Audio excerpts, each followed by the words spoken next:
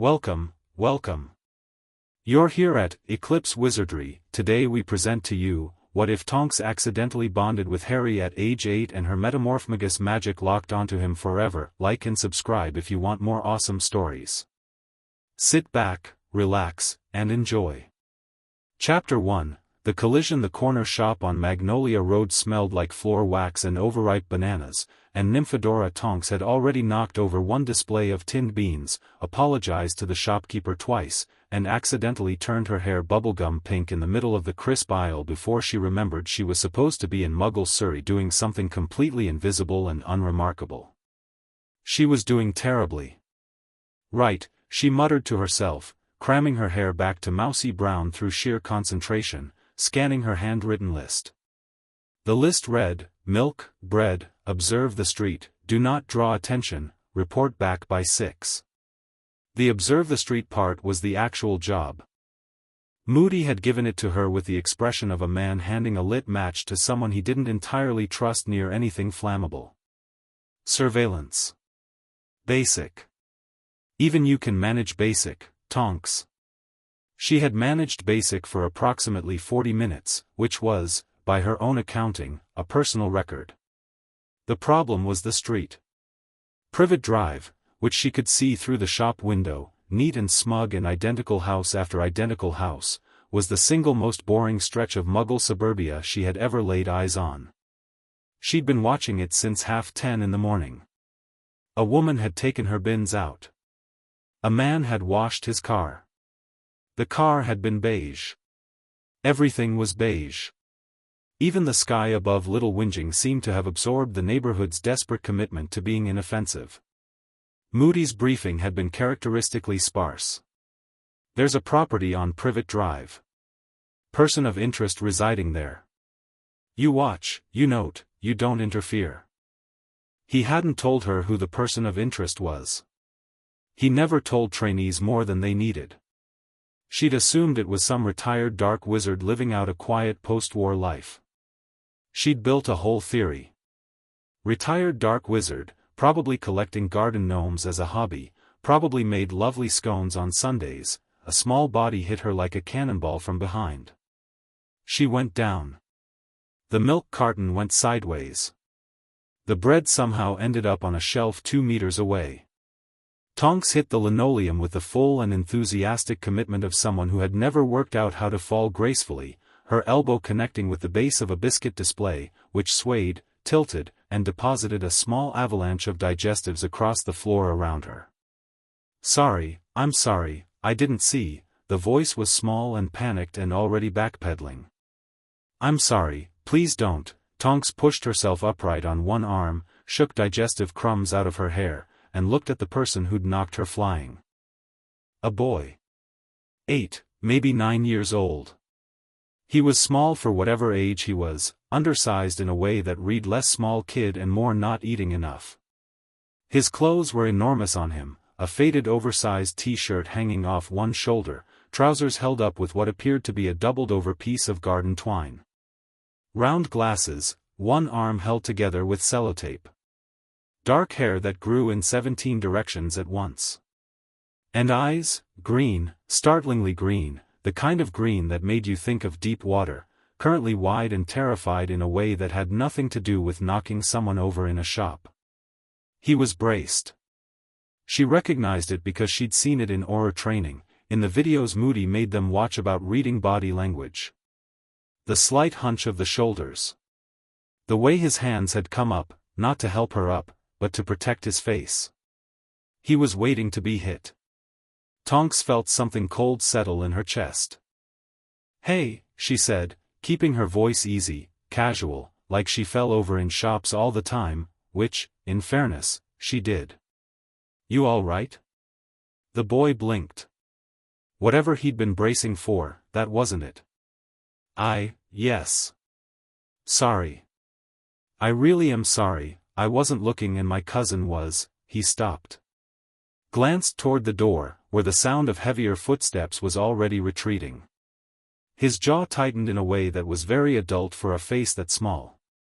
Sorry about your milk. Milk's fine. Tonks picked it up. The carton had held. "I'm fine." Happened to be basically indestructible. She stood up fully, and something happened. She wasn't sure how to describe it later, when she tried. It was like a key turning. Like the moment when you've been trying to find the right radio frequency and suddenly the static clears and there's music, clear and loud and unmistakable. Her magic, which lived in her bones, which she'd been born with the same way she'd been born with her ridiculous tendency to trip over flat surfaces, lurched. Not outward. Toward. It reached, like a compass needle swinging to north, and locked. Tonks grabbed the shelf beside her because her knees had gone strange. Her hair cycled through 3 colors in as many seconds, brown, then a violent scarlet, then black, before she wrestled it back down.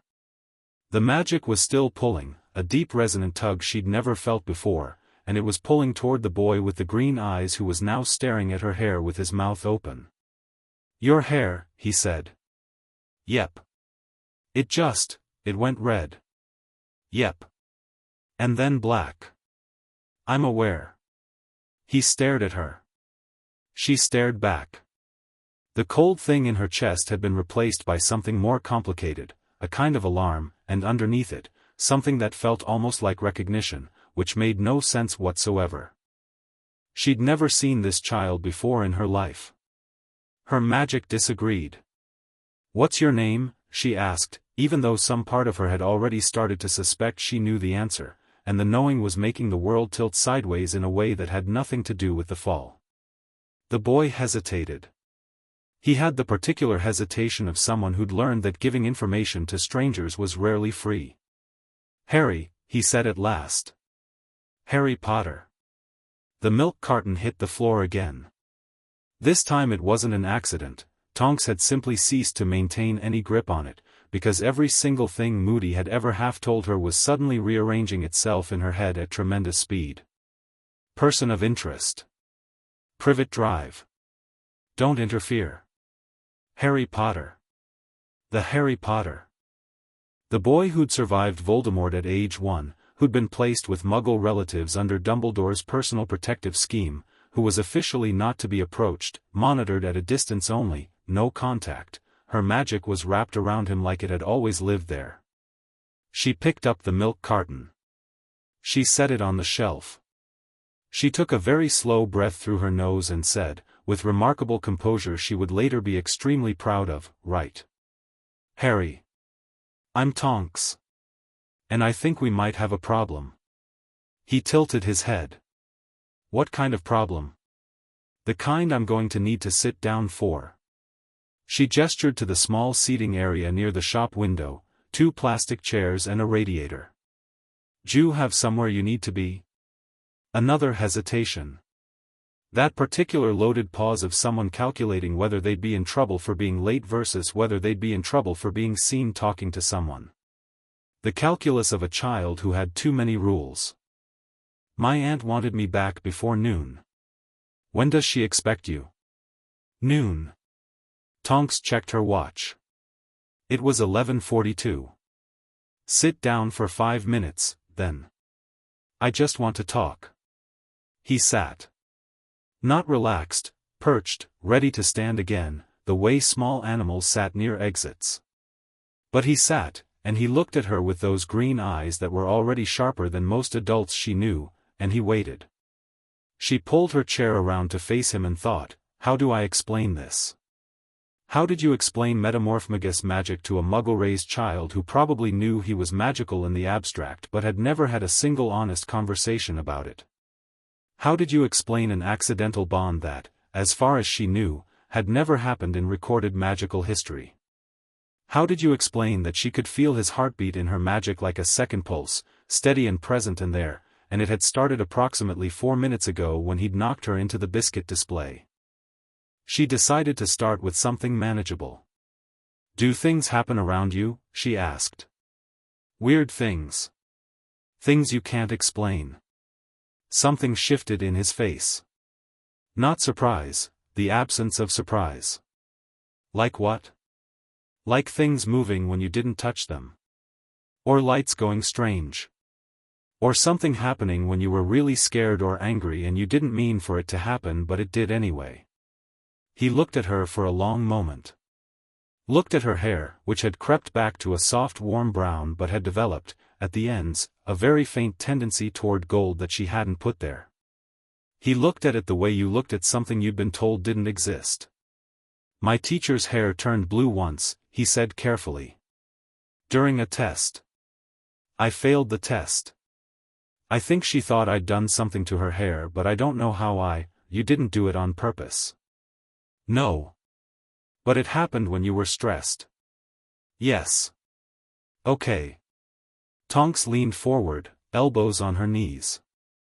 So here's the thing, Harry. I'm a witch. Real one. Wand and cauldron, the whole deal, though I mostly use the wand. And you're a wizard. You already knew that, maybe, or maybe you guessed, but you are. And what just happened when we ran into each other, that was my magic doing something it's never done before, and she stopped. Tried again. I need to figure out what it means before I can explain it properly. But the short version is, I think we're connected now. Magically. And I don't think that's something that can just be undone. Harry Potter was 8 years old. He'd been told his parents died in a car crash. He'd been told he was a freak and a burden. He'd been told, in 100 small and large ways, that nothing good was meant for him. He sat in a plastic chair in a corner shop in Little Whinging and listened to a young woman with involuntarily color-shifting hair tell him he was a wizard, and he didn't cry, or shout, or demand to know if she was lying. He said, very quietly, "Does it hurt?" "What?" "Being connected. Does it hurt you?" Tonks opened her mouth. Closed it. She had been so busy cataloging her own alarm, running through the implications, preparing for the professional catastrophe of having accidentally violated every protocol Moody had given her, that she hadn't stopped to consider what the question from his end looked like. And the question he'd asked wasn't "Is this real?" or "Are you mad?" or even "What does this mean?" It was whether it hurt her. She felt something rearrange itself in her chest, quiet and permanent, like a bone setting properly after years at the wrong angle. "No," she said. "Doesn't hurt at all." He nodded. "Just once, like that settled something." "Okay. Okay. Okay," he said again, with the simplicity of a person who'd been given so little gentleness that he accepted it quickly when it came, before it could be taken back. "What do we do?" What they did first was finish the shopping, because Tonks had genuinely needed milk and bread, and also because doing ordinary things while processing extraordinary ones was a skill she'd been developing since her magic had first manifested at age 3 and turned her mother's kitchen table into something that could speak passable French. She bought the milk. Harry helped her carry it, because she fumbled it twice, her coordination was slightly off, she realized, the deep inner gyroscope of her Metamorphmagus magic still recalibrating around this new magnetic north, and he took it from her without comment, like carrying things for people was a thing he did reflexively. It probably was, she thought. She was starting to build a picture of Harry Potter's daily life, and the picture was making her jaw tighten in a way she had to consciously manage. They sat on the low wall outside the shop in the late morning sun, and Tonks asked questions and Harry answered them with the precision of a child who'd learned to be careful with words. Not evasive, exactly. Just economical. He gave the minimum required to answer without giving anything extra, which was its own kind of telling. She learned, in 15 minutes, that he slept in a cupboard under the stairs. She kept her voice completely level when he said it. He learned that she was 19 and a trainee Auror, magical law enforcement, she explained, like the police but for wizards, and that she'd been watching his street as part of a training assignment. He asked what kind of police work she'd planned to do. She told him she wanted to do dark wizard capture, the high-risk stuff. He said, "Oh," in a tone that meant he thought that sounded extraordinary and was trying not to show it. By the time they'd been sitting outside for 20 minutes, the magic tug had settled from an active lurch into something steadier, a low and constant awareness, like knowing exactly where in a room a lit candle is even without looking at it. She could feel that he was calm. She could feel, faintly, the way his heartbeat sped up when a large man walked past them on the pavement and didn't slow down again until the man was gone. She also became aware, gradually, of something else. Her magic, which she'd been consciously managing since the bond had triggered, trying to keep her appearance stable, was behaving differently than normal. Normally her Metamorphmagus ability required active concentration, like balancing something on the end of her nose, always there, always possible, but requiring intentional maintenance. Now, sitting next to Harry, it felt effortless. More than effortless. It felt abundant. Like someone had quietly doubled the reserves. She changed her hair to blue on purpose, experimentally. It happened instantly, perfectly, with a fraction of the effort it usually took. She turned it back. Did it again. Harry watched her with wide-eyed fascination that he was only barely managing to keep casual. "Can you make it any color?" he asked. "Any color. Any length. Any style. I can change my face, too. My whole body." She demonstrated, briefly, shortening her nose and widening her eyes into a cartoonish exaggeration of herself, then snapping back. Harry made a sound that wasn't quite a laugh but was adjacent to one, startled, involuntary, delighted. "I'm a Metamorphmagus. Born with it. Most people who can change their appearance have to use transfiguration or polyjuice potion and it's laborious and unpleasant. She shrugged. Do it." "That's brilliant," he said. Flatly and completely and without qualification, the way children said things they meant. "It really is," Tonks agreed, and grinned. Harry almost smiled back. It got about 70% of the way to his eyes before something cautious in him pulled it back, like a reflex. She noticed it. Filed it. 11:45. He stood up, handed back the milk carton, tugged his too large shirt into slightly less complete disarray. "I should go." "Yeah." Tonks stood too. "Harry, what number Privet Drive?" He gave her a look that was, for an 8-year-old, impressively shrewd. "Why?" "Because I'm going to come back," she said. "And I want to know where to find you." She held his gaze. "I told you the truth back there. All of it. We're connected, magically. That means She searched for the right word and found that responsible was the honest one, even though it sat in her chest like a stone that was also somehow fine, somehow right. "That means I'm responsible for you. Or at least, I'm going to be keeping an eye on you. If that's okay." Another one of those pauses. Another small calculation behind those green eyes. "Number 4, he said. "Number 4, she repeated. "Go on, then. Don't be late." He went. She watched him cross the road and disappear around the corner toward Privet Drive, 2 large clothes and 2 old eyes and a walk that was already, even at 8, quiet and self-contained. Her magic tracked him the whole way, the candle flame awareness, steady and clear. She stood on the pavement outside the shop for a while after he'd gone, in the beige Surrey sunlight, and thought very hard about several things simultaneously. About what she was going to tell Moody. About what the bond meant in theory and practice, because she'd have to research it. She knew almost nothing about resonance bonds and Metamorphmagus magic in combination. About the cupboard under the stairs. That one kept circling back. She thought about it all the way back to her flat. She thought about it through the fluke call to her mother, Andromeda, warm-voiced and perceptive, who knew something was wrong within approximately 30 seconds and said "Dora" in that particular tone that meant start from the beginning, and Tonks did, stumbling through it, and her mother was quiet for a long moment at the end of it and then said, carefully, "Come home for dinner. Bring your notes." She thought about it through dinner, through her mother's careful questions and her father's very patient listening. Ted Tonks, who had once been a Muggle-born wizard, looking across the table at his daughter with an expression that blended concern and a kind of careful, deliberate trust in her judgment that she was not sure she'd earned yet. She thought about it at midnight, lying on her childhood bed staring at the ceiling, her magic doing that new thing where it pointed, constant and certain, in the direction of a council house in Little Whinging roughly 8 miles away, and it felt less like a problem with every passing hour and more like a direction. She went back the next morning. Number 4, Privet Drive was a house that looked normal the way some people looked happy, with tremendous effort and zero depth. The flower boxes were immaculate.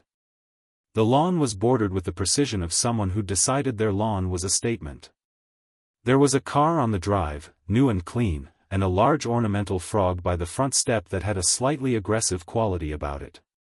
Tonks stood on the doorstep in her most aggressively normal Muggle clothes, jeans, a jacket, shoes she'd specifically chosen because they were flat and she was statistically less likely to fall over in them, and knocked. The woman who opened the door was thin in a way that suggested perpetual vigilance rather than constitution. Long neck, pale eyes, a mouth that had been pressed so often into a line that it seemed to have settled there permanently. She looked at Tonks with immediate suspicion. "Mrs. Dursley?" Tonks said pleasantly. "Yes? Hi. I'm Nymphadora Tonks. I'm a social worker." She wasn't, but the ministry ID in her pocket could become a social services credential with a small and theoretically illegal glamour charm that she'd technically not been trained to perform yet, and I'm doing a routine welfare check on children in the area. I was wondering if I could speak with Harry Potter. The woman's face did something complicated. Harry is fine. He's perfectly brilliant. Tonks smiled. The smile was not, by any measure, hostile. It was the sort of smile that was very warm on the surface and had a great deal of structural steel underneath. "Could I come in?" She came in. The house was as controlled on the inside as the outside promised. Everything in its place, everything labeled in the particular way of people who found mess threatening. The sitting room was large and cream-colored. On the mantelpiece there were photographs, a large blond boy at various ages, grinning, surrounded by a great many toys and a great many presents. A wedding photo. A family portrait. And in none of these photographs, not one, was there a small dark-haired boy with green eyes. Tonks sat on the sofa when offered, accepted the tea she was given, and declined the biscuit in a way that suggested she'd noticed the photos and could wait. Petunia Dursley sat opposite her, hands folded. "How long has Harry been living here?" Tonks asked, pleasantly. "Since he was 1. We took him in when his parents." A pause. The pause wasn't grief. It was something more like irritation at an inconvenience that had never entirely resolved. "When his parents died." That was generous. "Is he well? Eating properly?"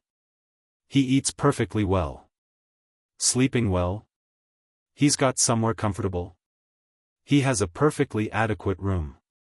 Tonks let that sit for a second. "Could I see it?"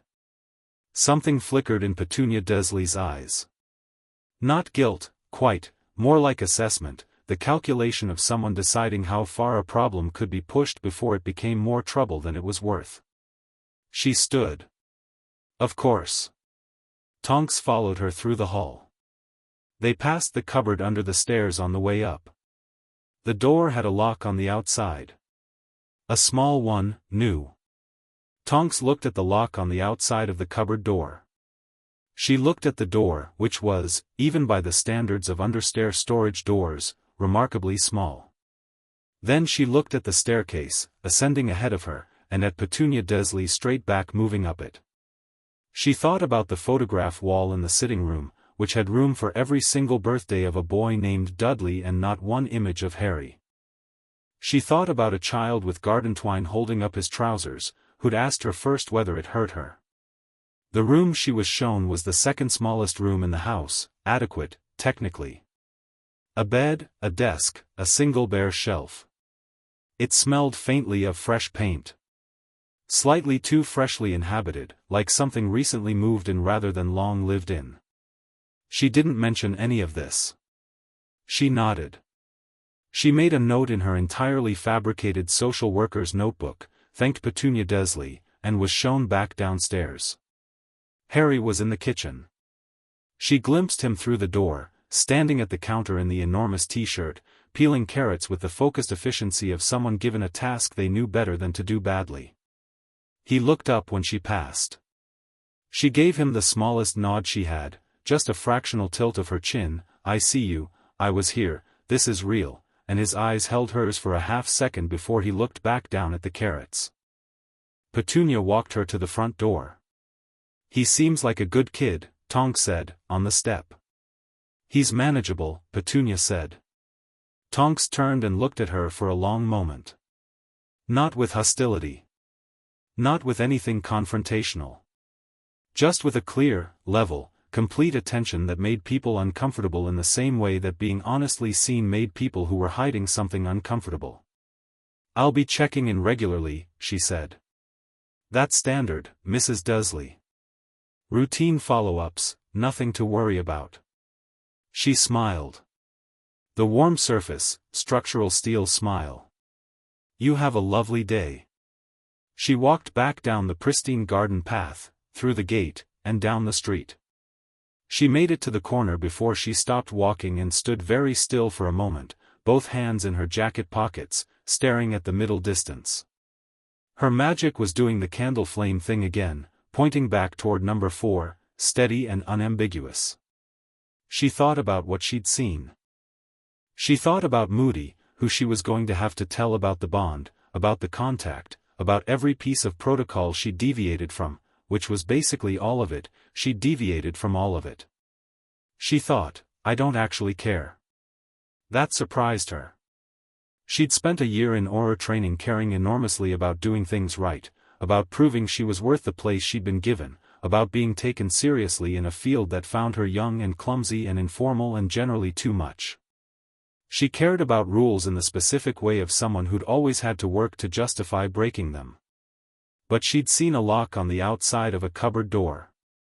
And she'd seen a child ask if the magic hurt her before he asked anything about himself. She cared about that more. She walked to the nearest payphone. She'd made herself memorize a Muggle telephone number for exactly the sort of emergency that Moody had never anticipated she'd actually have, and dialed her mother. "Mom," she said when Andromeda picked up. "I've been back. I've seen the house." A pause. "We need to talk about what happens next. Properly. Can I come through?" "The flue is open," her mother said, already moving. She could hear it, the particular cadence of Andromeda Tonks deciding something needed doing. "Come now." Tonks hung up the phone and looked back down Privet Drive, which she could just see from the junction, impossibly neat and impossibly silent in the morning sun. She thought about 8-year-old Harry Potter peeling carrots in a too-large t-shirt with garden twine holding his trousers up. "Nope," she said to no one in particular. She found a gap between two hedges, checked the street was empty, and disapparated.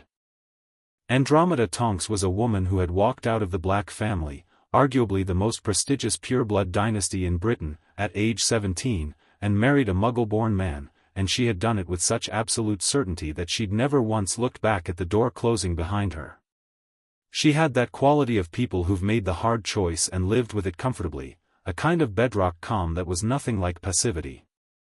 She listened to Tonks describe everything, the collision, the bond's properties as she understood them, the visit to number 4, the lock on the cupboard. When Tonks was done, Andromeda refilled the teacup and said, "You know what you want to do." "I know what I want to do, and I know it's going to be a catastrophe administratively and politically, and Moody is going to absolutely kill me." "Moody," her mother said, with the tone of a woman who'd encountered Alastair Moody in a professional capacity and had formed opinions, "will respect a decisive action more than a carefully justified inaction. You know that. He's also going to know I made contact. The whole assignment was, Dora." Andromeda looked at her with those dark steady eyes that had never, in Tonks's entire life, let her get away with using complexity as an excuse for avoidance. "Is the boy safe where he is?" Tonks thought about the lock. She thought about the carrots. She thought about he's manageable. "No." "And can you leave him there?" She opened her mouth. Her magic gave a low, resonant pulse, like a heartbeat that wasn't hers. No. Then you already know what you're doing. Andromeda picked up her own teacup. The administrative catastrophe will be what it is. We'll handle it.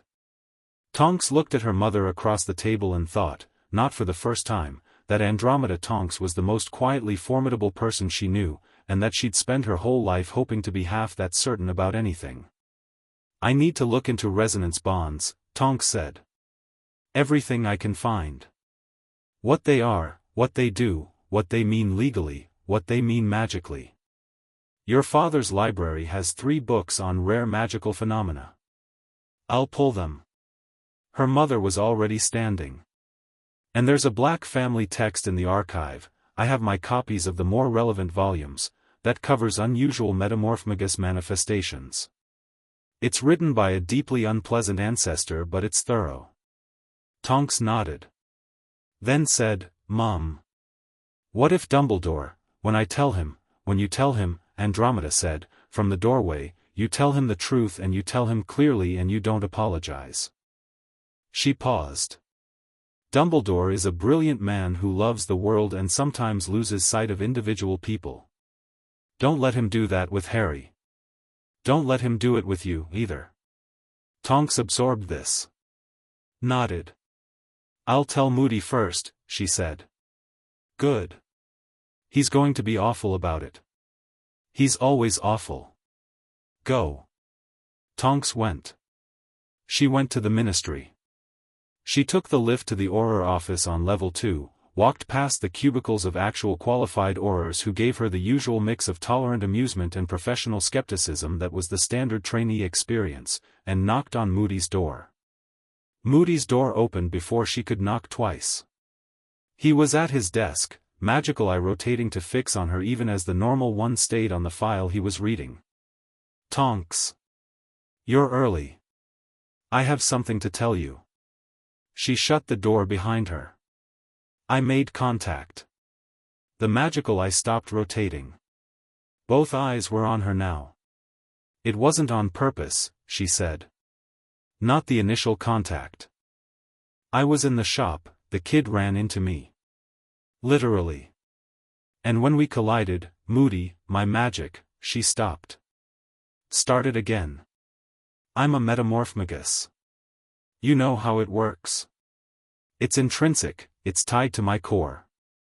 When we touched, something in his magic, his wild muggle-raised accidental magic, it triggered something in my Metamorphmagus ability and, she held out one hand, concentrated, shifted the skin on the back of it from her natural tone through 3 colors in quick succession. It's bonded to him. My Metamorphmagus ability has resonance locked onto Harry Potter's magical signature. Moody was quiet for long enough that it became a particular kind of weight. Explain that, he said. She explained it. All of it, what she'd felt, what her research last night had found, not much, it was apparently vanishingly rare, what the properties seemed to be, what she suspected about the acceleration of Harry's own magic. She explained the visit to Privet Drive. She described the lock on the outside of the cupboard. Moody put down his file. He picked up his flask, took a drink from it, medicinal, he always said, and she believed him about at least 40% of the time, and set it down again. You went back, he said. To the house. Today. This morning. After the initial unsanctioned contact. Yes. In a fabricated official capacity. Yes. Using a glamour charm to alter ministry identification. Look, when you list it out like that, you're a trainee, Tonks. You are 11 months into a 2-year program. You have broken approximately 5 regulations in 2 days and you are sitting in my office telling me about it with, he stopped. Looked at her more carefully, the magical eye doing a slow sweep. With no apology. I'm not apologizing, she said. I can't apologize for it. The bond is real and it means I'm responsible for his welfare, magically and ethically. And his welfare is, she said it plainly. His welfare is not good, Moody. He's sleeping in a cupboard. Silence. The Dursleys, Moody said, very quietly, in a tone she hadn't heard from him before. Have a lock on the outside. Another silence. This one different. Moody reached for his flask again. Put it back without drinking. He stood up and went to the window, the fake window, displaying a cheerful pre-recorded image of a sunny street that was nothing like the actual underground reality of the Ministry, and stood with his back to her for a moment. Dumbledore placed the boy there, he said. Under a blood protection ward. His mother's sacrifice, I know what the ward does. It protects him from Voldemort's direct reach. It doesn't protect him from his uncle's belt. She hadn't meant to say that last part. She didn't actually know about a belt. But her magic had been tracking Harry's emotional baseline all morning, and she knew fear. She knew the particular quality of fear that was old and familiar and close to home. Moody turned around. His magical eye was fixed on her with an intensity that she suspected was reading everything, the bond, the tracking, the months of unacknowledged evidence, all of it. You don't know that, he said. I think I do. He was quiet for a long time. Then he said, what do you want to do? And that simple question from Mad-Eye Moody, who trusted nobody and nothing without evidence, who'd have been entirely within his rights to suspend her from the program and report the whole mess to Dumbledore and wash his hands of it, that hit her somewhere under the ribs. I want to get him out, she said. Properly, safely, legally if possible. I want to get him somewhere that isn't that house. I want to figure out what the bond means and what it's doing to both our magic before it develops in directions neither of us can manage. And I want to do it without blowing the whole thing up politically, if I can manage it. Moody looked at her for a long, assessing moment. He had the face of a man who'd seen every kind of terrible thing and had learned not to let the seeing of them hollow him out by the simple expedient of acting on what he saw. You're going to make a terrible Orthodox Auror, he said. I know. You might make an exceptional unconventional one. She blinked. He sat down heavily in his chair and picked up a quill. I'm going to make some inquiries about the Dursley household. Welfare channels, Muggle liaison. Nothing official from this office yet. He pointed the quill at her. You will not go back to that street until I tell you to. You will research the bond properly, not overnight with the books your mother pulls out. Library, comprehensive, primary sources. You will document everything the bond does, every effect on your Metamorphmagus ability, every resonance behavior. And you will not contact Dumbledore before I do. Understood? Understood. And Tonks. She was at the door. She turned. The boy asked if the bond hurt you. Before he asked what it meant for himself. She nodded. Remember that, Moody said. When the politics start. Remember who that child is. She walked out of the office, through the Auror department, back into the lift. The Ministry hummed around her, massive and institutional and full of the particular inertia of systems that had learned to protect themselves better than they protected people. Her magic pointed, steady and sure, back toward a small house in Surrey. She thought about what came next, the research, the negotiation, the inevitable conversation with Dumbledore that her mother had already warned her about. She thought about the bond and what she'd found in 3 hours of frantic reading. Resonance bonding in Metamorphmagus, while unconfirmed in modern literature, is theorized to create a bilateral magical enhancement, each party's core strengthening and stabilizing the others. The emotional attunement reported in historical accounts suggests, she got out of the lift and into the atrium and thought about Harry Potter asking if it hurt her.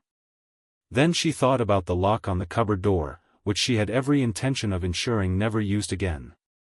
She disapparated home to start making plans.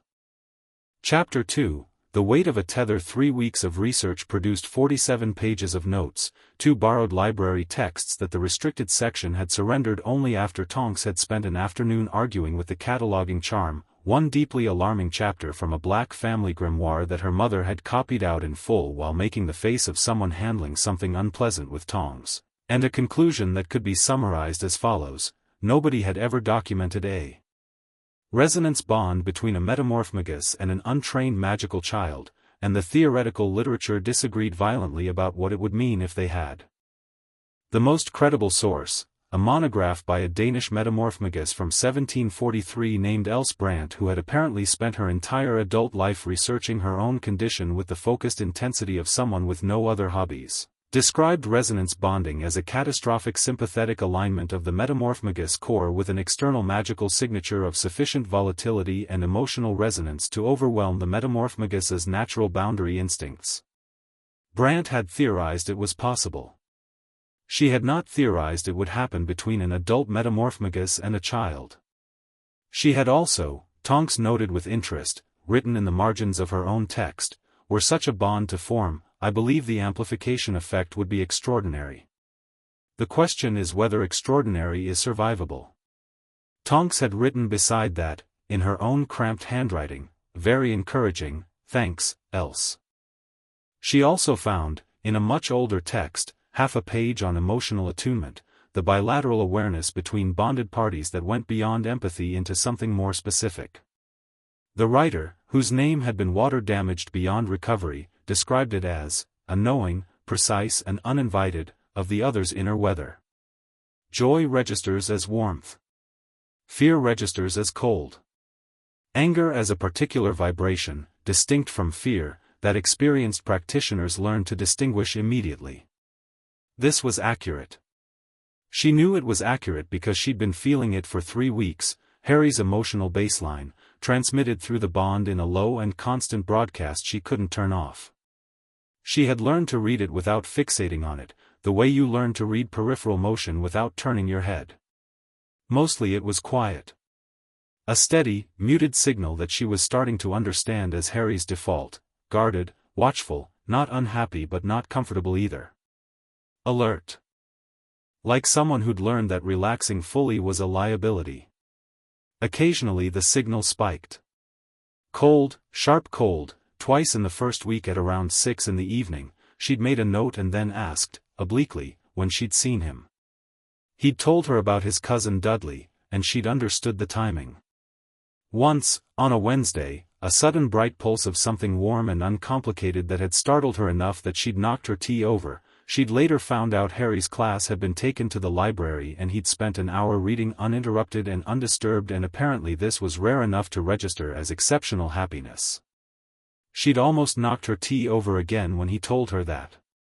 She'd been seeing him twice a week, quick meetings in the park around the corner from Privet Drive, under the fiction of the welfare check follow-up. They sat on the swings or on the bench near the duck pond and Tonks talked to him about magic, real magic, not the sanitized version, the actual mechanics and texture and delight of it, and Harry absorbed it with the specific hunger of someone who'd been thirsty for a long time without knowing water was a thing you could ask for. His accidental magic was already changing.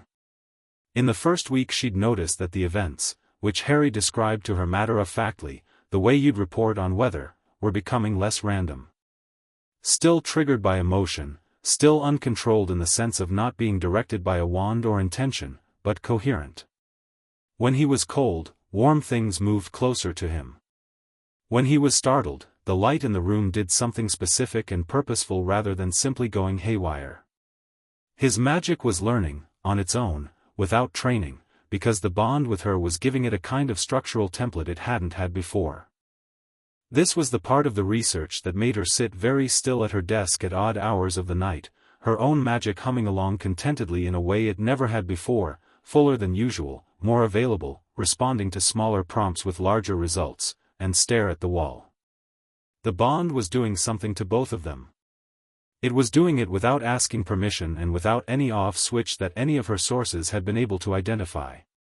And the thing it was doing wasn't damage. It was, by every metric she could measure, enhancement. She wasn't sure if that was more or less alarming than if it had been damage. She told Moody all of this on a Thursday morning, across his desk, her 47 pages in a folder between them.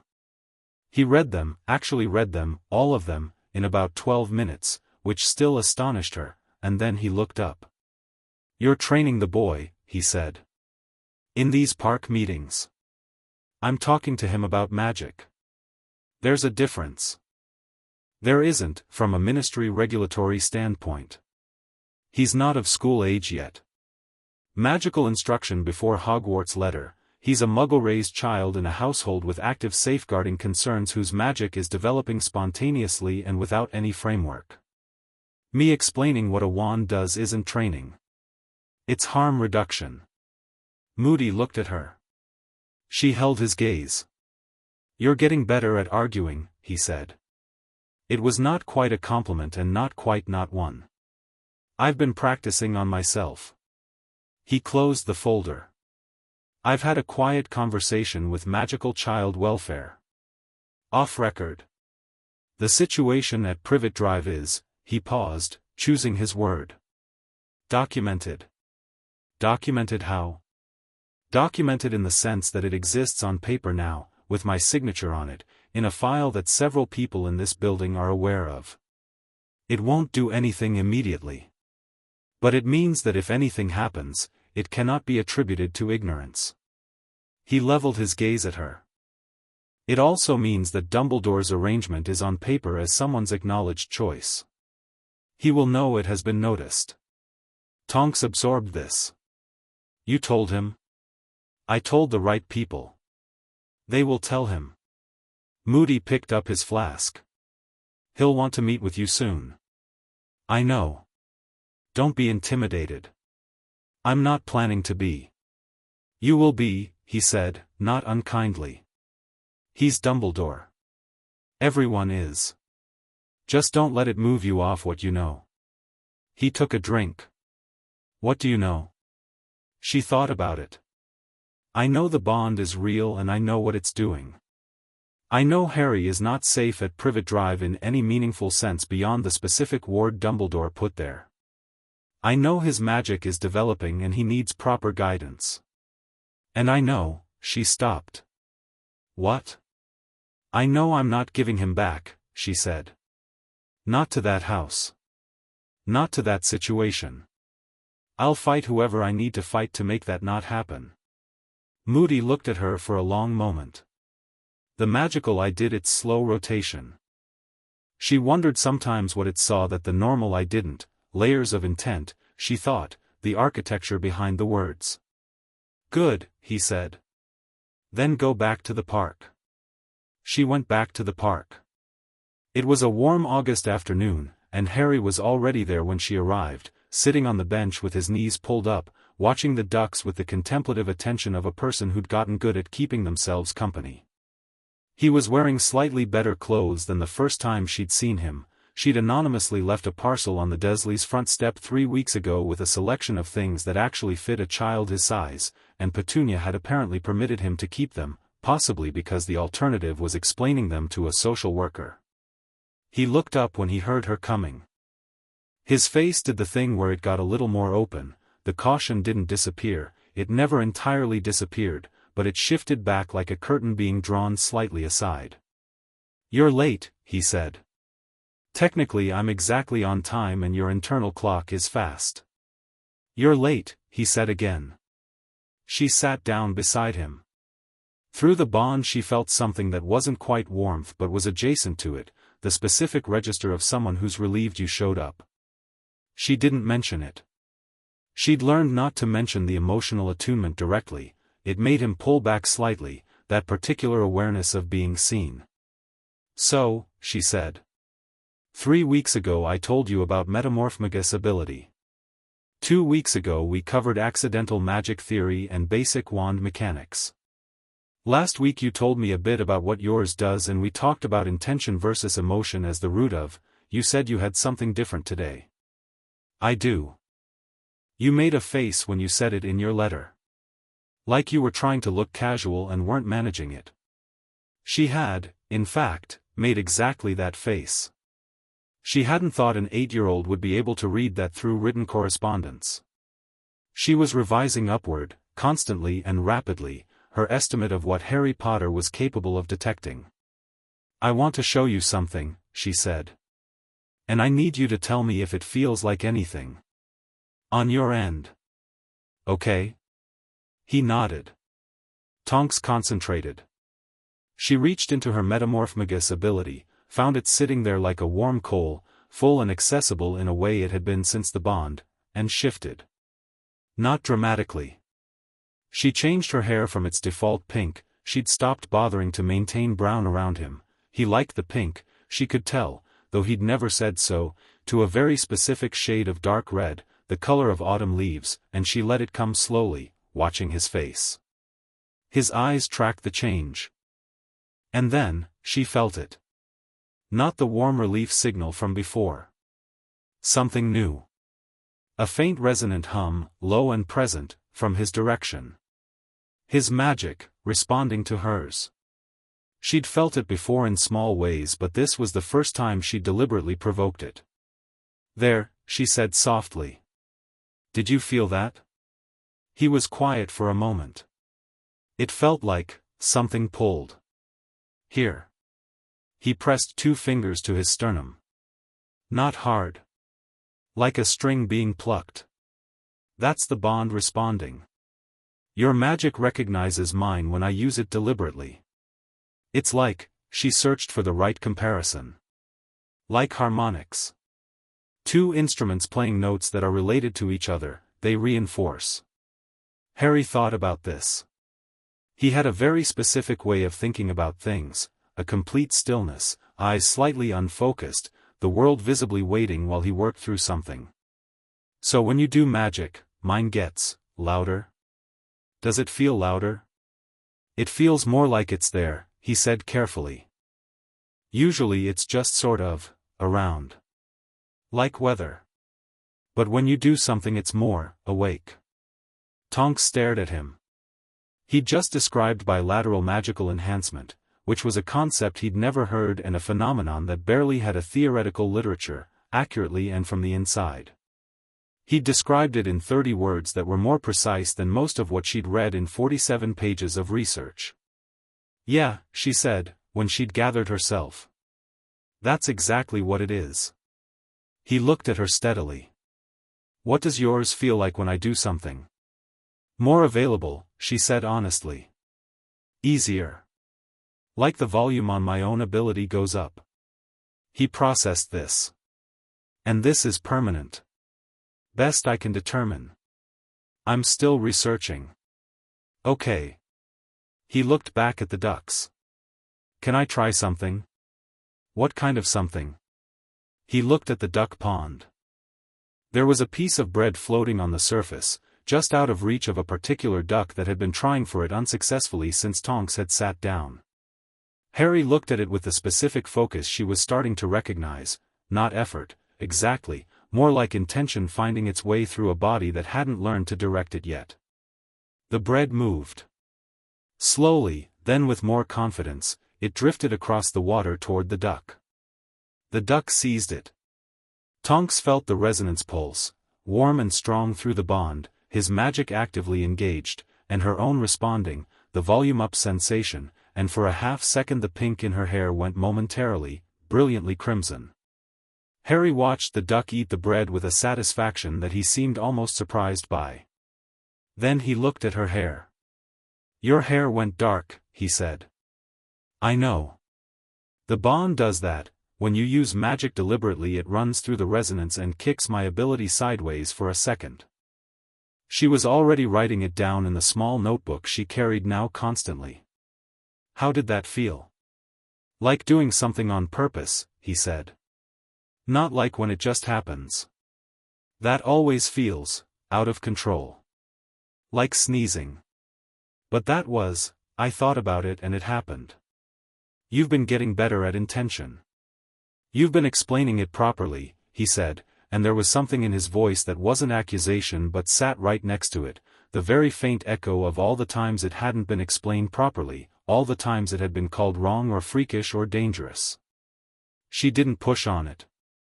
She let it sit and breathe. They stayed at the duck pond for another hour. She taught him about Hogwarts, the actual Hogwarts, not the vague mythological version, the houses and the subjects and the Quidditch and the Great Hall and the staircases that moved. He listened with total attention and asked questions that cut straight to the functional core of things. How did house points work in practice? Was there any rule against doing magic between classes? What happened if two professors disagreed about something?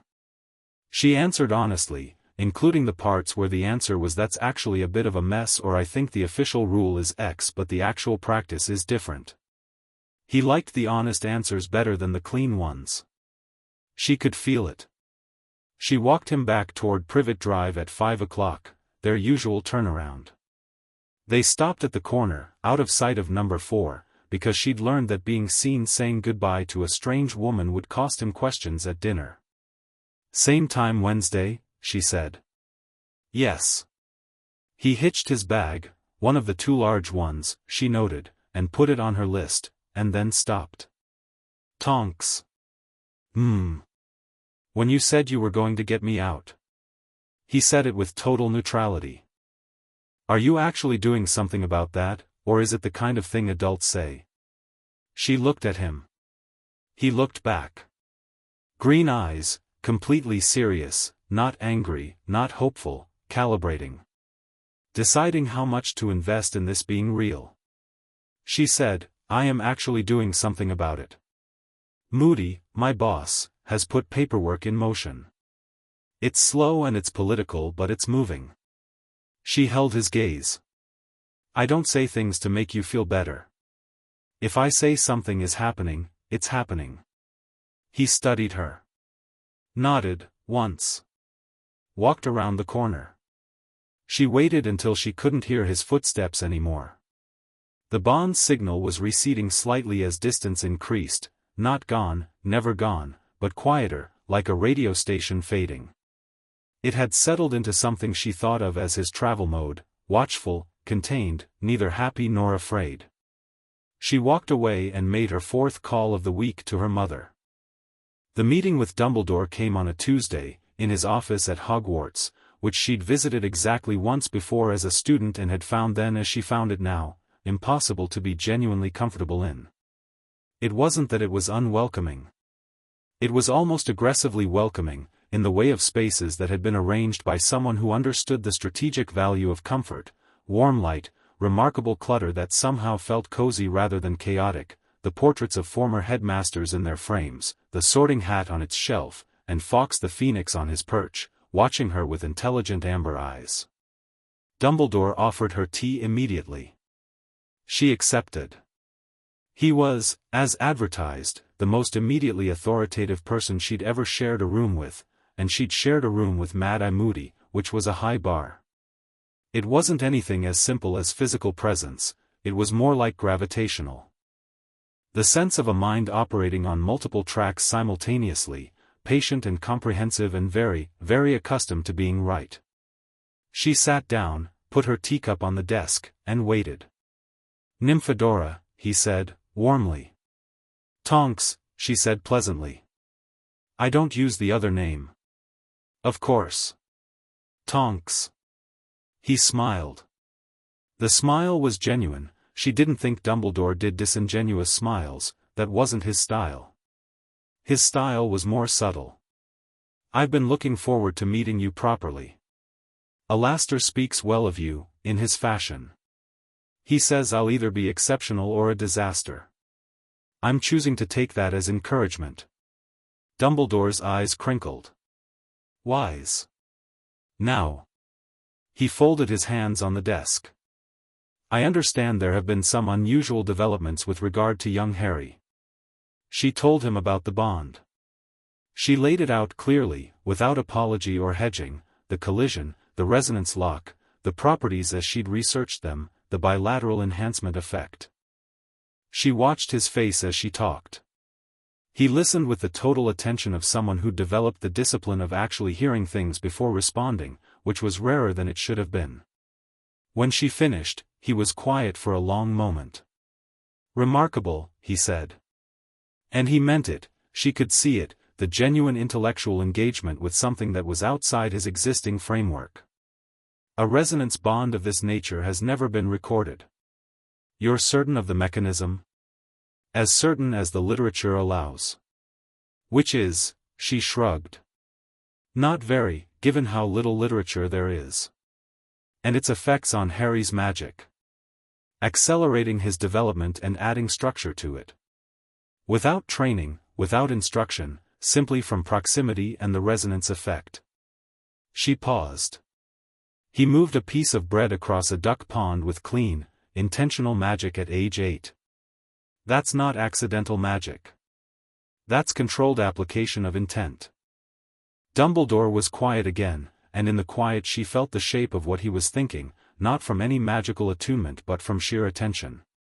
He was integrating this new information into an existing structure, a structure she didn't have full visibility of, but whose outlines she could sense. The boy who lived. The prophecy. The plan. She didn't know the details. She knew there was a plan. Moody had said enough, in his way, for her to understand that Harry's entire life was, from certain perspectives, a strategy. "I'm concerned," Dumbledore said at last, "about the pace of development. An untrained magical child with a rapidly advancing core, connected to an external magical anchor, the implications for stability." "His stability is excellent," Tonks said. "The bond acts as a stabilizer. That's documented in Brandt's monograph. The external anchor regulates." "I was thinking of the broader implications," Dumbledore said, still gently. Harry's return to the wizarding world at 11, prepared and oriented by years of bond-accelerated development, trained effectively by, he gestured toward her, carefully nonspecific, an unofficial relationship, will present certain challenges. The wizarding world expects to receive a child, Tonks. A child who can be guided and taught and shaped, Tonks said. The word sat on the desk between them. Dumbledore looked at her with those blue eyes that were, she thought, probably the most dangerous thing in the room. Not because they were unkind. Because they were so thoroughly convinced of their own benevolence. "I would say prepared," he said. "For what he will face." "For what he'll face," Tonks said, "or for the role you need him to play." A pause. Very brief. Almost not there. But she'd been watching for it, and it was there. "Those may not be entirely different things," Dumbledore said. "I think they're more different than you realize," she said. "And I think Harry should have some say in that distinction." She kept her voice perfectly even. "He's not a child who'll accept being managed, Professor. He's already too sharp for it. Trying to control the narrative with him won't work, it'll just teach him not to trust the people doing the controlling." Dumbledore studied her for a long moment. She held the look. She thought of Moody, "Just don't let it move you off what you know. You've become very quickly convinced of your obligation to him," Dumbledore observed. "The bond created a magical responsibility. But honestly?" She picked up her teacup. "I'd have felt responsible anyway. After seeing the house." Something shifted in Dumbledore's face at that. The first thing she'd said that moved past his composure, small, just a small tightening, quickly covered. "The arrangements at Privet Drive are not ideal," she said. "I know. I know why they are what they are. I know about the Blood Ward. I know about Lily Potter's sacrifice and the protective matrix it created." She set the teacup down. "I also know there's a lock on the outside of the cupboard under the stairs. And I know that Harry Potter's first question to me, after finding out the bond was real, was whether it caused me pain." This time the silence was longer. "He's a remarkable child," Dumbledore said, softly. "He is. He didn't start out remarkable, Professor. He started out bruised and half-starved and convinced good things were for other people. He got remarkable because someone started treating him like a person." She paused. "That's what he needs. Not a strategy. Not management. A person who's actually on his side." Dumbledore looked at her for a long moment. Then, and she thought she believed this was genuine, he said, "I believe you are that, Tonks. I know I am. I'm letting you know so we're clear about it." She stood up. "The research into the bond's legal status suggests that a resonance-bonded Metamorphmagus has a recognized quasi-guardianship claim in ancient wizarding law. I've been looking into that. I'm going to pursue it. She watched to see if he'd argue. He didn't. He tilted his head, and she thought she could see something recalibrating behind his eyes, the adjustment of a plan encountering an unexpected variable and beginning to account for it. I would ask, he said, that you keep me informed. I'll keep you informed of what's appropriate, she said pleasantly. Good afternoon, Professor. She walked out of the circular office and down the moving staircase and through the corridors of Hogwarts, and she did not let herself breathe deeply until she was outside in the courtyard with the September air cold and real around her. Her hands were not shaking. She checked. Her magic was doing something she hadn't felt it do before, a kind of steady, resonant ring, like a bell that had just been struck and was still vibrating. She stood in the courtyard and let it settle, and the bond sent her something from Surrey, warm, like sunlight on stone. Like someone doing something small that they were privately pleased about. Harry, moving something again, maybe. His magic getting louder. She breathed out, slowly. Right, she thought. Now the fast part. The legal research took another 2 weeks and the help of a solicitor her father knew, not a wizarding solicitor, a muggle one, because Ted Tonks had long since developed the view that the best people to deal with wizarding legal complexity were people trained to find creative solutions to problems that shouldn't exist.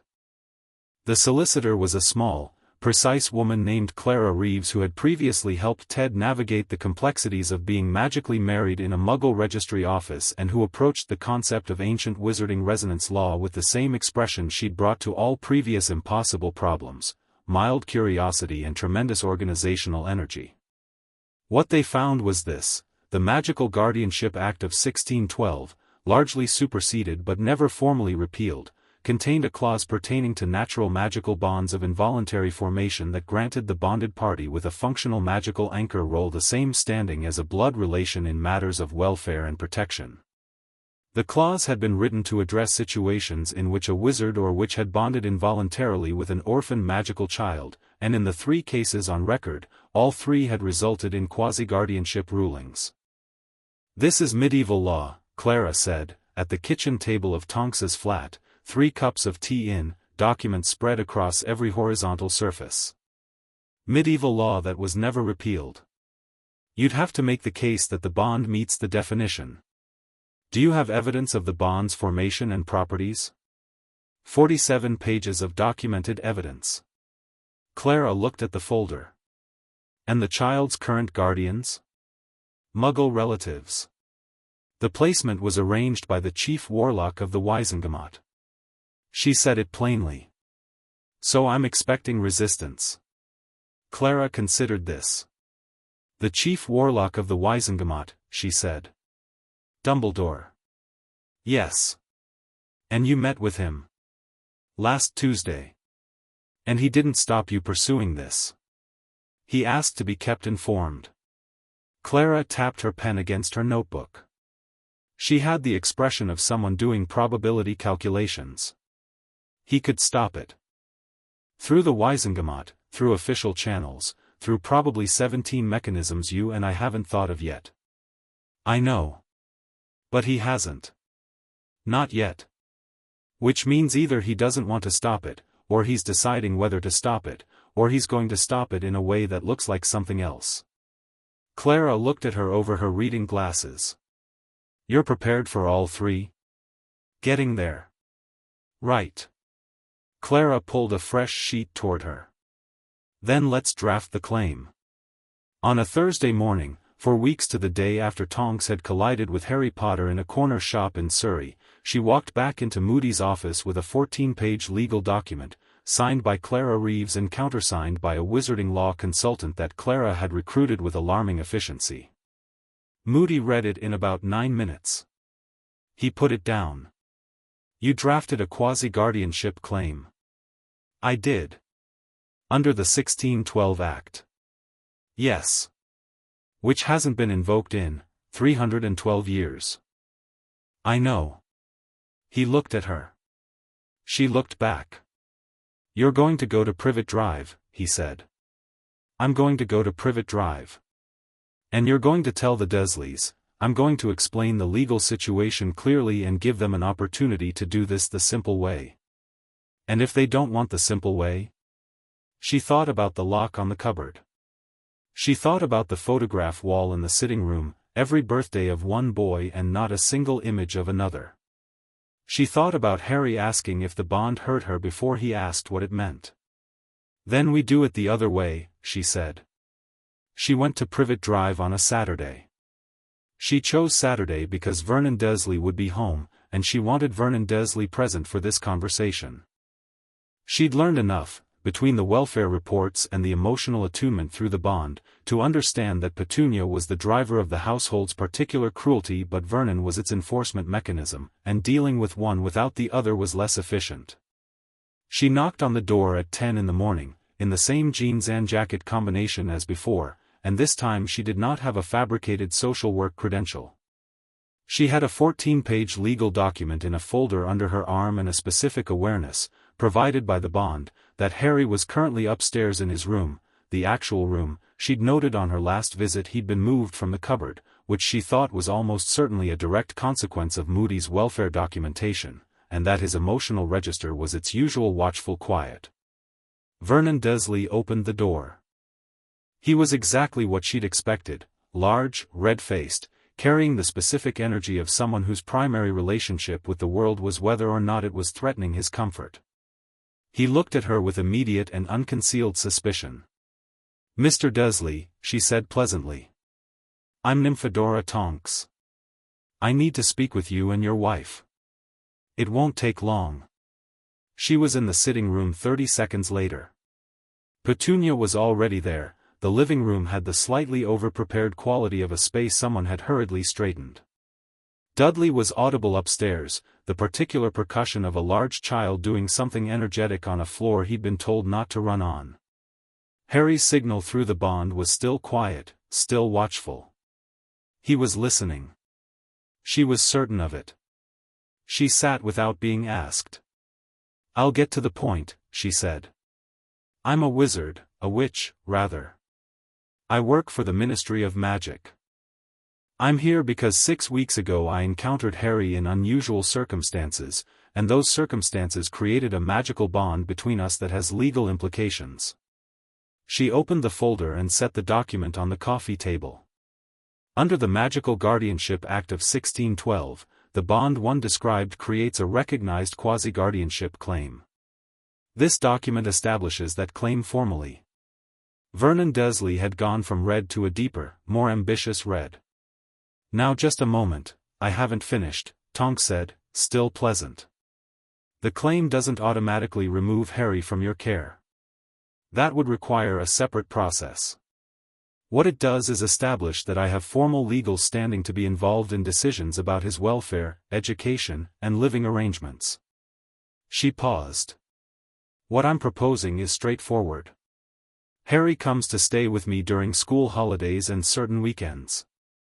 You maintain technical guardianship on the Muggle record, which keeps the arrangements Professor Dumbledore made intact. Everyone gets what they need." "Absolutely not," Vernon said. "Vernon," Petunia said. She was looking at the document with the expression of someone reading the small print on a contract they wished they'd read before signing. Her face was doing something Tonks couldn't entirely interpret, not quite fear, not quite relief. Something in between. It's abnormal is what it is. It's exactly the kind of abnormality we were promised we wouldn't have to deal with. The boy is ours. He stays here. Whatever freak business you think gives you the right to, Mr. Dursley."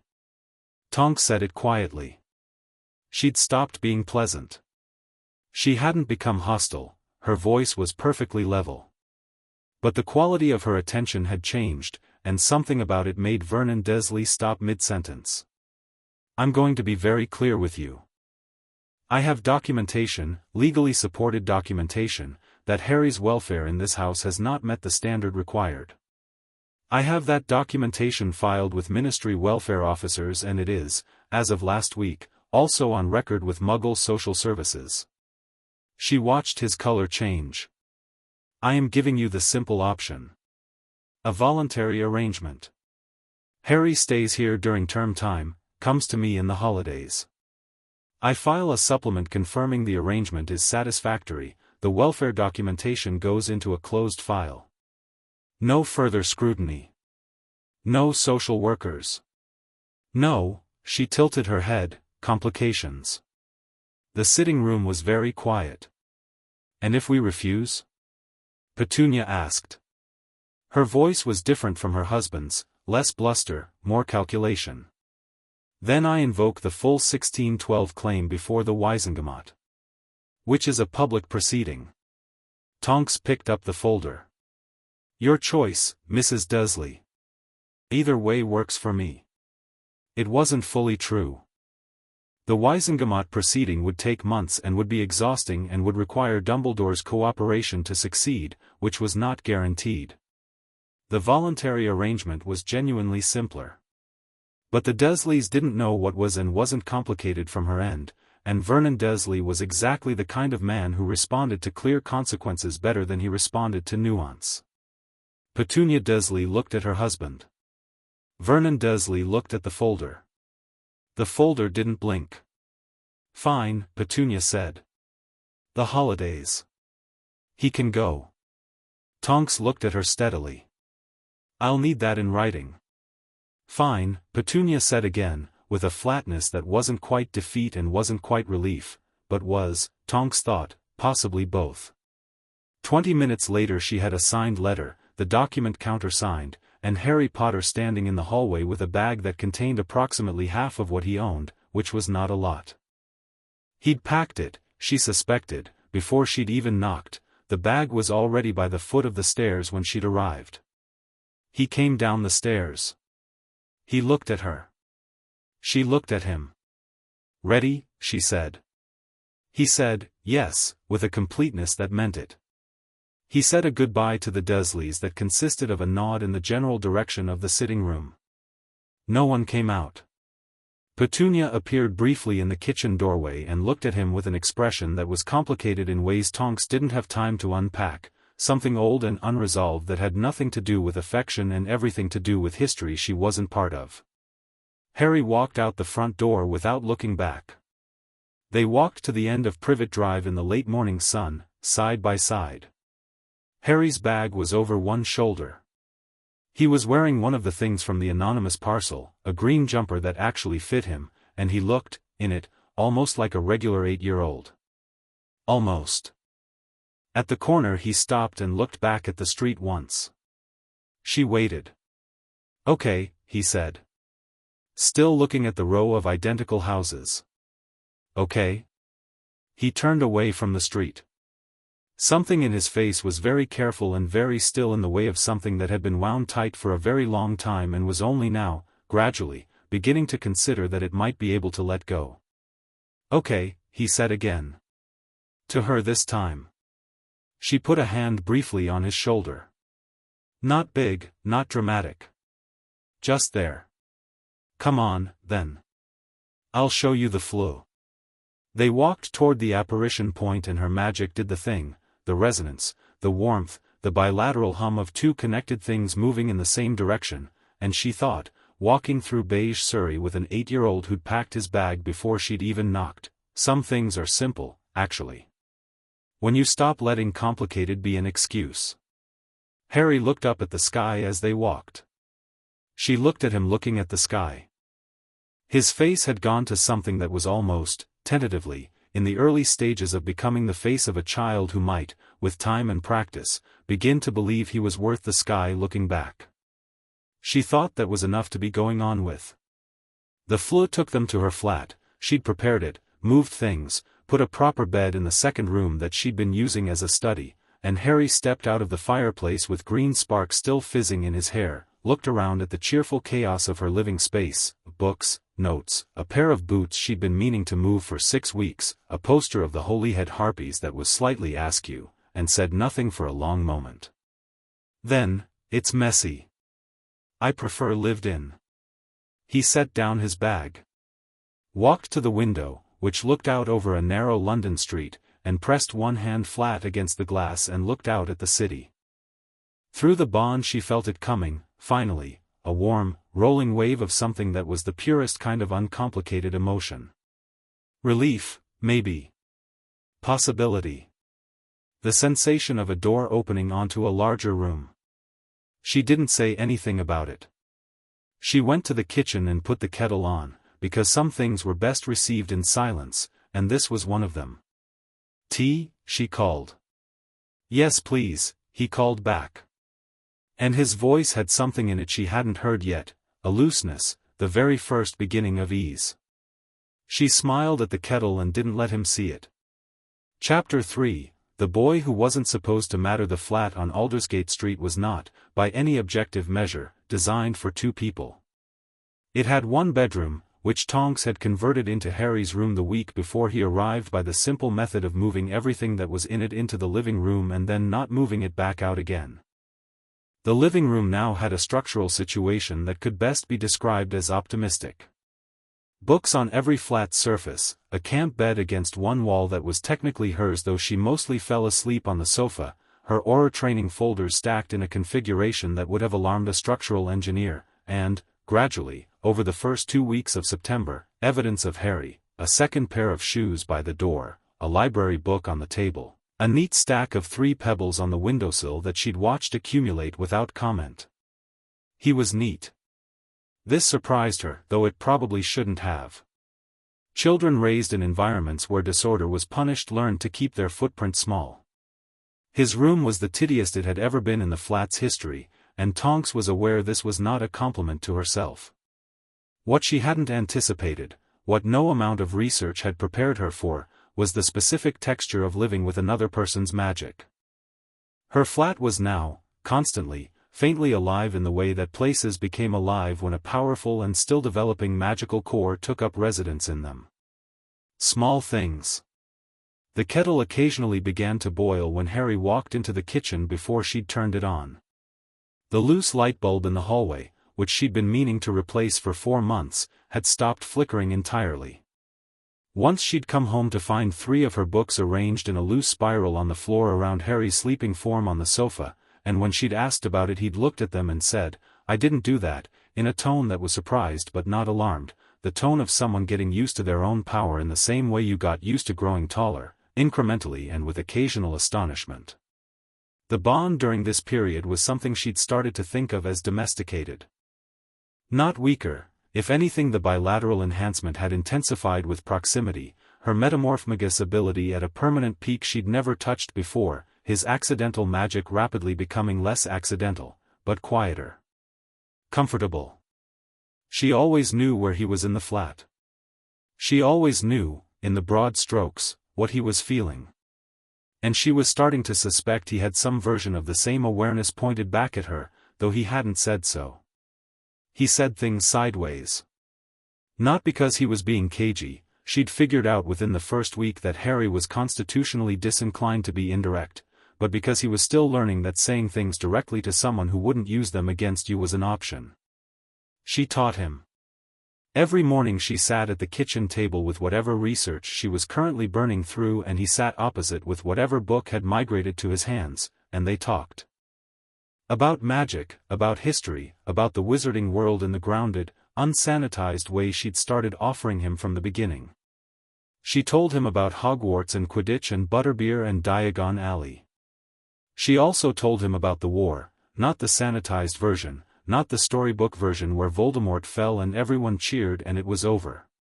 She told him it was 12 years ago and the scars were still everywhere if you knew where to look, that families were broken in ways that didn't show on surfaces, that the Death Eaters who'd escaped Azkaban were walking around in society pretending to have been under the Imperius curse, and that the Ministry was run by people who preferred the comfortable story to the true one.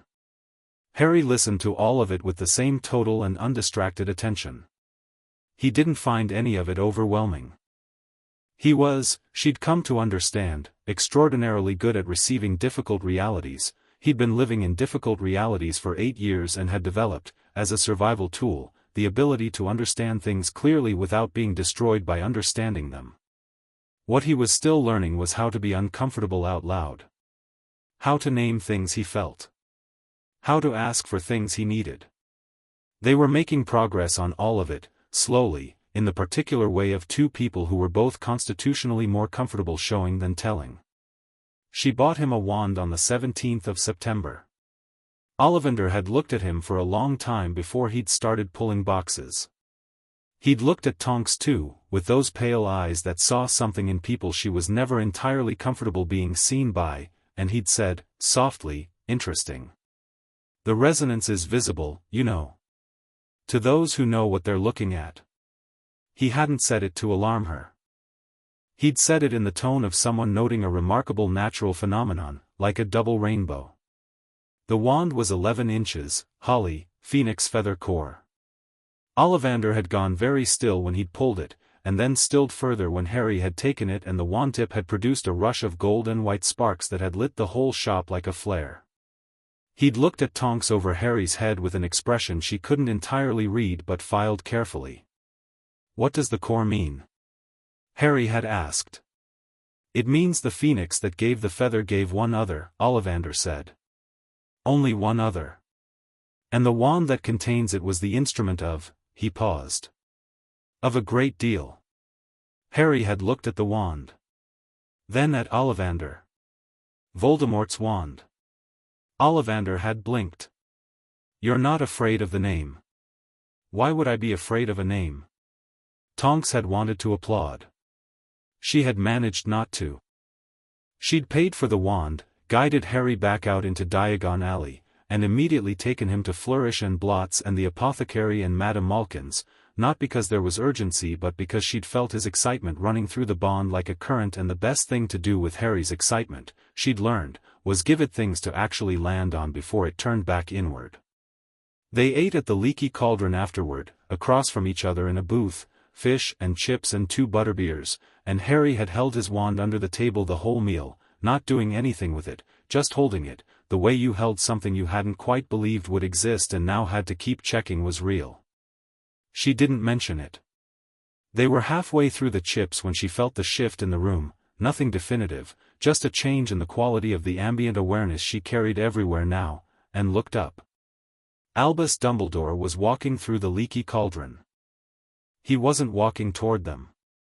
He was moving through the room toward the bar, speaking with Tom the landlord, apparently doing exactly what he looked like, a very old and very distinguished wizard stopping in for a drink.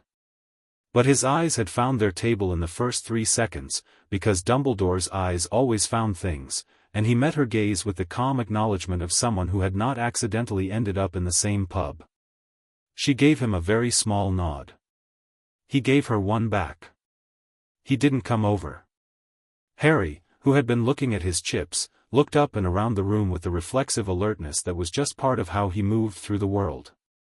His eyes found Dumbledore without knowing who he was looking at. "Who's that?" he said. "Dumbledore," she said. Harry turned back to his food and considered this with the composure of someone processing information. "He was watching us. He watches everything. It's sort of his thing. Is he a problem?" She thought about the Hogwarts office. "I would ask that you keep me informed." "Not right now," she said honestly. "He's figuring out what we are. Right now we're a variable he's deciding how to account for." Harry picked up a chip. "And when he figures it out? Then we deal with it." She met his eyes. "I told you, I'll tell you when something is actually a problem. This isn't, yet." He nodded. Went back to eating. Through the bond she felt him processing, that specific pattern of watchfulness organizing around a new piece of information, not fear, not quite, but a sharp, clear attention. He'd filed Dumbledore. She could almost feel the card going into the mental index. The rest of September was good. Better than good.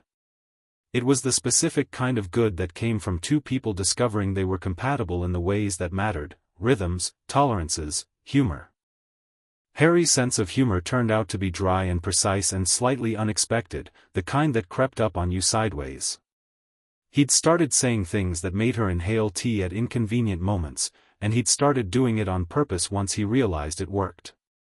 She kept her training schedule, ministry mornings, practical afternoons, the relentless grinding work of becoming an Auror that she actually loved, even the parts she was bad at. She brought Harry with her when she could and left him with her parents when she couldn't. Andromeda, who had taken one look at Harry Potter and apparently made an instant and total decision about him, had by the third visit started feeding him the specific meals she made when she was trying to fatten someone up, which was both touching and slightly alarming in its efficiency.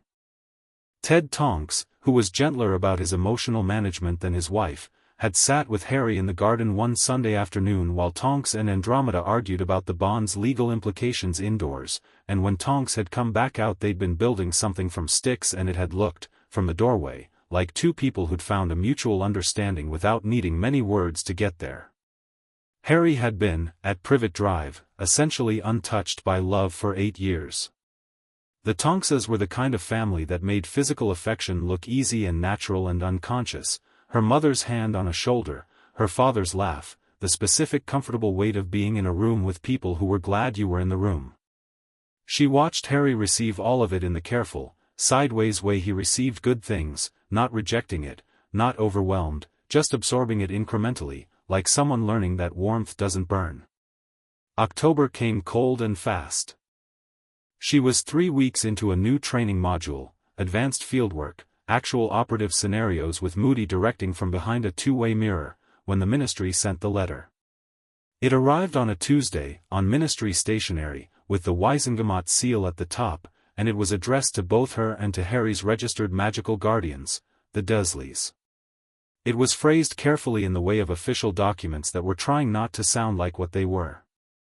What it was, essentially, was a notification that the Department for Magical Child Development had received a formal query regarding Harry Potter's accelerated magical development and the nature of the bond documented in Tonks's filed research, and that an assessment had been scheduled.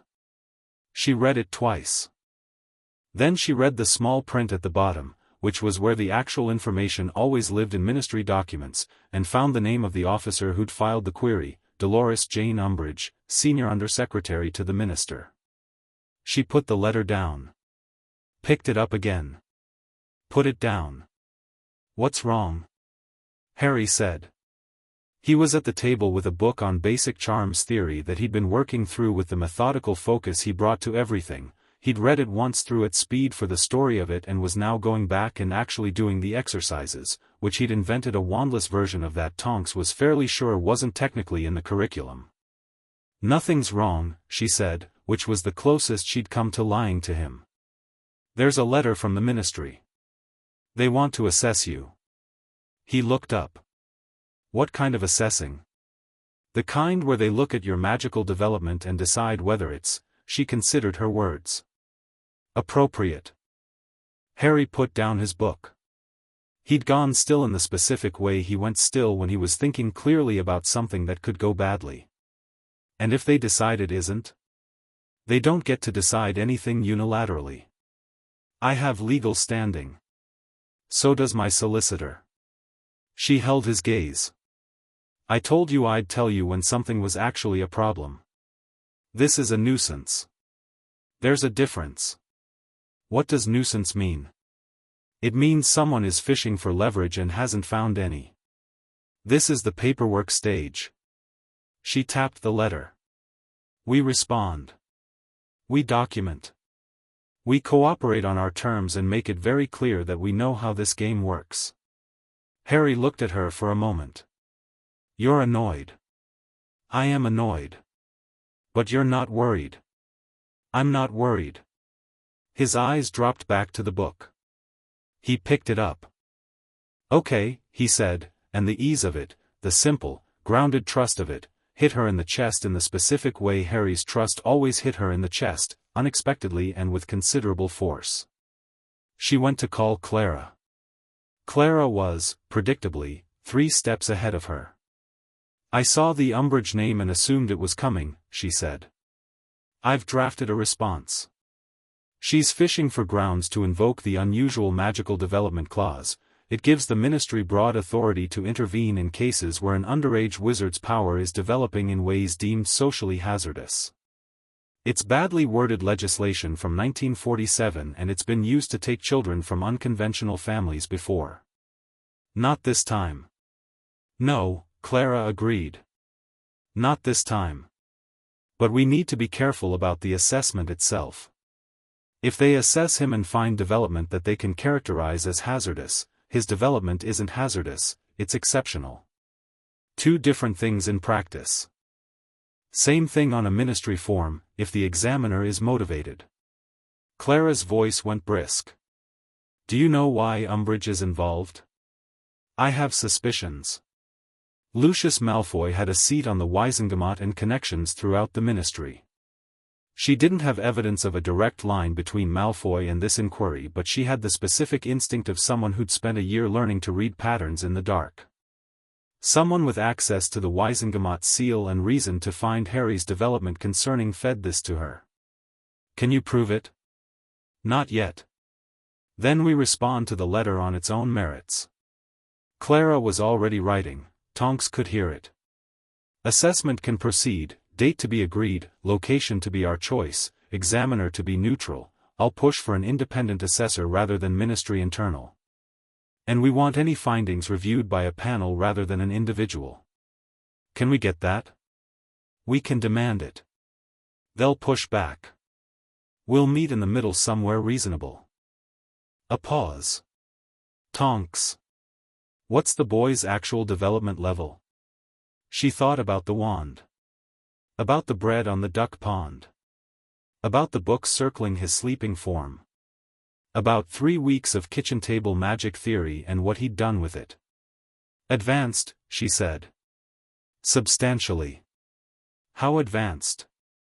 He's 8 years old and he's working through 4th-year charms theory because 2nd and 3rd year weren't interesting enough. She said it flatly. He can move objects with precision across a room without a wand.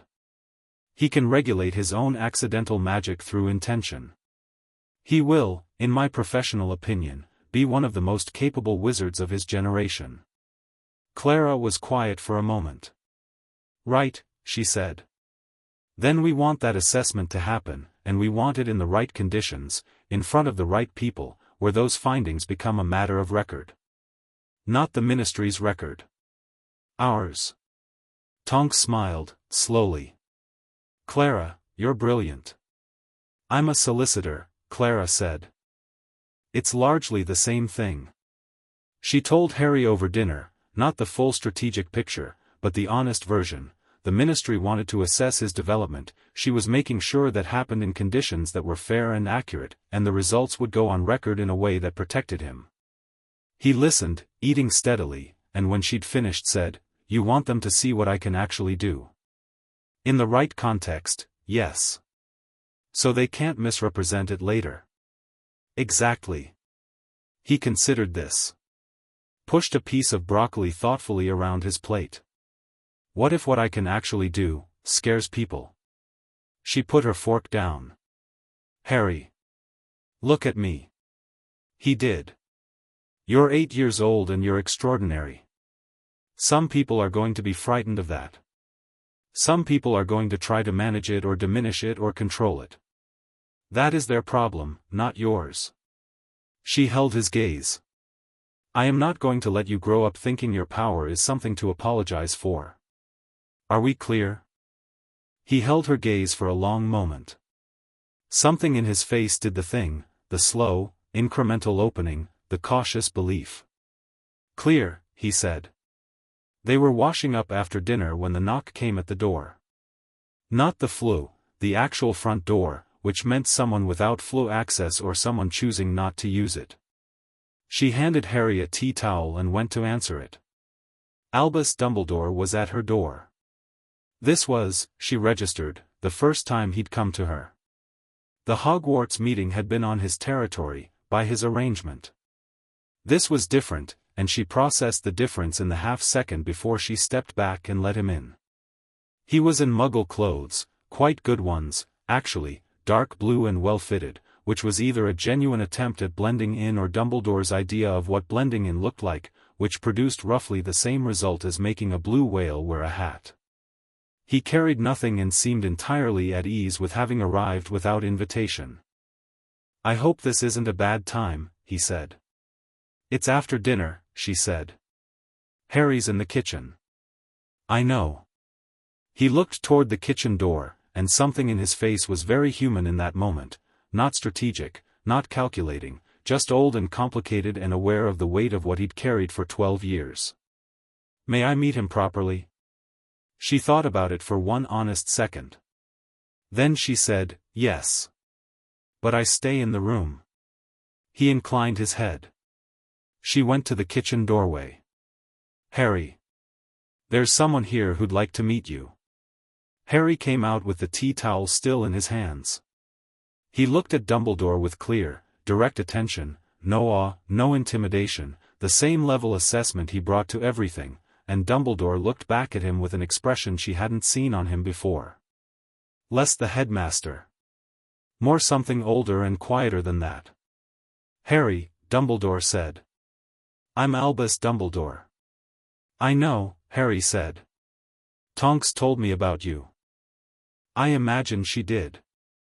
Something in Dumbledore's eyes was almost wry. I've been looking forward to meeting you for quite some time. How long? Since before you were born, in certain senses. He gestured gently toward the sitting room. Might we sit down? They sat, Harry on the sofa, Tonks beside him, Dumbledore in the armchair opposite. The flat felt smaller with him in it, but not unpleasantly so. He had the quality of a room filler that was presence rather than aggression. Dumbledore looked at Harry for a moment, genuinely looked, the way he had in the leaky cauldron, the way that saw things. Then he said, I owe you an apology. Harry's expression didn't change outwardly. Through the bond she felt a spike of alert attention. For what? Harry said. For Privet Drive, Dumbledore said simply. I placed you there because it was the safest option I had, given the circumstances. I told myself the protection it provided justified the arrangement. A pause that was, she thought, genuine. I was insufficiently attentive to what that arrangement cost you. Harry looked at him. The flat was quiet. I'm not asking for your forgiveness, Dumbledore continued. You're 8 years old and you don't owe me anything so large as that. I'm telling you because I think you deserve honesty more than comfort, and because, his eyes were very blue and very steady. Because the decisions I make regarding your life should be made with your awareness, not around it. Harry was quiet for a moment. She felt the bond doing something she couldn't quite name, a slow, careful pulse, like something being heard all the way through. Tonks said you're trying to figure out what we are, he said at last. A variable you're accounting for. Dumbledore glanced at her with something between amusement and respect. She's perceptive.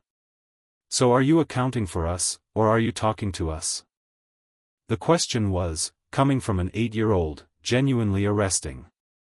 She watched Dumbledore process it, the brief, real pause of someone being asked to choose between two modes of operation and knowing that the choice itself was being observed. I would like, Dumbledore said carefully, to try to do both. And I would like your help to understand the difference when I'm getting it wrong. Harry looked at him for a long, assessing moment. Then he nodded, once. Not forgiveness. Not trust. An acknowledgement that the conversation could continue on those terms. Tonks says someone from the ministry wants to assess me, Harry said. Umbridge.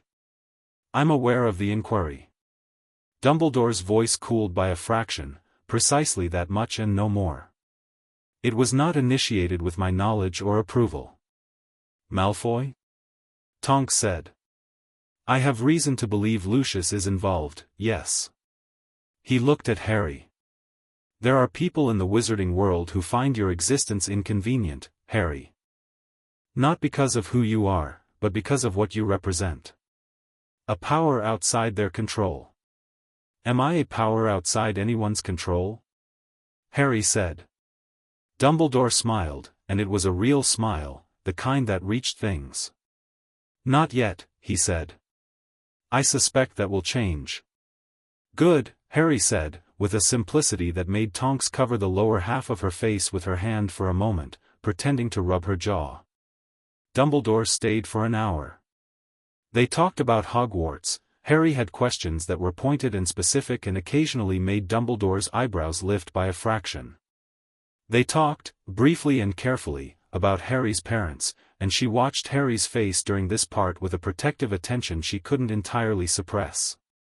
He received the information about James and Lily Potter with the same complete stillness he brought to difficult things, absorbing it, holding it, not letting it break anything but not pretending it wasn't significant. When Dumbledore left, he paused at the door and looked at Tonks with the blue eyes that she'd started to believe actually were as old as they appeared. "The assessment," he said quietly, so Harry, back in the kitchen, couldn't hear. "We're managing it." "I know. I wanted to offer, there is a private assessor, retired, completely independent of ministry politics. Name is Griselda Marchbanks. You may know her reputation." She knew the name. Wizarding Examinations Authority, decades of service, known for complete impartiality and a forensic approach to evaluating magical capability that had made her an inconvenience to ministry politicians for 40 years. "You'd recommend her?" "I'd suggest she's worth approaching. She won't do Harry any favors. She won't do anyone else's agenda any favors either." Tonks thought about this. "Why are you helping?" Dumbledore was quiet for a moment. "Because the boy in there just asked me whether I was accounting for him or talking to him," he said. "And I would like to be the kind of man who earns the right to do both." He inclined his head. "Good night, Tonks." He left. She stood at the door for a moment, then went back to the kitchen. Harry was finishing the washing up. He'd done the whole lot while she'd been saying goodbye. He glanced up when she came in. "Well?" she said. He handed her a wet plate to dry. "He's trying," he said. "He's not there yet. But he's trying." She took the plate. "How do you know?" "He didn't defend himself when I pushed," Harry said. "People who are actually lying, or just managing you, they always get defensive when you push." He shrugged. He adjusted. She stared at him. "What?" he said. "You're 8. "I know." She dried the plate. He handed her another one. Outside the kitchen window London did its nighttime thing, amber and grey and the distant sound of sirens, and the flat was warm and small and lived in, and she thought, here is a child who grew up in a house that didn't love him and developed, as a result, the most finely calibrated instrument for reading human sincerity she had ever encountered. She thought that was both remarkable and the most quietly devastating thing she knew. She didn't say any of it. She dried the plates and put them away, and Harry handed her the last bowl, and she heard, through the bond, the quiet steady warmth of someone who was exactly where they'd chosen to be. 3 days later the Death Eaters came. Not the organized remnant, not the cell she'd started picking up whispers of in the ministry corridors, the one Moody had mentioned twice in briefings and then declined to elaborate on in the way that meant he was actively investigating. These were 2 men, and they were not organized, and they were not careful, and they found the flat on Aldersgate Street because someone had pointed them at it with information that had been leaked from the ministry's own filing system. She came home to find them in the hallway. She was good enough, now, after 14 months of Auror training, to react before she'd fully processed what she was seeing, the 2 figures, the drawn wands, the cold green tinge of active dark magic in the air. She moved sideways out of the doorway, already drawing, already shifting, her hair went black and her eyes went silver and her Metamorphmagus ability moved without her direction it, pouring into a combat configuration she'd been drilling 3 times a week. Stupefy. Expelliarmus. The first man caught the stunner and dropped. The second deflected the disarming spell and sent something vicious back at her that she ducked under, changed shape around. She was 2 inches shorter and a different center of gravity in the time it took to straighten up, and his second curse hit the wall behind where she'd been. "Tonks!" Harry's voice, from the bedroom. "Stay there," she shouted. She didn't hear the door open. She heard the second Death Eater fly sideways into the wall with a force that was not accounted for by any wand she could see, and she had a half-second to register, the crash, the crumple, the absolute silence of someone who'd been hit by something substantial, before she understood. Harry was standing in the hallway doorway. He was in his pajamas. His wand was in his hand, but he hadn't used it. He was too young and undertrained to have cast anything deliberate, and yet the Death Eater was against the wall and sliding down it and not getting up, and the force had come from a direction Harry was standing in. Raw magical force. No wand, no incantation, no technique. Pure focused intent. She looked at him. He looked at the man on the floor, then at her. "I told him to stop," Harry said.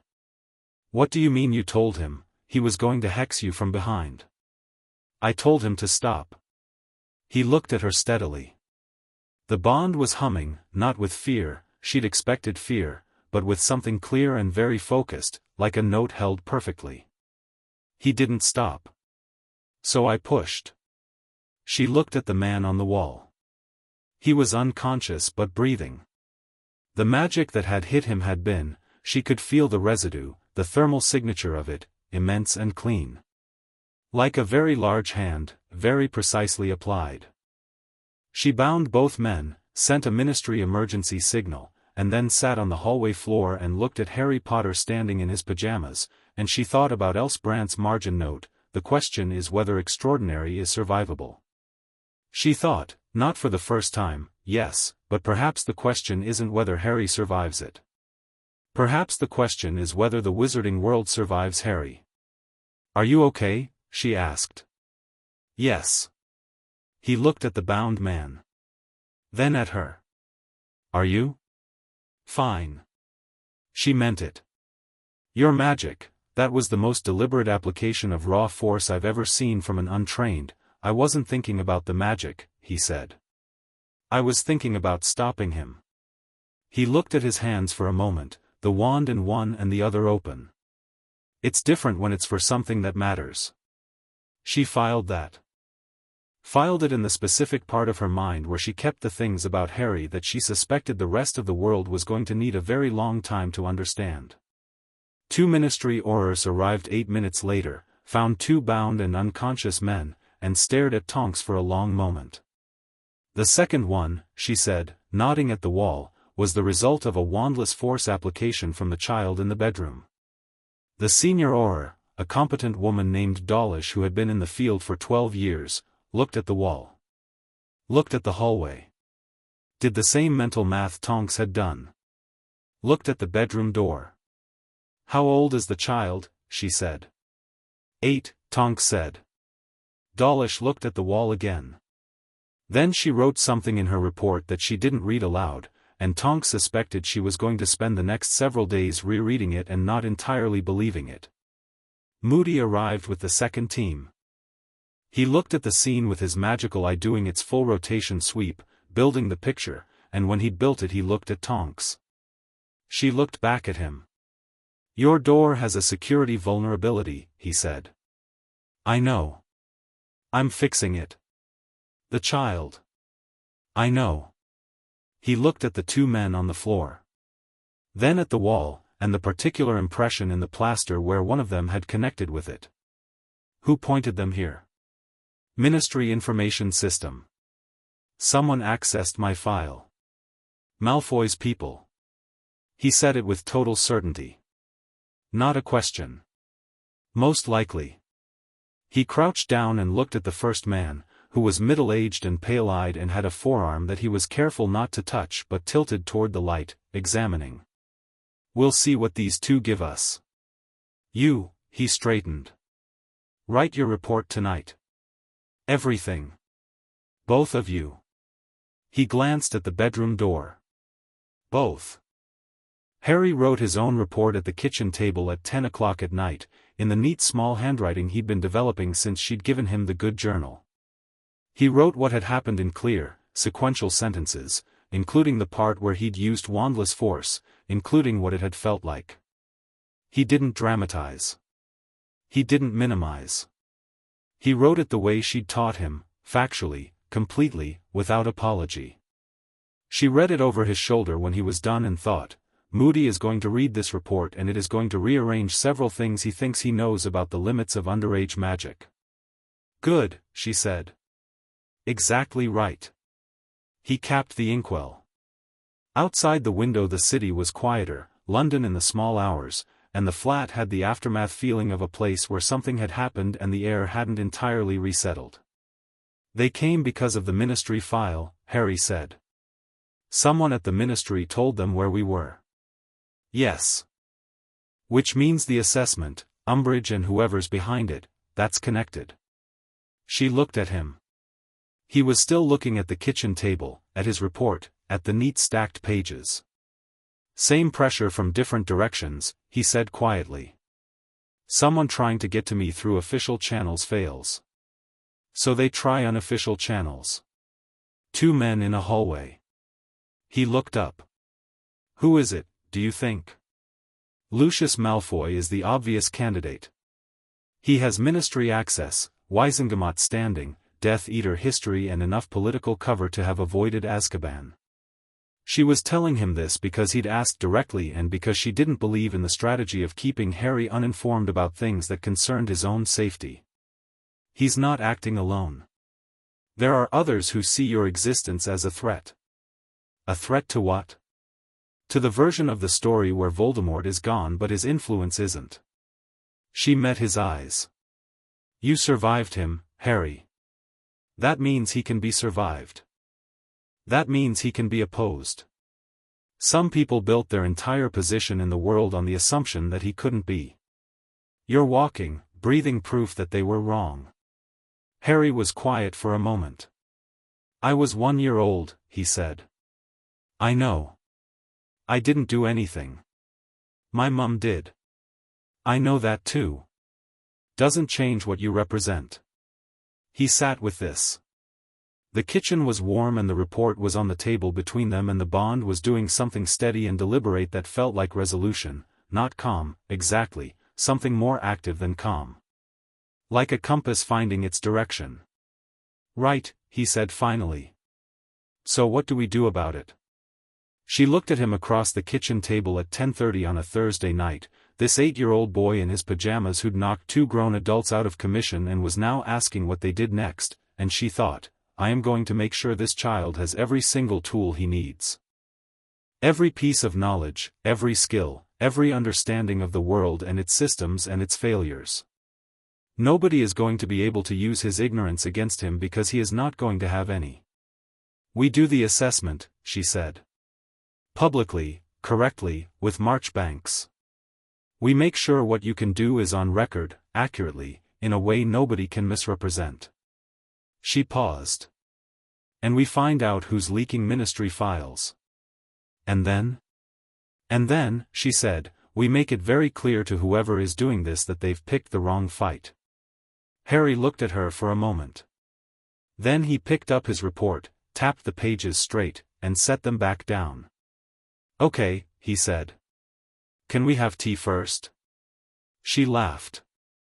It came out surprised and genuine, the way the best laughs always did. Yes, she said, getting up. We can absolutely have tea first.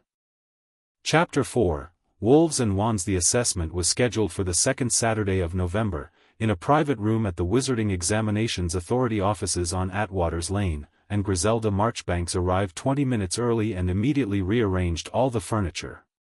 Tonks watched through the glass panel in the door as the 70-something woman shifted tables with a wand. She moved like a conductor's baton, precise and unhurried, dissatisfied with every arrangement until she'd produced one that she stood back and assessed with a critical eye and then, apparently satisfied, turned to look directly at the glass panel.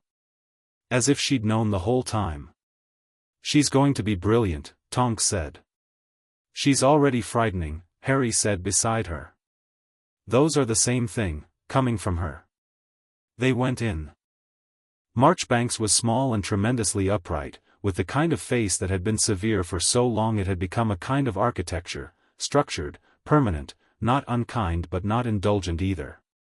She looked at Harry the way she'd looked at the furniture, with the focused assessment of someone whose professional function was accurate measurement and who found inaccuracy personally offensive. Harry Potter, she said. Sit there. She pointed at a chair that she'd placed in the center of the room, isolated, facing nothing in particular. "Not you," she added to Tonks. "You sit against the wall and don't speak." Tonks sat against the wall. The next 3 hours were unlike any magical assessment she'd read about in training. Marchbanks didn't use standard ministry evaluation forms. She didn't ask Harry to perform predetermined tasks in a predetermined sequence. She talked to him first, not about magic, about thinking. How did he approach problems he didn't have a solution for? When had he last been wrong about something, and how had he known? What made something difficult versus what made something new, and did he know the difference? Harry answered all of it directly, without performance, and Marchbanks listened with the compressed attention of someone who was taking in much more than the words. Tonks watched from the wall and felt, through the bond, that Harry was engaged rather than anxious. He liked problems. She knew that by now, liked the specific texture of genuine questions that didn't have coached answers. Then Marchbanks gave him a wand, not his own, a neutral test wand from her case, and started asking him to do things. What followed was systematic and comprehensive and, by the end of it, had produced in Griselda Marchbanks's face an expression that Tonks suspected was the closest the woman came to being impressed. He worked through charms with a fluency that had Marchbanks extending the sequence twice, pushing into increasingly complex territory until she'd found an edge. 6th year, she told Tonks quietly while Harry rested, not yet mastered. The framework was there, but the refinement needed work and time. Transfiguration was less advanced, but the conceptual grasp was solid. Defense, and this was the part that made Marchbanks go very still for a moment, was the one area where Harry's instincts outran his technical knowledge by such a significant margin that the gap itself was the data point. He produced a shield charm with a test wand he'd held for 40 minutes that was more robust than most 5th-year production. Marchbanks tested it 3 times with escalating force. Then she put the test wand away and asked him to do something wandless. He looked at her. "What do you want me to move?" "Surprise me," she said. He looked around the room. Found the stack of textbooks she'd brought in her bag. He could have moved the top one, a small, controlled demonstration, safe and legible. He moved all 7 simultaneously, in a slow and deliberate arrangement that placed them in a specific order on the table, largest to smallest, by descending spine width.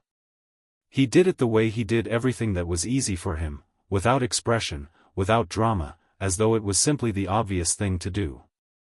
Marchbanks looked at the books. Looked at Harry. Made a note.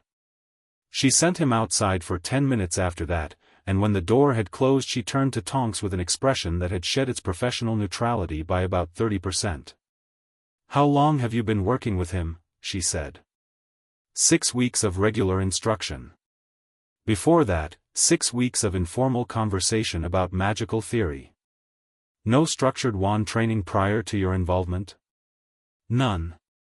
He'd never held a wand before late September. Marchbanks was quiet for a moment. "The raw power is extraordinary. I've examined students for 40 years and I've seen raw capability like this twice." She paused. "Once was Albus Dumbledore." Tonks kept her face very still. "The control is what's anomalous," Marchbanks continued. "At this level of raw power, control at his age it shouldn't be this developed.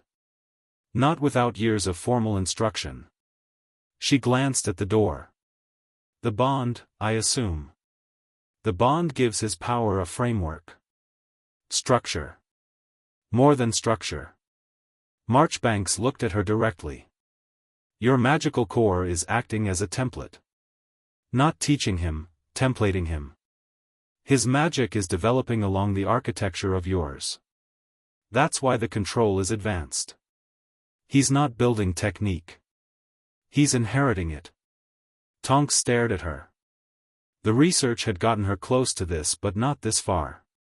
Inheriting it how exactly? Resonance at the core level. Below technique, below training. The way a child learns their first language, not by being taught grammar but by being immersed in fluent speech until the patterns are internalized. Marchbank's voice was brisk but not dismissive. She was reporting, not speculating. Your Metamorphmagus ability requires an extraordinarily fine internal control, minute adjustments to physical reality at a fundamental level. He's absorbing that model. Which means his control is developing from the inside out rather than the outside in. She picked up her quill. It also means, she said more carefully, that the bond is doing something I've never seen documented. The amplification runs both ways. Your ability is substantially enhanced by his presence and his volatility. I know. You should know that when you're separated, both signatures show instability. Have you noticed, when he was at school for a week in October? I couldn't hold a shift for more than 12 minutes. And he? Tonks thought about that Tuesday in October when Harry had been at the local primary school for a week of official attendance for the Muggle record, and the series of events that had included one teacher's filing cabinet rearranging itself in alphabetical order of its own accord and a light fixture producing a small contained aurora borealis during a spelling test. Yes, she said. Then proximity is not optional, Marchbanks said. For either of you. That has implications. I know that too. Good. Marchbanks made the note she'd been making. My report will reflect accurate findings. I won't editorialize or contextualize for any ministry interest. Whoever requested this assessment will receive the same document you receive. She looked at Tonks over the top of her notes. They may find it somewhat more than they bargained for. That, Tonks said, is very much the point. Harry came back in. Marchbanks told him the assessment was complete, shook his hand, briskly, the handshake of someone who respected people enough not to be gentle about it, and told him, without apparent self-consciousness, that he was one of the most interesting cases she'd examined in 20 years. Harry said thank you in the tone of someone who'd accepted that this was probably just accurate rather than a compliment. They walked out into Atwater's Lane in the pale November light. Harry had his jacket collar turned up and his hands in his pockets. Tonks had her hair in a color she'd taken to thinking of as November yellow, a warm amber that was its own mood against the gray. Well? Harry said. Marchbanks is going to write a report that makes it very difficult for anyone to claim your development is hazardous, Tonks said. Hazardous to whom is the implied question. The data suggests you're hazardous primarily to people who deserve it. Harry almost smiled. What now? Now, she said, we go to Hogsmeade, because I've been promising you butterbeer for 6 weeks and I keep getting distracted by administrative crises, and that ends today. They took the flow from the leaky cauldron. Harry stepped out of the fireplace at the 3 broomsticks with considerably more grace than he'd managed in September. He'd been practicing, she'd noticed, the controlled emergence, the instinctive centering, and it was the kind of physical detail that told her something about who he was. He practiced the things that had embarrassed him without being told to. Quietly. Without announcement.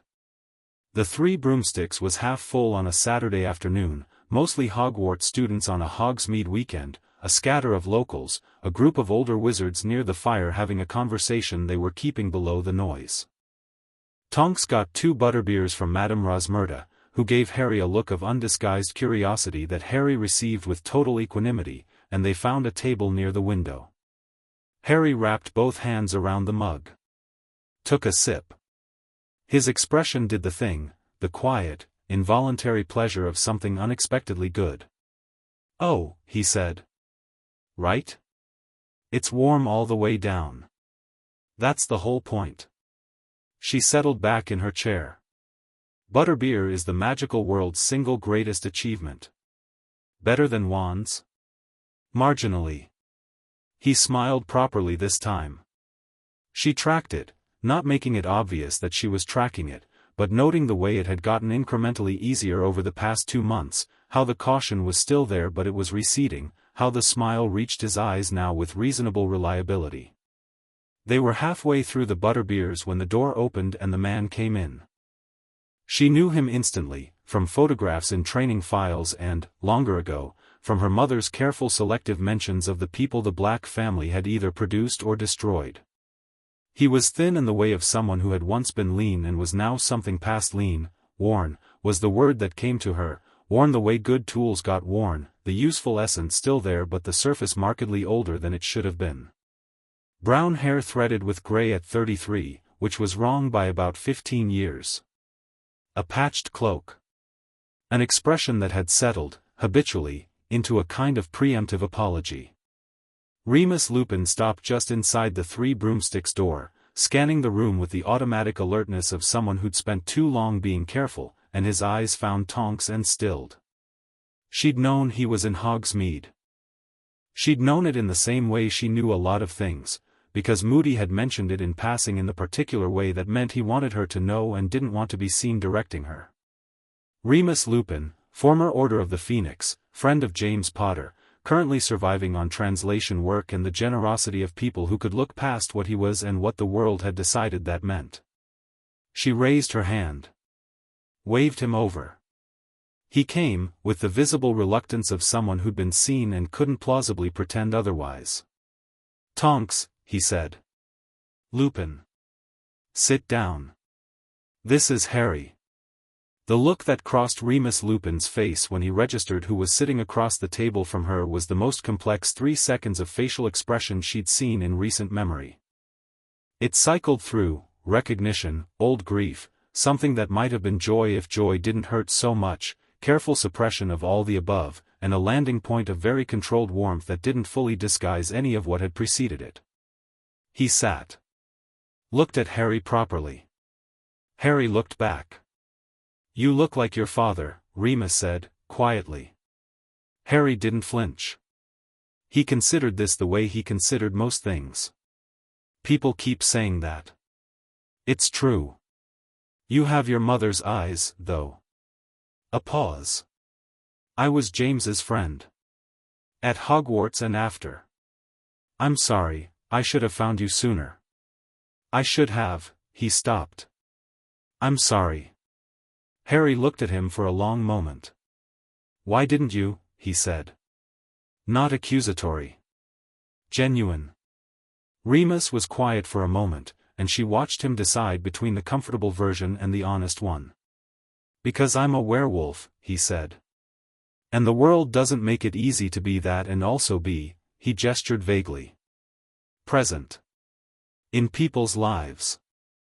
I told myself it was protection. Keeping away. But it was also, he pressed his lips together. Easier. Not having to face what I'd lost. Harry absorbed this. Nodded, slowly. Tonks has a friend from Aura training who does the same thing, he said. Uses difficulty as an exit. Harry, she said. It's accurate, he said, not unkindly. He looked at Remus. I'm not angry at you. Remus looked at him. Something in his face came loose, very slightly. You don't need to be forgiving about it. I'm not forgiving you. I just don't have anything to be angry about because I didn't know you were supposed to be there. He tilted his head. That's different from forgiving you, I think. The person who should be angry is past being angry about it. And I didn't lose anything because I never had it to begin with. The table was quiet. That's, Remus started. Don't say that's very mature, Harry said. I was going to say it's very James, Remus said, which I mean as the highest possible compliment. Harry accepted this with a small nod. She got Remus a butterbeer. They stayed in the Three Broomsticks for 2 hours. She watched Harry and Remus find each other the way people found each other when they had something real in common, not the comfortable things, the difficult ones. They were both people the world had decided were inconvenient. Harry because of what he was, Remus because of what happened to him once a month. They didn't discuss this explicitly, but it was in the room, the specific understanding between people who know what it means to have their value decided by others. Remus talked about James and Lily in a way that nobody had talked about them in Harry's presence before, not as mythology, not as tragic deaths, but as people. James, who'd been brilliant and occasionally infuriating and had loved Quidditch with a fervor that was almost religious. Lily, who'd had a temper like a clean bright fire and had been the best person Remus had ever known at making people feel genuinely seen. Harry listened with total attention. She felt, through the bond, something that wasn't grief exactly but was in its neighborhood, warm and aching, the sensation of a space being filled in, incrementally, by information about the shapes that belonged there. Was he funny? Harry asked. My dad. Devastatingly, Remus said, with the rueful smile of someone who'd been on the receiving end. Also occasionally stupid in the way of brilliant people who don't think their brilliance has limits. What kind of stupid? The Marauder's map kind of stupid. Brilliant concept, executed perfectly, used primarily to sneak into Hogsmeade for chips. Harry's eyes lit. He made a map. The four of us made a map. The whole of Hogwarts, every room, every corridor, every secret passage. Magically updated in real time. Remus paused. I believe it's still in the castle somewhere. Can we? Harry started. No, Tonks said. You don't even know what I was going to ask. You were going to ask if we can retrieve the map. I was going to ask if it's possible to retrieve the map. The answer is no. Technically you can't confirm that without, no, she said again. Harry looked at Remus. She does this. Does she? Remus said, and his eyes were doing something warm above his butterbeer mug. She says no and then she says yes about 4 days later. That's not, she stopped. That's not usually accurate. 3rd of October, Harry said. The library after hours. That was a specific circumstance. 7th of October, the roof was fine, the roof, Tonks, Remus was laughing. Not a performed laugh, a real one, surprised out of him, and she noted that it had been there waiting, underneath the worn surface and the habitual apology, a sound that belonged to a much younger version of him and had apparently been taking up space in storage. When they left the Three Broomsticks, the afternoon had gone cold and the sky was doing the low, serious thing that meant early dark. They walked Remus to the end of the Hogsmeade High Street, where the road narrowed toward the Shrieking Shack and Remus's temporary arrangement in a small house he was caretaking for someone in the village. At the corner, Harry stopped. Are you going to disappear again? He said to Remus. Remus looked at him. Because you don't have to. Harry said it plainly, without coercion. You knew my parents. I don't know anything about them that isn't a story someone cleaned up. You could, if you wanted to stay around, I'd like that. Remus stood in the cold Hogsmeade afternoon and looked at Harry Potter, telling him, with total directness and zero pressure, that he was wanted. She watched the conflict in his face, the pull between wanting it and every habitual reason he'd developed for refusing things he wanted.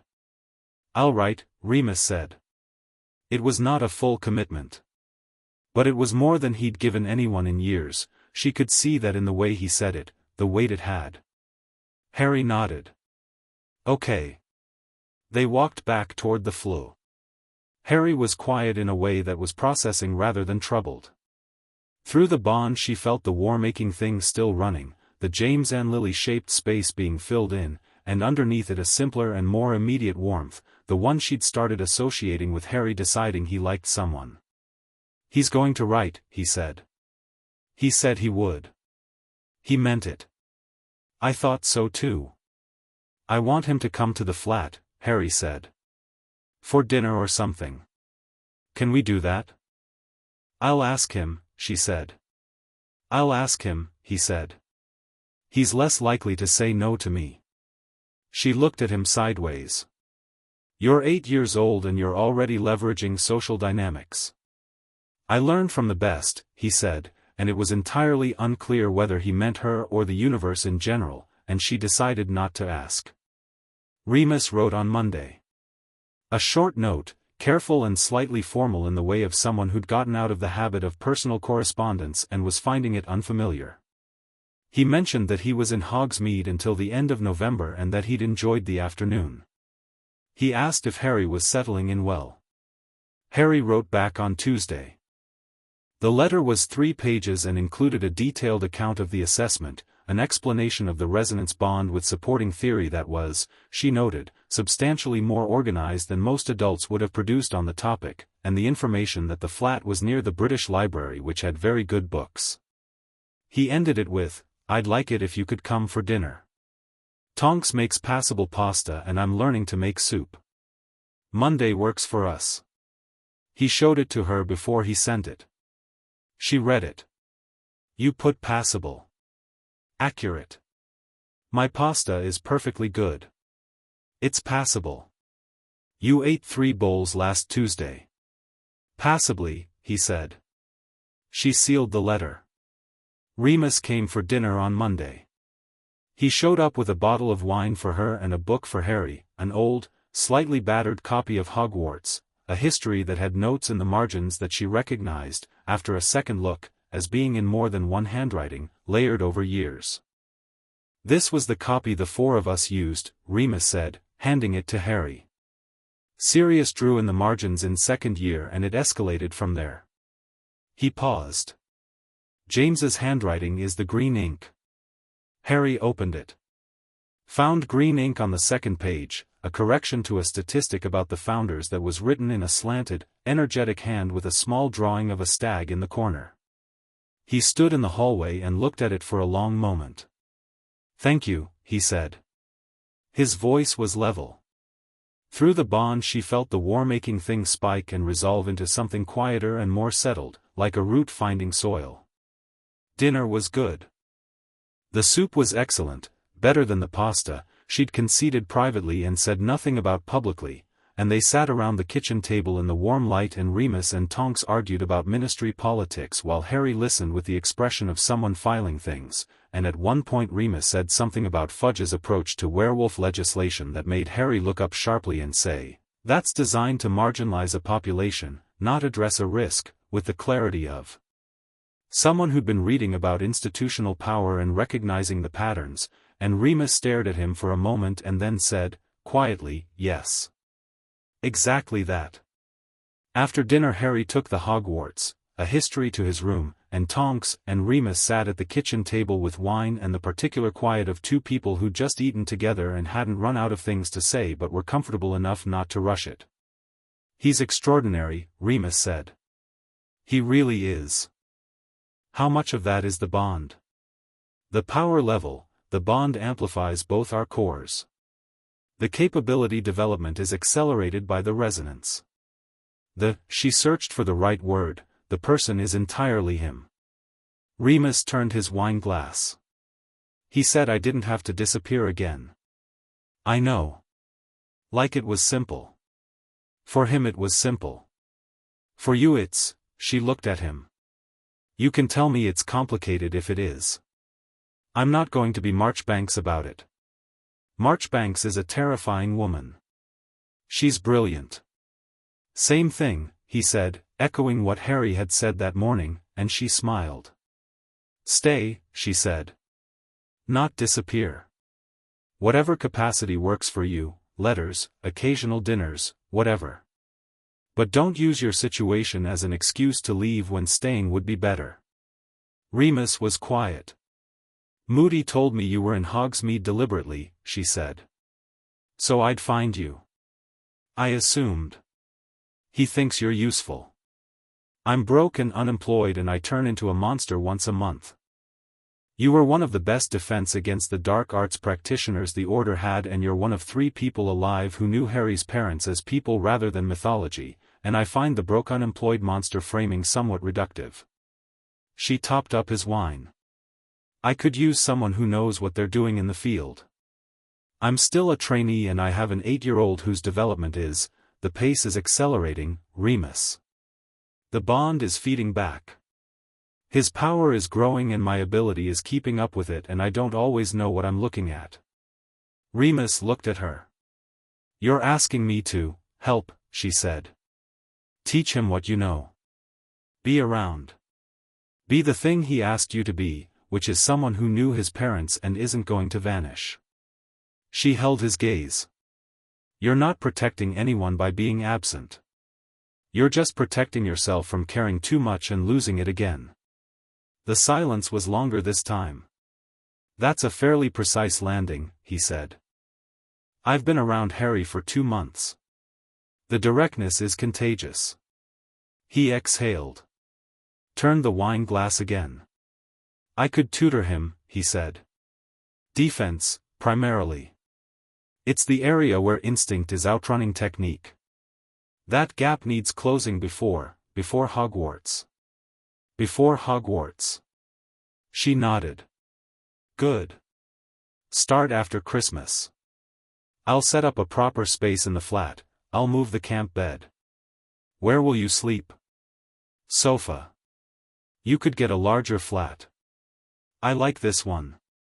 It's the size of a cupboard, we don't use that word, she said evenly. Remus stopped. Understood. Right, he said, quietly. Sorry. It's fine. She picked up her own glass. Stay for a bit. He'll come back out when he's ready, he processes things in his room and then resurfaces when he's done. 10 minutes, probably. Exactly 10 minutes later Harry came back out of his room with the Hogwarts, a history and 2 questions about the Founder's conflict over magical bloodlines that he'd apparently developed while reading the margin notes, and that drove the conversation productively past midnight in a way that left Remus looking more awake and more present than he'd appeared all evening. He left at 12:30. Paused at the door. Same day next week, he said. To Harry specifically. Harry nodded. Bring the notes from Moody's defense curriculum, he said. Tonks has copies but she loses them. I don't lose them. I Miss Phil, she loses them, Harry told Remus. Monday, Remus said. He was smiling when he left. Harry went to bed. Tonks cleared the kitchen, stood at the sink washing up, and thought about the specific machinery of a life assembling itself from parts that hadn't looked like they belonged together. The letter from the ministry came the following Thursday. Not from Umbridge this time, from the Wizengamot directly, stamped with 3 different seals, addressed formally to Tonks in her capacity as quasi-guardian under the 1612 claim. She read it at the kitchen table before Harry was awake, with coffee, the way she read all ministry documents, once fast for the shape of it and once slow for the actual content. The shape of it was, Marchbanks's assessment report had been received. Its findings were noted. The unusual magical development inquiry was being closed. Effective immediately. The actual content, in the small print, was more interesting. The closure had been countersigned by 6 Wizengamot members, including, at the bottom of the list, Albus Percival Wulfric Brian Dumbledore. He had also added a handwritten note in the margin that was, given that it was a formal Wizengamot document, technically not supposed to be there, well done. A.D. She folded the letter. Set it down. Picked up her coffee. The inquiry being closed was good. The Marchbanks report on record was better. What occupied her was the thing underneath both: whoever had pushed the inquiry through Umbridge hadn't gotten what they wanted, and people who didn't get what they wanted through official channels generally didn't stop. They pivoted. She thought about the 2 men in the hallway. She thought about the ministry file breach that Moody was still investigating. She thought about a Death Eater cell that had never gone to Azkaban, operating quietly somewhere in the wizarding world, pointed in Harry's direction by someone with the information and the motive to do it. She thought about Lucius Malfoy, who had the bearing of someone entirely confident that the world would eventually arrange itself to his satisfaction. She thought about Harry, who was asleep in the next room with the Hogwarts, a history and green margin notes from his father's 2nd year. She went to the desk and wrote to Moody. His reply came by return owl, which meant he'd been awake. It was typically short: come in tomorrow. Bring your research on the cell. Something moved last night. And then, underneath in the cramped afterthought script he used when he was adding things he hadn't planned to add, you were right about Malfoy. Working on proof. Stay alert. She stayed alert. They all converged on the same information over the following weeks in the way that separate tributaries converged on a river: her surveillance work, Moody's field intelligence, and then, unexpectedly, Remus, who had begun his defense tutorials with Harry and who had, she was gradually discovering, a network of information that ran deeper and quieter than anything official. Former Order members who trusted him. Former students. People who lived in the margins of the wizarding world and saw things that the Ministry's official apparatus wasn't pointed at. Remus came to her on a Wednesday evening in late November with a look on his face that was carefully composed in the specific way of someone who'd composed it deliberately. "The cell," he said, when Harry was in his room. "There are 5 of them. They've been operating out of the West Country, taking assignments from, I'm not certain of the source. It's not Voldemort directly. Someone acting in his interest. Malfoy. Possibly. The contact the cell uses is careful. I got this from," he paused. "Someone I trust. Who won't give me a name. What are they planning?" "They're not planning to go through the front door again," Remus said. "After what happened in the hallway." He held her gaze. "They're planning to move during transit. When Harry's between locations." She felt something cold settle. "How specific is this intelligence?" "Specific enough that I'm telling you tonight rather than waiting until Monday." She stood up. Went to the window, then back. "I need to tell Moody." "I know. I also think," Remus pressed his mouth together briefly. "I think someone is feeding the cell information from inside the Ministry." The 2 men in the hallway found the flat. They shouldn't have been able to. The file breach was too targeted. "Moody's already looking at it." "Tell him to look at procurement," Remus said. "Specifically at the communications office. There's a clerk there who's been taking lunches alone for 3 months and who has access to filed quasi-guardianship claims." She stared at him. "How do you? I told you. I know people." "Remus. Who are these people?" He didn't answer that. He looked at her with the steady, slightly opaque expression of someone who had resources he wasn't going to explain and a principled reason for not explaining them. She thought, not for the first time, that Remus Lupin was considerably more complex than his surface apology suggested. "Right," she said. "Fine. I'll tell Moody about procurement." "Good. And Tonks." He was already getting his coat. "Don't be predictable with his movements. The cell is watching for patterns." "I'm never predictable. You leave at 8:15 on Mondays, Wednesdays, and Fridays and take the same flu connection." She stopped. 8:15, he said. "Every time." She changed the schedule. Harry took the schedule change with complete equanimity, as he took most operational adjustments, because she'd made it a point from the beginning to explain the reasoning rather than just issuing directives. She told him about the cell, about the transit threat, about Remus's intelligence. He listened, asked 2 precise questions: who was their source and how current was the information, and then said, "Change the flu connection too. Not just the time." She opened her mouth. Closed it. She'd been planning to change the time. She hadn't fully thought through the connection. "If they're watching for patterns, the connection is a pattern too," Harry said, without pride, just functionally. "Even with a different time, the same destination address is predictable." "Yes," she said. "You're right. We should have multiple flu connections," he said. 3 minimum. Rotating.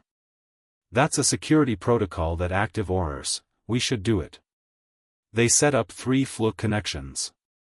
Moody called it over-engineered and then, after a pause, added it to his own personal security arrangements, which told her everything she needed to know about whether he thought it was over-engineered. The defense tutorials with Remus had by late November become the most interesting part of Harry's week, which was saying something given that his week now included advanced charms practice, regular ministry briefings that Moody had begun, and what she described to people as theoretical magical study, and was actually Harry working through 6th year material because he'd run out of things to do at 5th year. Remus taught defense the way he did everything, with patience and precision and a complete refusal to let enthusiasm substitute for correctness. He made Harry slow down, which Harry needed, because Harry's instinct was always to do things at full power and move on, and Remus made him do things at half power with perfect form and then at full power with perfect form, and then told him he wasn't allowed to move on until the form was indistinguishable between the two. It was, she thought, exactly the right approach for exactly the right reason. Harry's raw power was not the thing he needed to develop. His power was fine. His power was extraordinary and kept getting more extraordinary. What needed development was precision, specifically the ability to apply exactly as much force as a situation required and not a grain more, and this was the thing Remus was ruthless about.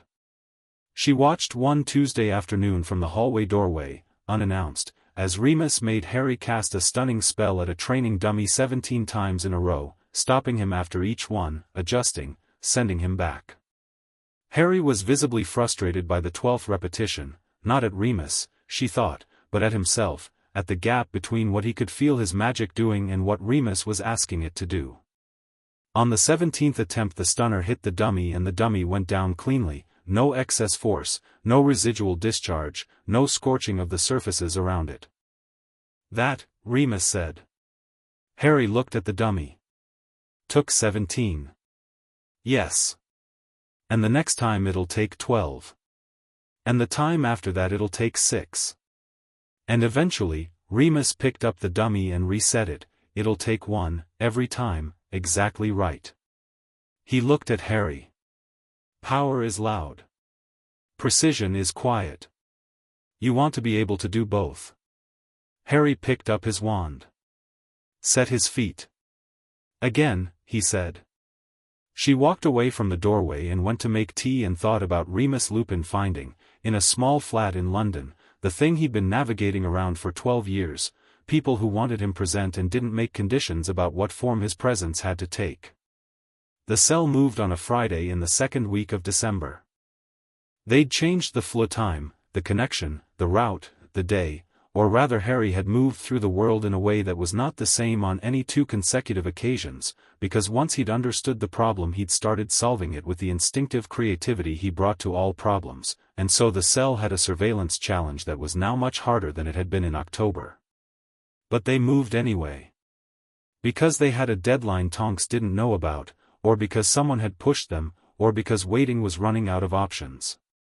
She came out of the Hogsmeade Flow connection, a different one from the one she'd used last month, the one at Dervish and Banges, and walked directly into the unmistakable cold signature of active dark magic in the air.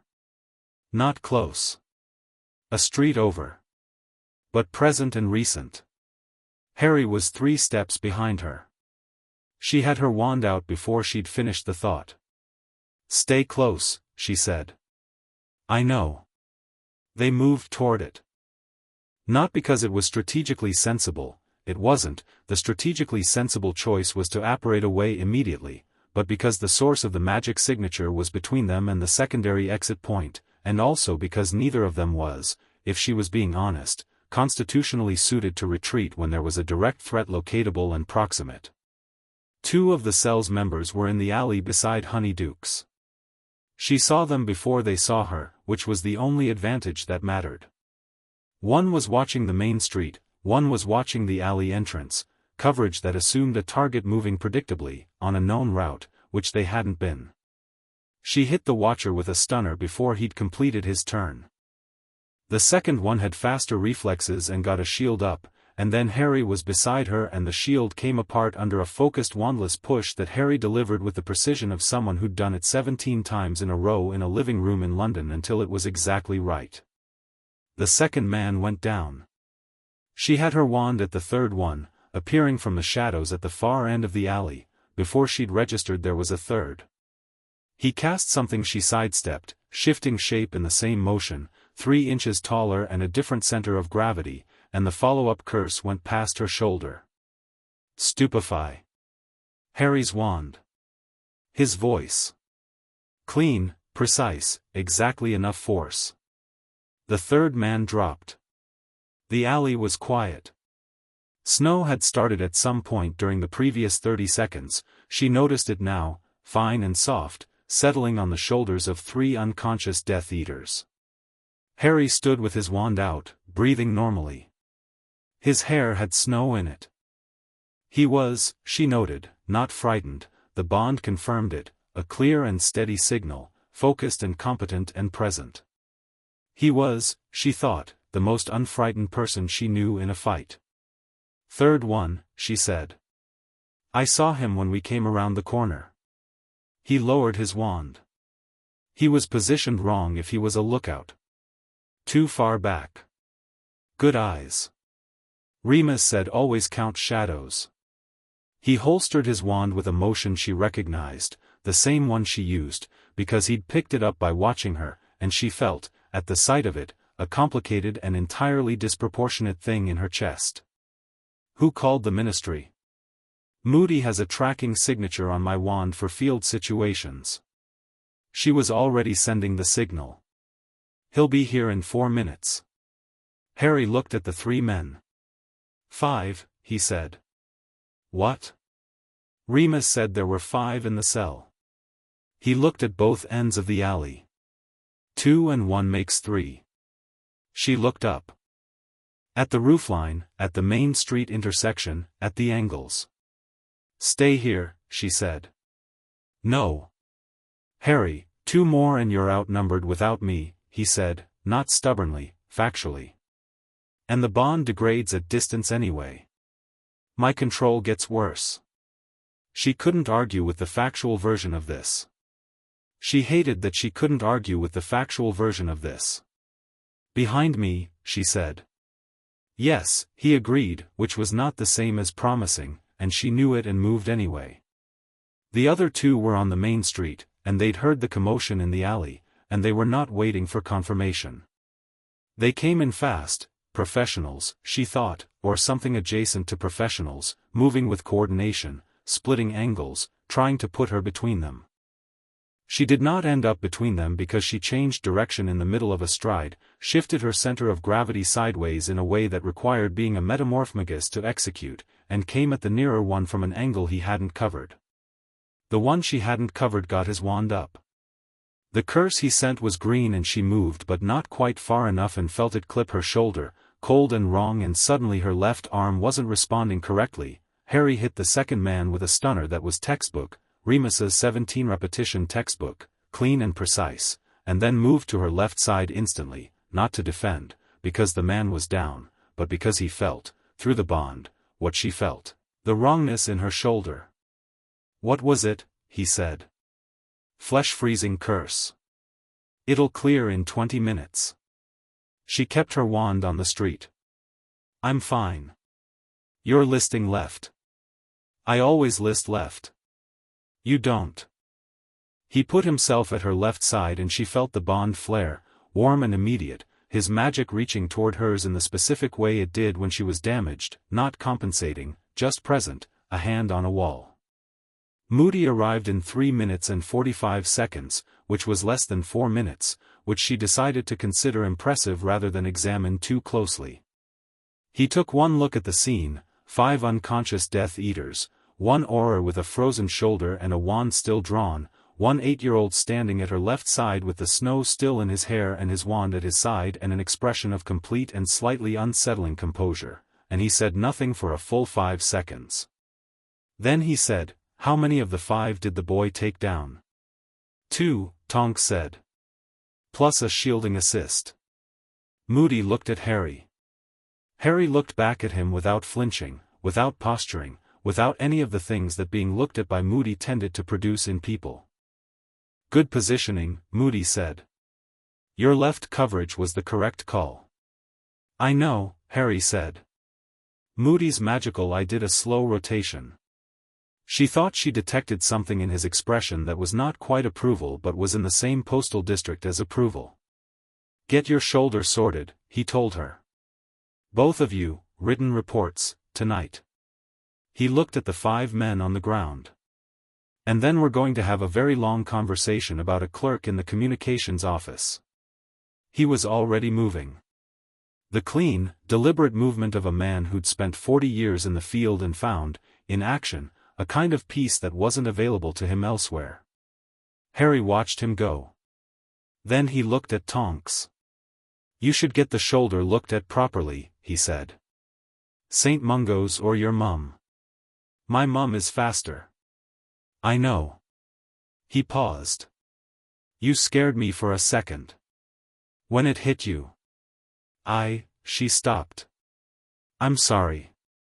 Don't apologize for getting hit. He said it with Remus's inflection, she noticed, the specific phrasing of something that had been said to him recently. He looked at her shoulder. Through the bond she felt the thing that was always there, the background warmth, but louder now, undisguised. Don't get hit again. I'll do my level best, she said. Good enough, he said. He bent to pick up her dropped hat from the snow. Handed it back to her. Started walking toward the flue. She put the hat on. Followed. The snow was coming down properly now, soft and indifferent, settling over Hogsmeade and the alley with 5 unconscious Death Eaters and the clear prints of 2 people walking away from a fight they'd won, which wasn't the same as the fight being over, but was, for tonight, enough. Chapter 5. The Ministry moves. The clerk in the communications office was named Gerald Spinks, and he was, in every visible way, the least remarkable person Tonks had ever sat across an interrogation table from. He was 41, soft-featured, the kind of man who had learned to be invisible in institutional spaces and had been practicing it so long that even his face had developed a quality of deliberate non-presence. He had a wife in Hertfordshire and 2 children at primary school and a mortgage on a house that was slightly too expensive for his salary, and when Moody laid all of this out on the table between them, not threateningly, just factually, in the specific tone of someone who found threats unnecessary when facts were doing perfectly adequate work, Spinks had looked at the documents and gone very still. He gave them everything in 40 minutes. Not because he was weak, she'd stopped thinking of informants as weak after her first year in training, when Moody had pointed out that everyone had a place where the math changed. Spinks's math had changed because someone had made him an offer at a moment when his mortgage had been 3 months in arrears and his youngest had needed dental work and the arithmetic of his life had briefly ceased to balance. He hadn't thought of himself as a Death Eater sympathizer. He'd thought of himself as a man who'd made one transaction and discovered, too late, that transactions of that kind didn't stay single. The name he gave them was not Malfoy.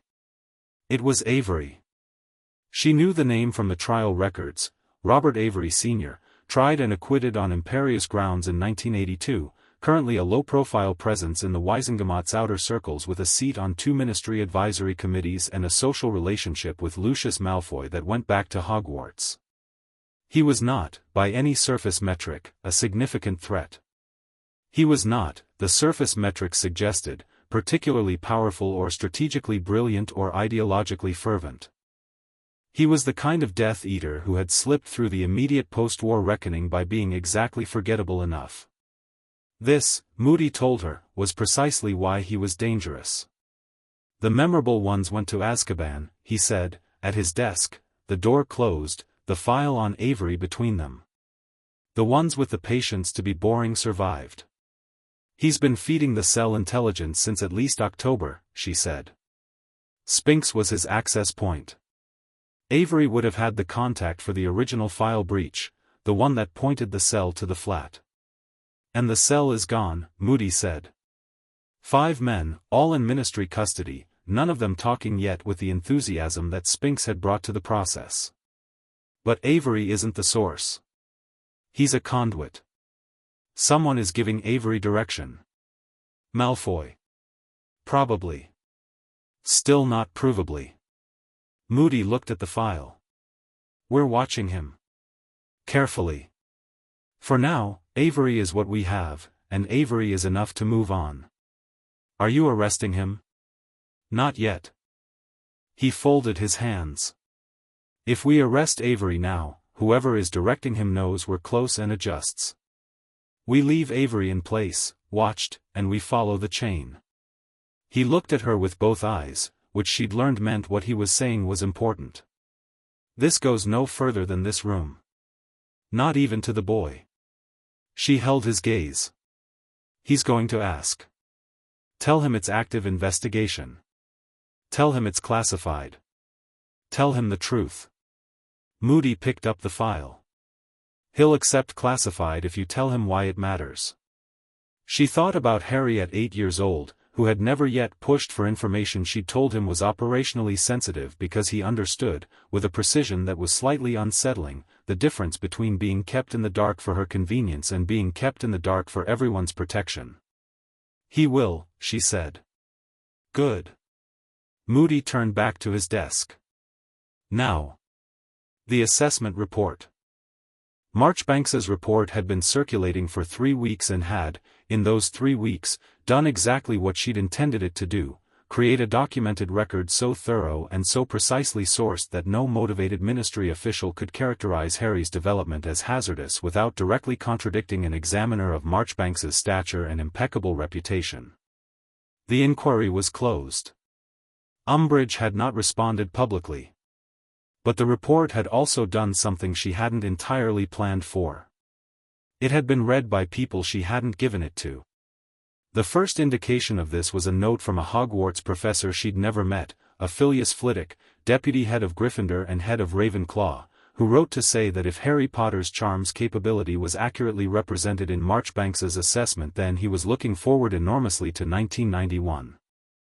The second was a letter from Augusta Longbottom, Neville Longbottom's grandmother, Tonks knew, and a formidable Wizengamot presence, which was politely but unmistakably political. It is encouraging to know that some obligations to the next generation are being met with appropriate seriousness.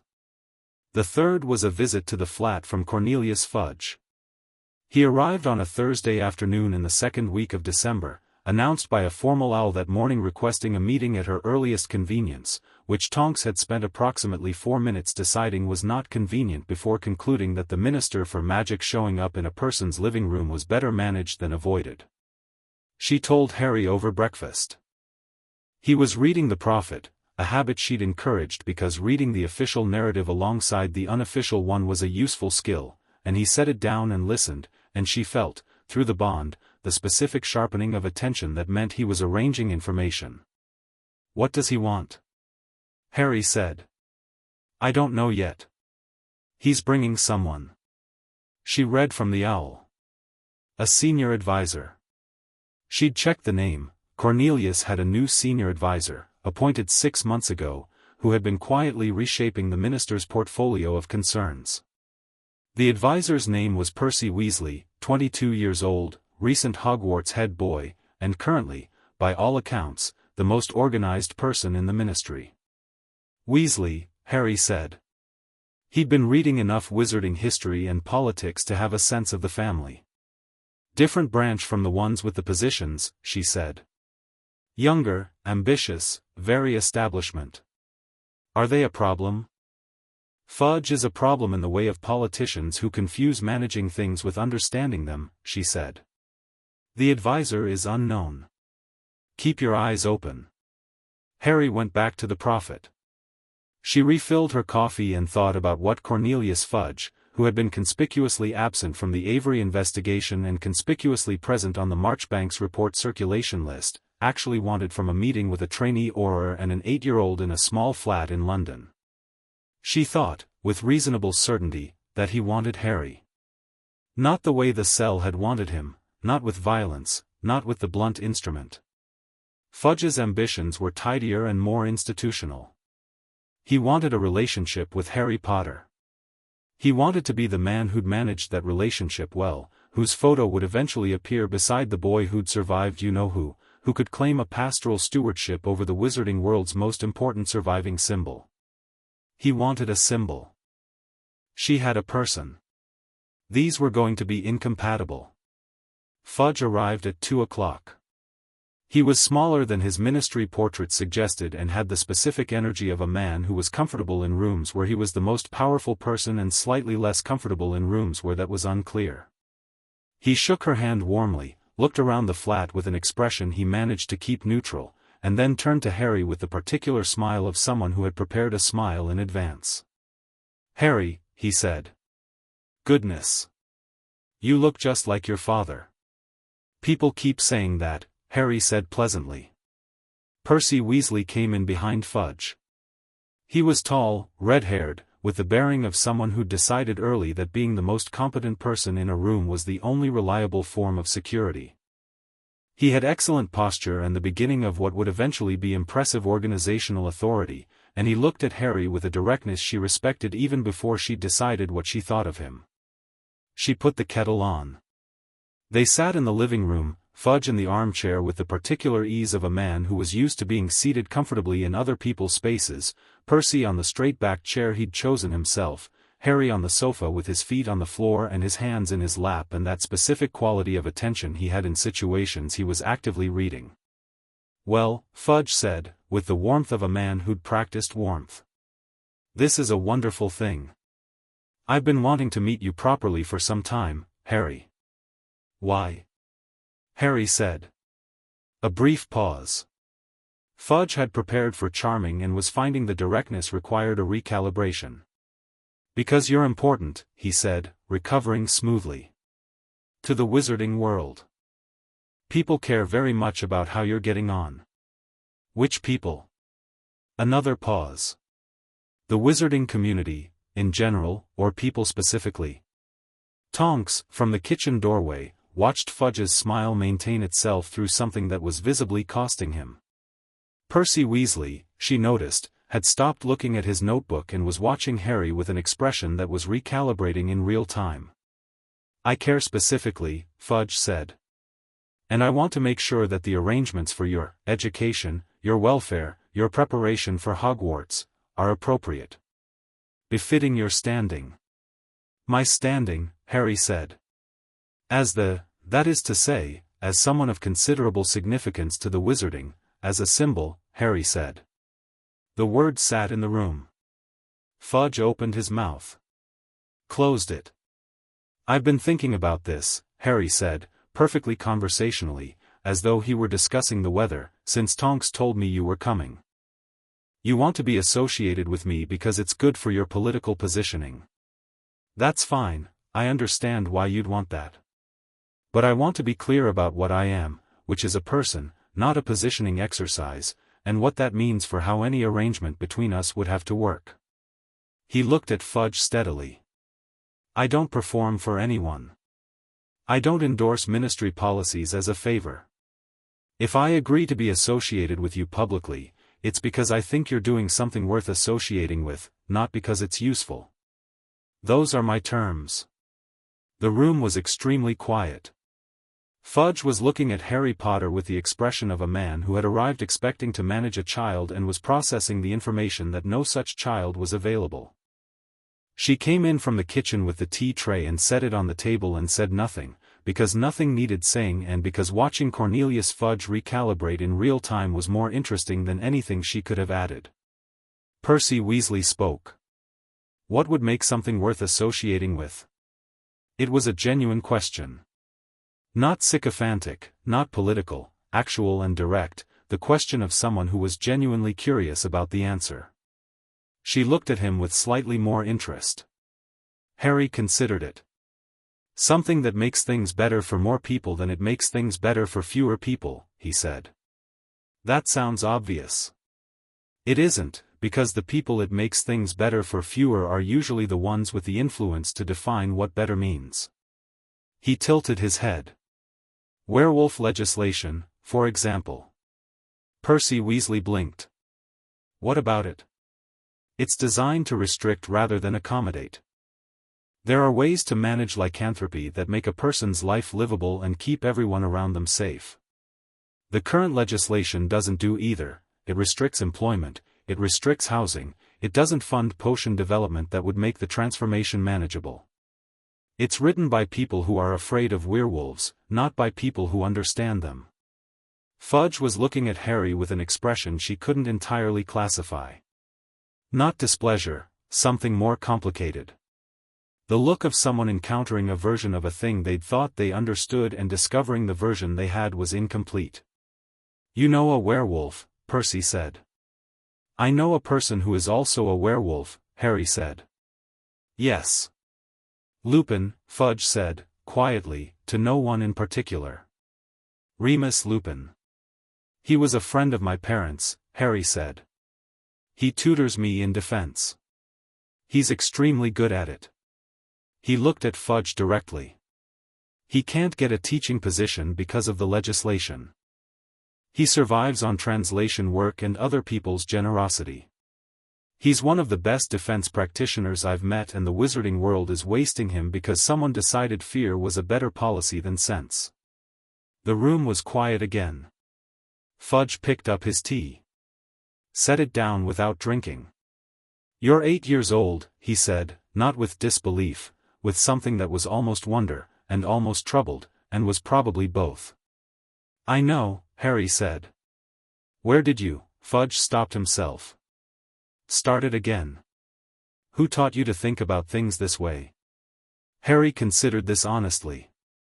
"Tonks told me the truth about how things work.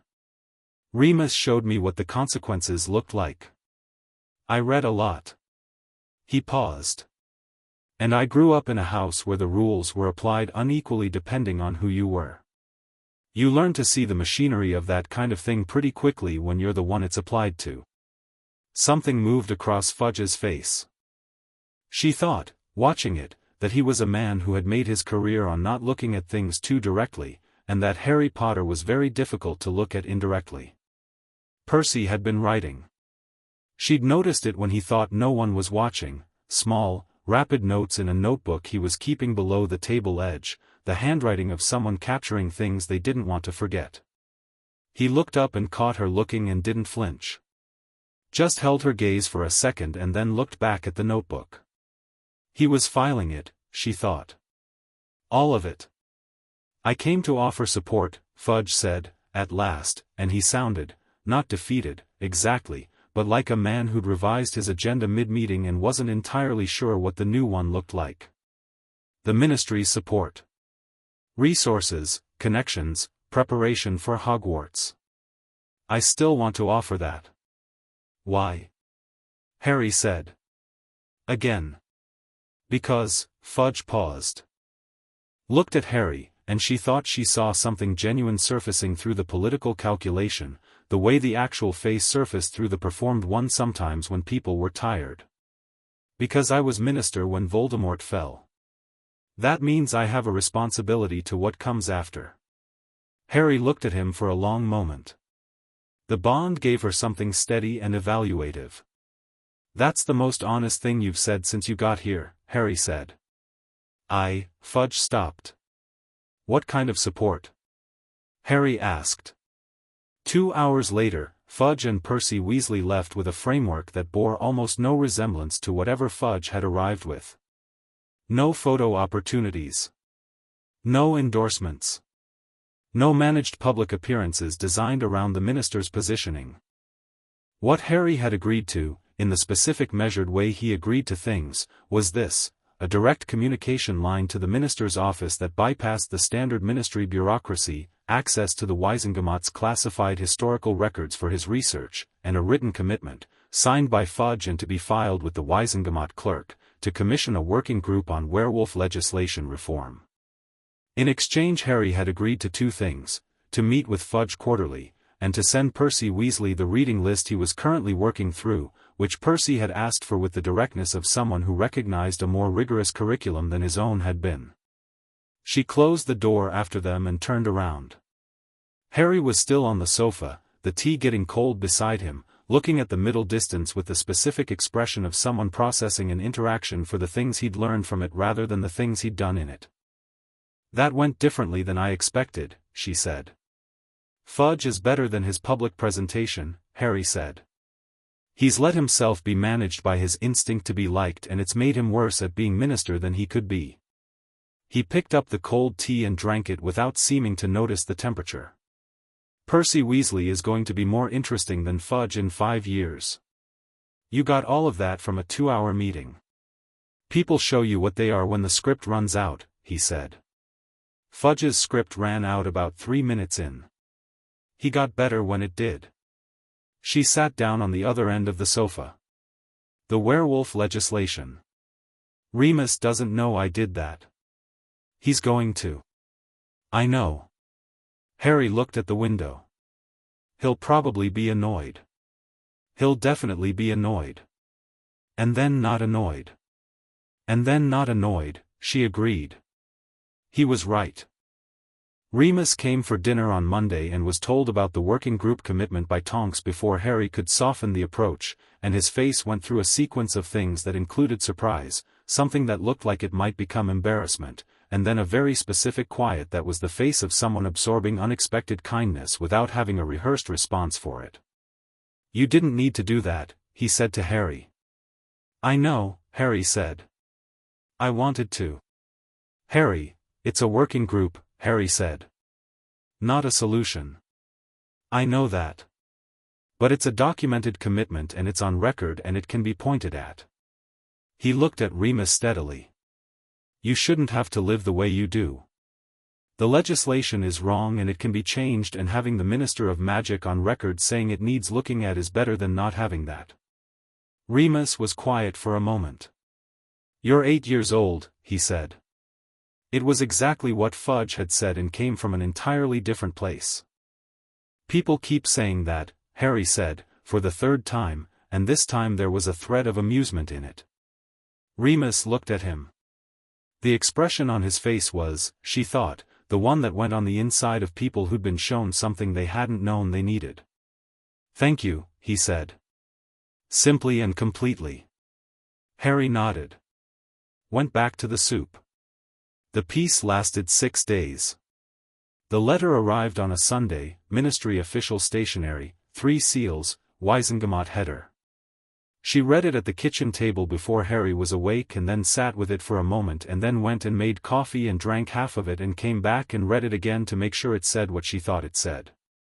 It said, the Wizengamot's Office of Magical Child Welfare and Development had reviewed the quasi-guardianship claim filed under the 1612 Magical Guardianship Act and had determined, following legal consultation, that while the claim was valid under ancient wizarding law, the appropriate resolution was a formal placement review. Harry Potter's current living arrangement was to be assessed for long-term suitability, and until that assessment was completed he was to be considered in the temporary care of his registered Muggle guardians, the Dursleys of No. 4, Privet Drive. In plain language, they were trying to send him back. The document was signed by 3 Wizengamot members. The 3rd name was not Dumbledore. The first 2 names were people she didn't recognize, newer appointments, junior members. But the process, the specific legal mechanism, the timing, the language about the 1612 Act, the framing of temporary versus permanent, had the fingerprints of someone who understood ancient wizarding law well enough to use it as a scalpel. She called Clara. Clara read the letter by flu. Tonks held it up and Clara read it through the green fire with the focused expression she brought to all documents she found objectionable, and said, "This is Avery." I thought Avery. The legal mechanism is obscure. Most Wizengamot members wouldn't know it existed. Someone briefed the junior members who signed this. Clara was already writing. They're not trying to win in the Wizengamot. They know that route fails with Dumbledore on the other side. They're trying to get Harry back into Privet Drive because Privet Drive is Muggle jurisdiction and whatever they have planned requires him to be somewhere that the Ministry's protective eye isn't pointed. The cold thing settled in Tonks's chest again. The cell is gone. The transit threat, the cell was one instrument. Avery has others, or access to others. Clara set down her quill. Fight it immediately. File a counterclaim today. I'll draft the language. You need Dumbledore's countersignature. I know you want to handle this independently, but this is the moment to use the relationship. He'll countersign, she said. She was as certain of this as she was certain of anything that didn't come through the bond. What's our timeline? The placement review is scheduled for the 2nd of January. We have 12 days. Clara looked at her through the fire. Tell Harry. She told Harry. He was eating toast. He read the letter, set it down, finished the toast, and then sat back and looked at her with the green eyes that were doing the clear, precise assessment that she'd come to think of as his face for dealing with things he'd already decided he was going to deal with. They want to send me back to the Dursleys, he said. Temporarily, on paper. In practice they want you somewhere I can't protect you. Avery. Most likely. With someone above him directing. Malfoy, he said. We still can't prove Malfoy directly. He's in the chain. Harry looked at the letter again. What's the legal argument? The 1612 claim. We fight the placement review on the grounds that the quasi-guardianship is established and valid and the review itself is procedurally irregular, the timing, the notice period, the choice of reviewer. She paused. We also make noise. He looked up at that. What kind of noise? The kind that makes the Wizengamot uncomfortable doing this quietly. She met his eyes. If this becomes public, if the wizarding world knows that 12 days before Christmas someone is trying to send Harry Potter back to the Muggle relatives who kept him in a cupboard under the stairs, the political cost of that becomes very high. Harry looked at the letter. Using my name as a symbol.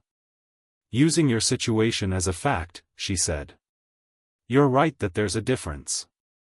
The fact here is that you're a child with an established legal guardianship arrangement and someone is trying to overturn it on a 12-day notice for procedural reasons that don't hold up. That's the story. It happens to be true. He was quiet for a moment. You're angry, he said. Yes.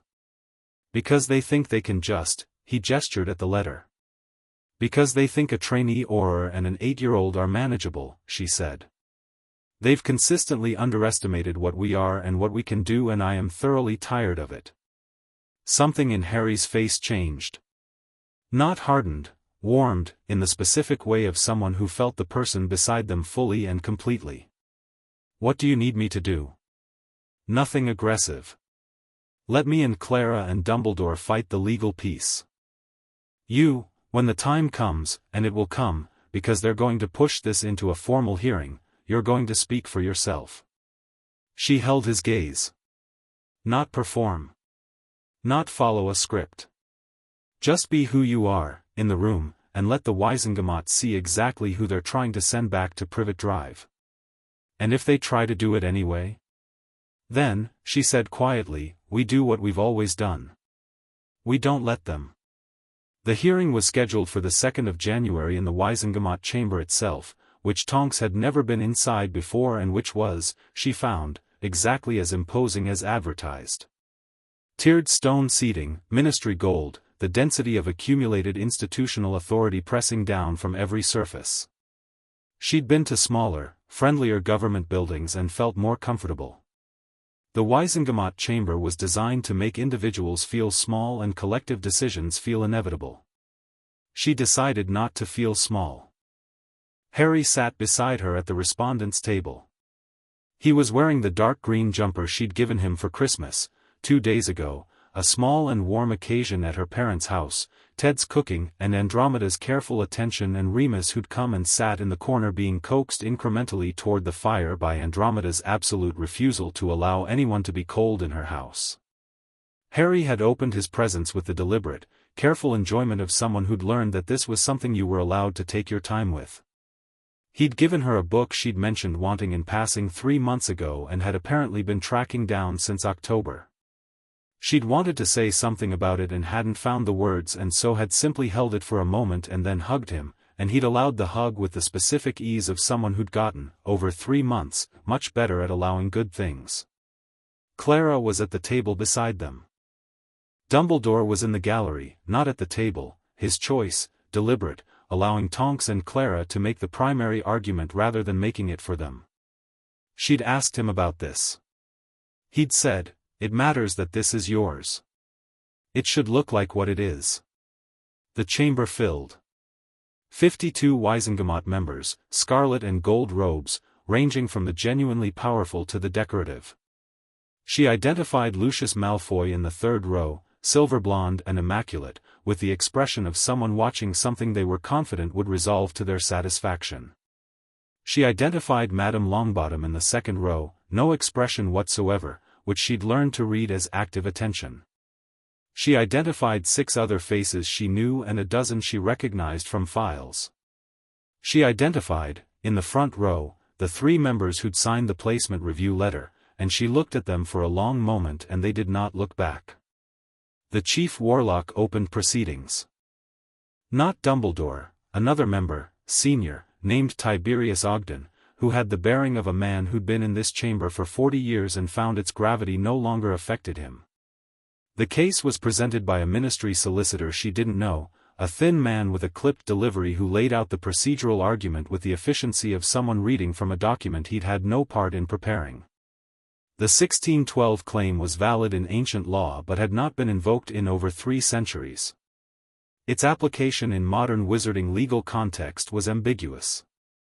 In the interest of the child's welfare, pending a full review, standard practice dictated return to registered guardians. He sat down. Clara stood up.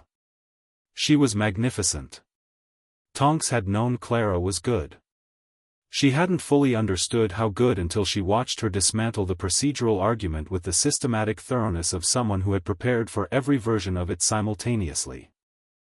The claim was valid, not ambiguously, not in an ancient law might not apply sense, but completely and currently valid, with precedent in 3 separate Wizengamot rulings from the 17th century that she had the citations for and the texts of and would be happy to submit to the chamber. The notice period for the review was procedurally insufficient under the Act. The choice of reviewer had a conflict of interest she laid out in 3 sentences that produced a visible shift in the posture of half the chamber. The registered Muggle guardians to whom the placement review proposed returning Harry had an active welfare documentation file with the ministry's own child welfare office, signed by Alastair Moody. That last part produced an audible shift in the room.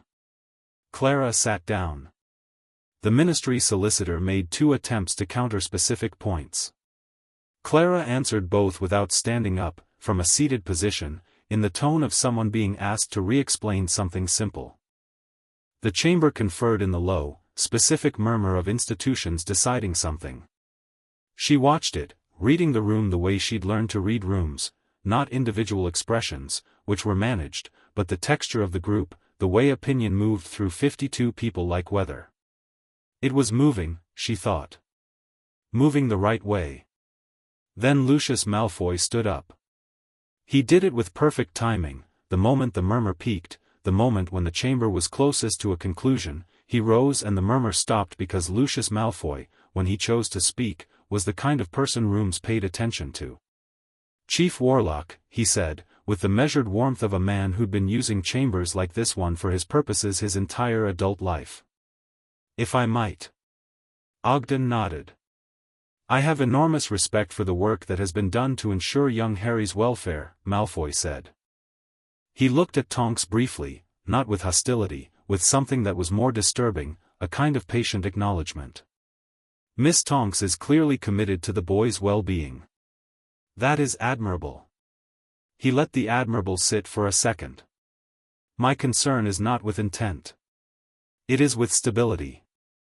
An 8-year-old child of significant magical capability and considerable symbolic importance to our world is, as we've heard, living in a trainee Auror's flat inn, the faintest pause, the most precisely calculated one, a somewhat informal arrangement. The question before this chamber is not whether Miss Tonks means well. It is whether this arrangement is appropriate for the long term. Whether the boy deserves, he let the word land carefully, something more settled. The murmur had changed texture. She felt it and felt also, through the bond, that Harry had felt it, a cold, precise flare of attention. Harry stood up. He didn't ask permission. He didn't look at her first.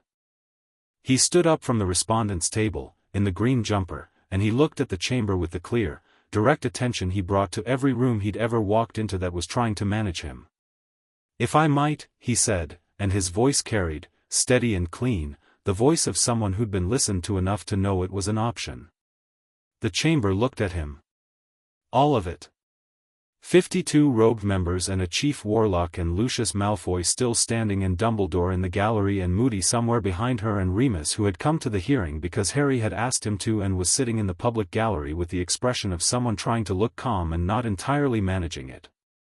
"My name is Harry Potter," Harry said. "I'm 8 years old and I've been living with Tonks since October. Before that I was at Privet Drive, where I slept in a cupboard under the stairs until a welfare investigation made that inconvenient for my guardians, after which I was moved to a room that smelled of fresh paint." He said it without drama, without pathos, just the facts of it, stated plainly in a room designed to make individuals feel small. "Mr. Malfoy says I deserve something more settled. I'd like to tell this chamber what settled looks like, from where I'm standing." The room was completely silent. "I have a room," Harry said. "With books in it, which are mine. I have a guardian who tells me the truth, including the parts that are difficult. I have someone teaching me defense properly, and someone who knew my parents, and a solicitor who reads small print, and a library card. I have a family who makes me soup when I'm ill and doesn't require me to earn the right to be in the room." He paused. "And I have a magical bond that my guardian didn't choose and didn't ask for and has built her entire professional and personal life around managing with integrity because that is what she decided she was obligated to do." He looked at the chamber, moving his gaze across it with the slow and deliberate attention of someone seeing every individual face. "That is settled. The Dursleys of number 4, Privet Drive have a lock on the outside of a cupboard door and a photograph wall with every birthday of one child and not a single image of another. That is not settled. That is a place where someone is kept, which is not the same thing." He sat down. The chamber was quiet for a long time. Lucius Malfoy sat down. She watched him do it, watched the controlled, precise movement of a man who had encountered something he hadn't planned for and was adjusting before the adjustment became visible. His face gave nothing. His timing gave everything. She looked at Dumbledore in the gallery. He met her gaze. The chamber voted in 40 minutes. 37 to 15 in favor of dismissing the placement review. The 1612 claim was upheld, the arrangement confirmed, and the record was annotated, at Ogden's direction, with the welfare documentation about the Dursleys, which meant it was now a matter of permanent Wisengamot record that the alternative to Tonks's flat was a cupboard. She sat at the respondents' table and let the results settle through her. Harry was already putting his notes away. He'd been taking notes through the whole proceeding, she realized, in the small precise handwriting he used for things he was keeping. He looked up and caught her looking and said, with the absolute matter-of-factness of someone reporting the weather, 37 to 15 is better than I expected. "The 15, she said. "Malfoy and his allies." "I know who the 15 are," he said. "I was watching." "Of course you were." He tucked the notebook away. "What happens now?" "Now," Clara said, from beside her, gathering her own documents with the brisk efficiency of someone filing a successful outcome away and moving on to the next one, "we look very carefully at the 15 names." "And Avery," Harry said. "And Avery," Clara confirmed. "And the person directing Avery," Harry said. Clara looked at him. "One thing at a time." "Yes," Harry said, standing. "But the one thing after the one thing right now is still the person directing Avery." He looked at Tonks. "You know it's not just Malfoy." She did know it. She'd known it since Spinks had given them the Avery name and she'd felt, behind the name, the shape of something bigger and colder and less visible. Someone patient enough to be boring. Someone who'd spent 12 years doing nothing obvious and building something she couldn't yet see clearly. Someone who was interested in Harry Potter in a way that went beyond politics and beyond leverage and beyond anything that the Ministry, the Wisengamot, or the clean institutional world of official proceedings could fully account for. She thought about Voldemort, somewhere, not gone, not truly, in a form that none of the comfortable official narratives acknowledged because acknowledging it was too large and too dark to fit inside the ordinary frame of things. She thought about a magical signature she'd read about in the classified files, the kind that didn't die easily, the kind that made anchors of itself in the world. She thought about a boy who'd survived it at 1 year old. She didn't say any of this in the Weisengamot chamber with its ministry gold and its 52 robed members filing out in the specific satisfied way of institutions that had made a decision and moved on. She said, "Yes.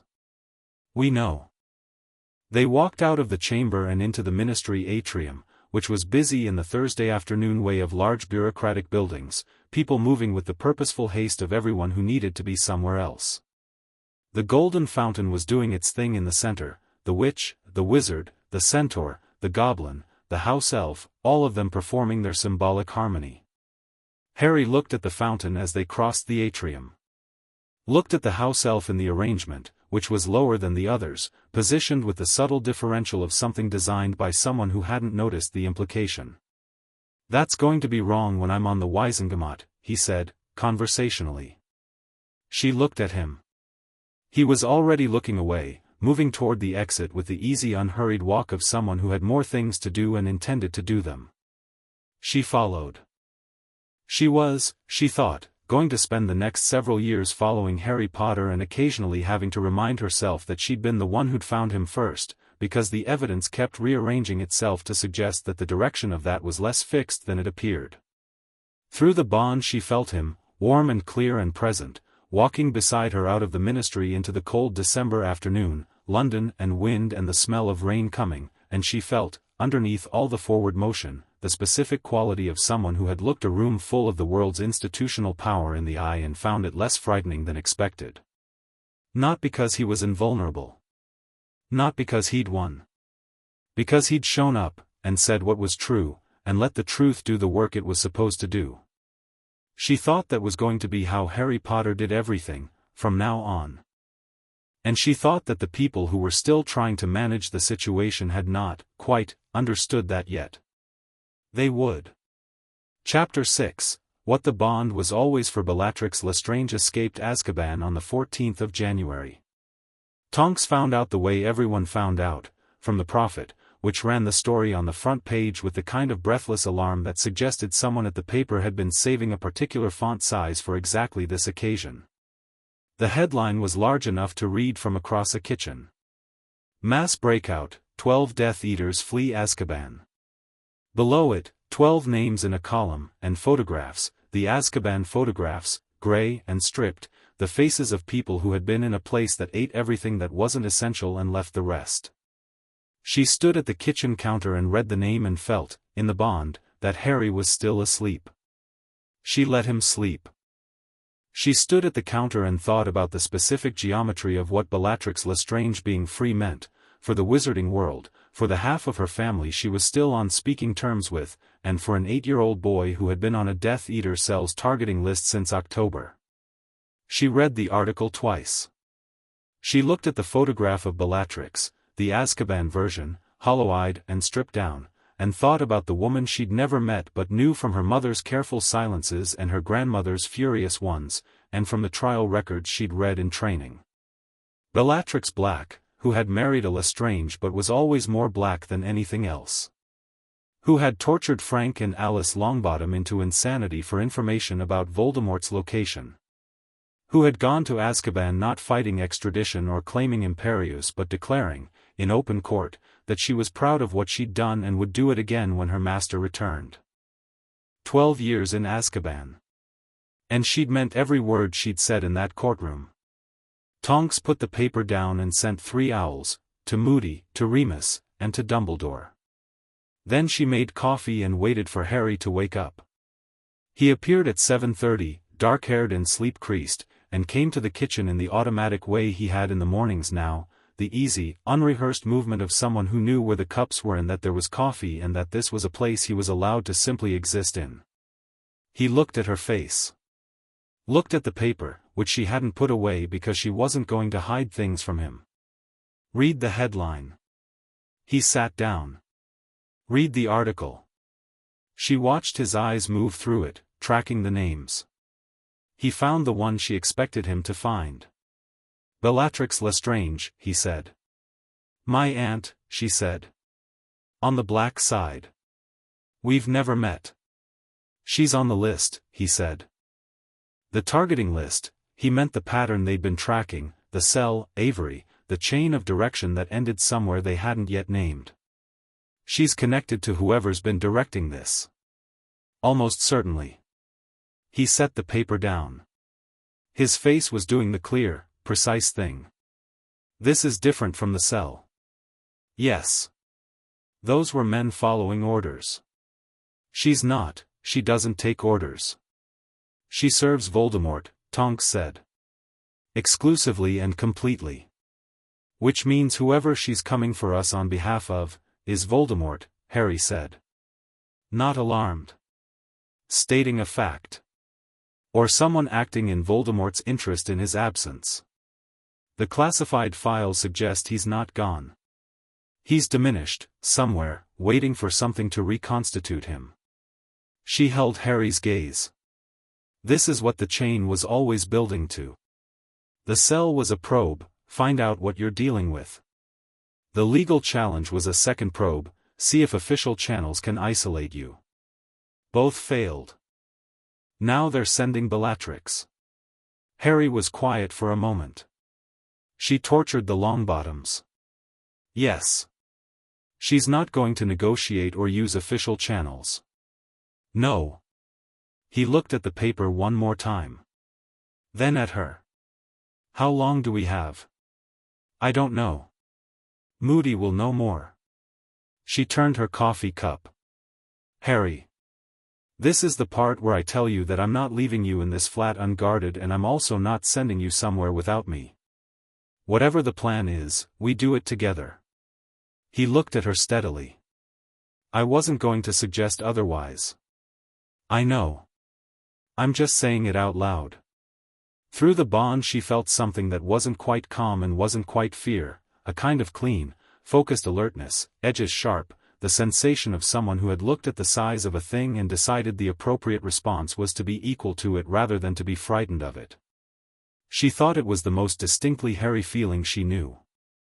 Moody arrived at 8:15, let himself through the flue without announcement, and looked at the newspaper on the kitchen table and at both of them and said, the 12 are separating. 8 are already unlocatable. Bellatrix is one of 3 we have movement on. He sat down. She's heading south. Our intelligence puts her in the general direction of London within 48 hours. 48 hours, Tonks said. At most. She's not being cautious. His magical eye was doing its rotation. She was in Azkaban for 12 years and she came out with one objective. She's not going to spend time being subtle about reaching it. Why us? Harry asked. Not why him, why us? She noticed it. Moody looked at him. Because you're the living proof that her master failed. And because you're getting more powerful fast enough that the window where she can reach you at all is closing. He said it plainly. She knows what the bond is doing. Someone told her what Marchbanks's report said. To Bellatrix, this isn't about Avery's strategy or Malfoy's politics. It's religious. She wants to kill him, Tonks said. She wants to give Voldemort Harry Potter, Moody said. Whatever's left of him. She's going to try to take the boy to wherever Voldemort is, not kill him outright. She'll want the delivery. He looked at Harry again. Which means she won't cast a kill on first contact. That's the only advantage we have. Harry absorbed this with the specific quality of someone converting threat information into operational data. What's the plan? The plan, Moody said, is that I have 6 Aurors who I trust completely, which is a low number but a real one, on surveillance rotation starting this afternoon. The flat is getting additional wards, I'm bringing a specialist this morning. You don't leave without escort. He looked at Tonks. Both of you. She'll go through the escort, Tonks said. Probably. So the escort is also a warning system. He leaned forward. I need you both to understand something. Bellatrix Lestrange in a full fight she's not the cell. She's not two men in a hallway. She was one of the most dangerous dark witches in Britain before Azkaban, and 12 years of Dementor exposure does terrible things to magic and also, in some cases, strips away the hesitation that limited people before. He said it directly, to both of them equally. She's going to be unpredictable, and she's going to be lethal, and she is going to be absolutely certain about what she's doing in a way that is its own kind of danger. Harry looked at him. I've been preparing. I know you have. You're going to need all of it. Remus arrived an hour later, without being summoned. He had the look of someone who'd read the paper and made a calculation and acted on it immediately, which was, she thought, the best version of Remus, the one that didn't wait for permission. I heard, he said, in the doorway. Come in, Harry said. Remus came in and sat at the kitchen table and looked at Harry and then at Tonks and then back at the paper. The defense we've been working on, he said. The shield work. The precision drills. I'm ready, Harry said. You're good, Remus said, carefully. Being good and being ready for Bellatrix Lestrange are, I know, Harry said. I know what she is. I know what she did. He met Remus's eyes. But I'm not afraid of her.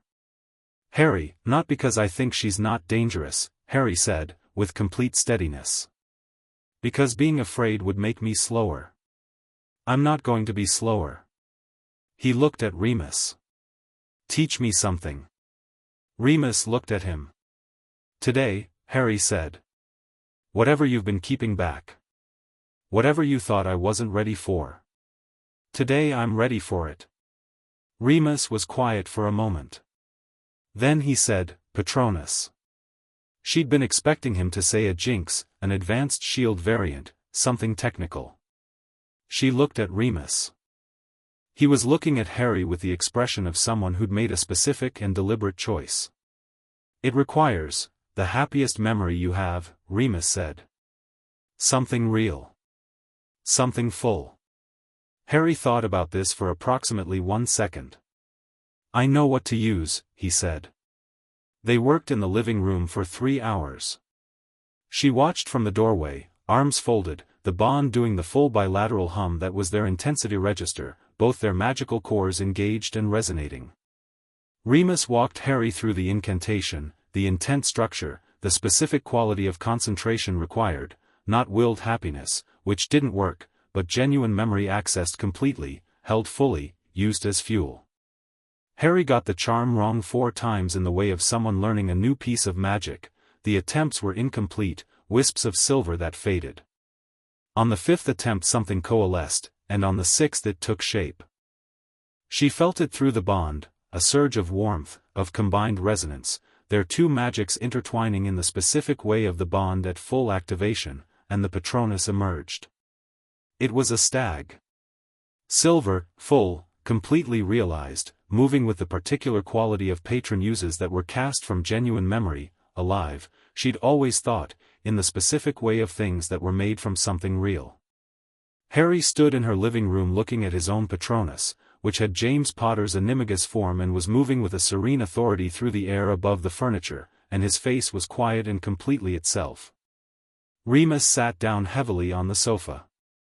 She walked in from the doorway. He looked like that, Remus said, quietly. When he was proud of something. That exact quality. Harry was still watching the stag. Is the memory good enough? He asked. What did you use? Remus said. The duck pond, Harry said. October. First time I moved something on purpose. He paused. It felt like the first time anything was mine. The room was quiet. The stag dissolved slowly, silver dispersing into the air, and the living room was just the living room again, her books and her misfield notes and the 3 pebbles on the windowsill and the camp bed against the wall. Good enough, Remus said.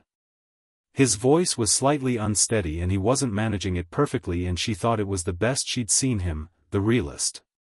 Bellatrix came on the 3rd day. Not at the flat. The wards held and the aura rotation held in Bellatrix, who was many things but not tactically stupid, didn't come at a fortified position.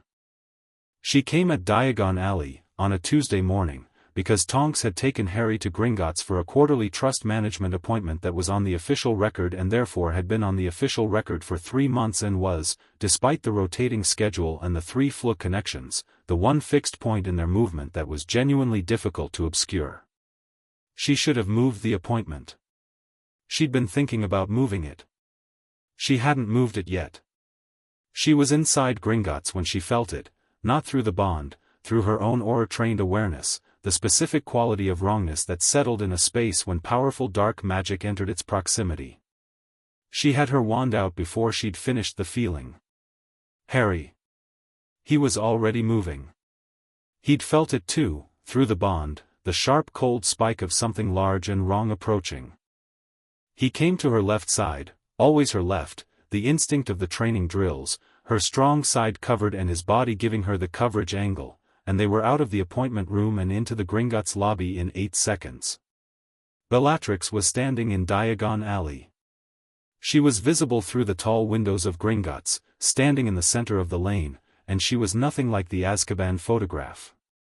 12 years of Dementor exposure had taken something and also clarified something. She was thinner and her eyes were wrong in the specific way of people who'd been in proximity to Dementors too long, but she was also entirely herself in a way that was almost worse than damage would have been.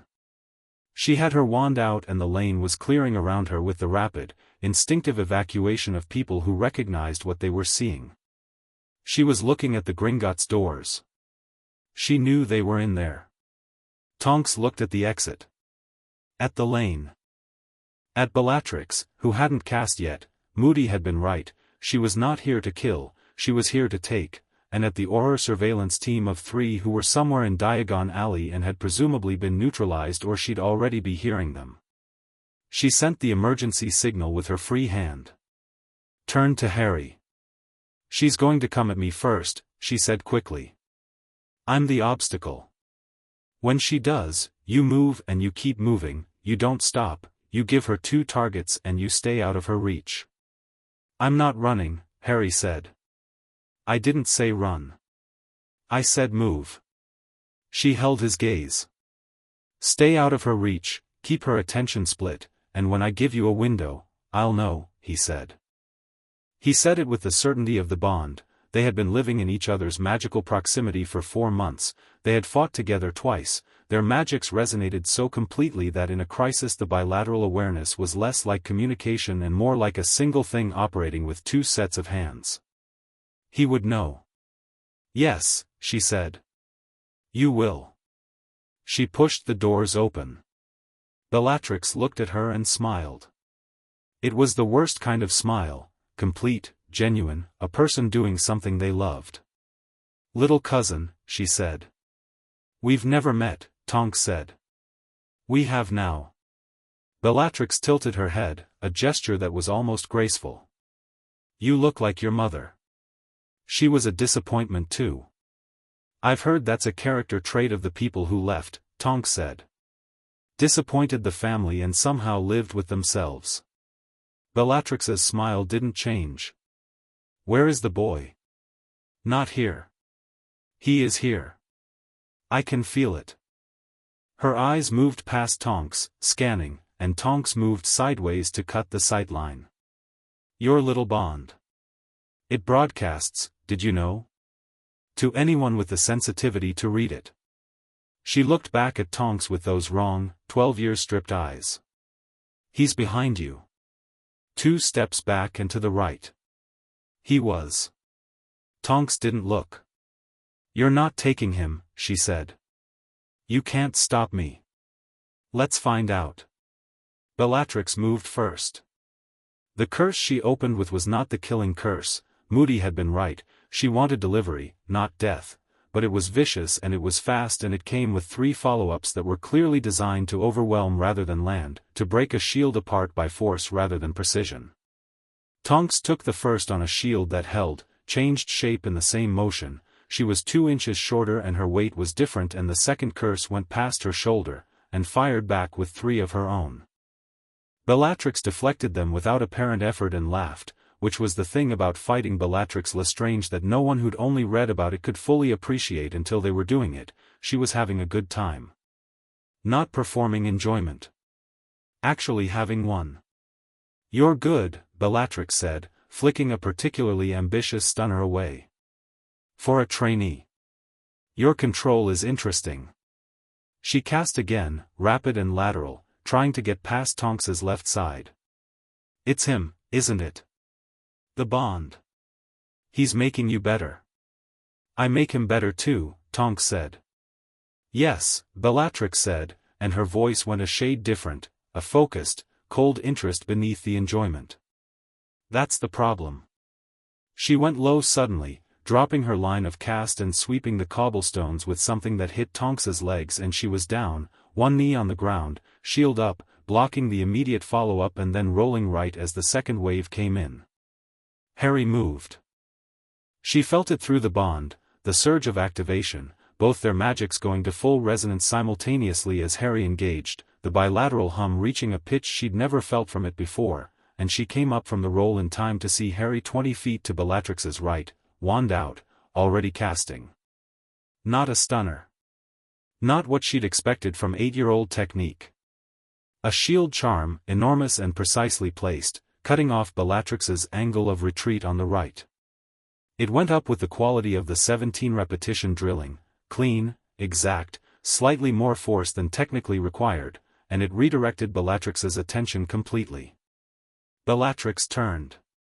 Looked at Harry. Really looked at him, for the first time, not as an objective but as a thing she was now in proximity to, and something moved in her face. The enjoyment went flat for a half-second, replaced by something that was closer to wonder and closer to reverence, the face of a person recognizing something that mattered to what they believed. "Oh," she said, softly. Harry met her gaze. "My name is Harry Potter," he said, clearly and calmly, and into the silence of the empty Diagon Alley. "You know who I am. I know what you are. I'm not going anywhere with you." "You don't understand," Bellatrix said, and her voice had lost its performance now too, stripped down to something that was, in its terrible way, completely sincere. "What my master is. What he'll do when he returns. He cannot be opposed. You survived him as an infant because of your mother's sacrifice, that magic is spent. When he returns, he'll face me," Harry said. "On whatever terms he arrives at. I'm not afraid of that, and I'm not going to be used to prepare for it." His wand was steady. "You went to Azkaban rather than deny him. I understand that's a kind of loyalty. I have a kind of loyalty too." He held her gaze. "It goes the other way." Bellatrix was very still. It was the stillness of someone encountering a mirror where they'd expected a window, the specific quality of recognition, unwanted and complete, of seeing a certainty that matched your own and pointed in the opposite direction. Tonks came off the ground. She came at Bellatrix from the left, and Harry came from the right, and the bond was at full activation, bilateral and absolute, and the specific thing that the research had theorized and she had experienced but never at this magnitude, their magic not just resonating but synchronizing. Her Metamorphmagus ability and his raw combined power, running together on the same track, two instruments playing the same note at the same moment. The stunner she cast hit with the force of a fully trained auror's best work, amplified by a bilateral resonance running at maximum. The shield that Harry threw up simultaneously cut off every deflection angle. Bellatrix took the stunner full on. She went down. Not gracefully, not dramatically, she simply stopped, the way people stopped when the magic got through, and hit the cobblestones of Diagon Alley with a sound that Tonks would file and not examine too closely later. The silence afterward was very complete. Tonks stood in the empty lane, wand still up, and breathed. Her shoulder was lit up where the early curse had clipped it, and her knees hurt from the roll, and she was running a quick internal inventory, otherwise intact. She looked at Harry, across the 20 feet of cobblestones between them. He was lowering his wand. He looked at Bellatrix's unconscious form on the ground, then at Tonks, and the bond gave her something that was the clearest single feeling she'd received from it in 4 months, not triumph, nothing that pointed backward at the fight. Something that pointed forward. Clean and certain and calm. "Okay," she said. "Yes," he said. "You?" "Shoulder," she said. "I'm fine." 3 Aurors arrived from the alley's north end in under 2 minutes, the surveillance team, 2 of whom were walking injured, one of whom was entirely unhurt and had apparently been playing dead on the ground behind a display of Weasley's products 30 feet away, which Tonks would ask about later in terms of what had happened to the other 2. They looked at Bellatrix Lestrange unconscious on the cobblestones and at Tonks and at Harry and at the general aftermath of the scene. "We need a containment team," the unhurt one said, reaching for her communication mirror. "Call Moody directly," Tonks said. "Tell him we have Lestrange." The Auror stopped. Looked at Tonks. At Harry. Back at Tonks. "You, call Moody," Tonks said pleasantly. She called Moody. Moody arrived with a containment team of 4 and took one look at the scene with his magical eye doing its assessment rotation. She watched him take it in: Bellatrix, the lane, the Gringotts doors, the position of the unconscious surveillance Aurors, the angles of the whole thing, building the full picture with the speed of someone who'd been doing exactly this for 40 years. He looked at Harry. Harry met his gaze.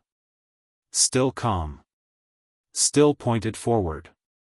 The 8-year-old who'd packed his bag before she'd knocked on the Dursleys' door, who'd asked if the bond hurt her before he'd asked what it meant, who told a room full of Wisengamot members what settled looked like and then made dinner that night without any drama about it. "Clean takedown," Moody said. "She never had a clean shot," Harry said. "The lane angles work in our favor if you read them right." Moody looked at him for one more second. Then he turned to his containment team and started directing. She stood beside Harry in the cold January lane and watched Bellatrix Lestrange be secured for return to Azkaban with the specific brisk efficiency of people doing their jobs, and she thought about the word clean, Moody's word, chosen deliberately, the word that meant not just successful but correct, not just finished but finished properly. Dumbledore arrived before the containment team had finished. He appeared at the lane's south entrance and walked toward them with a pace that was neither urgent nor leisurely, measured, deliberate, the pace of someone who'd had the information for approximately 12 minutes and had spent 10 of them thinking rather than moving. He looked at the scene. At Bellatrix. At Harry and Tonks. "Are you both well?" he said. "Shoulder," she said. "It's fine." "Harry?"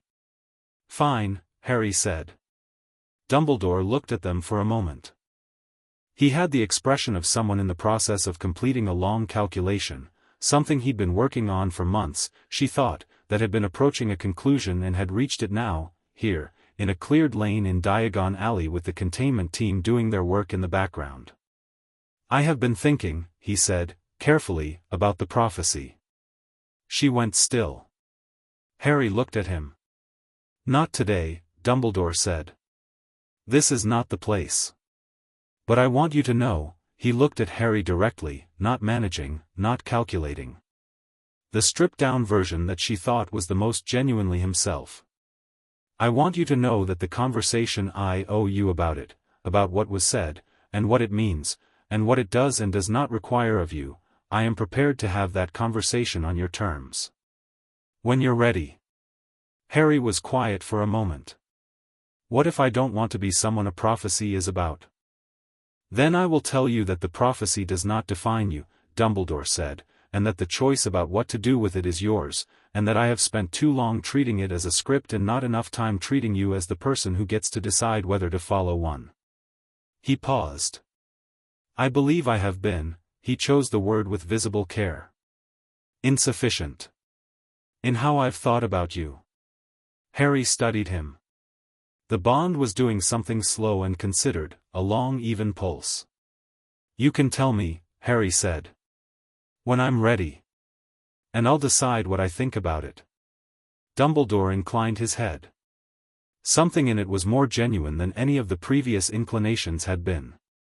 "That is all I can ask." "It's more than that," Harry said. "You're asking me to trust you." "Yes.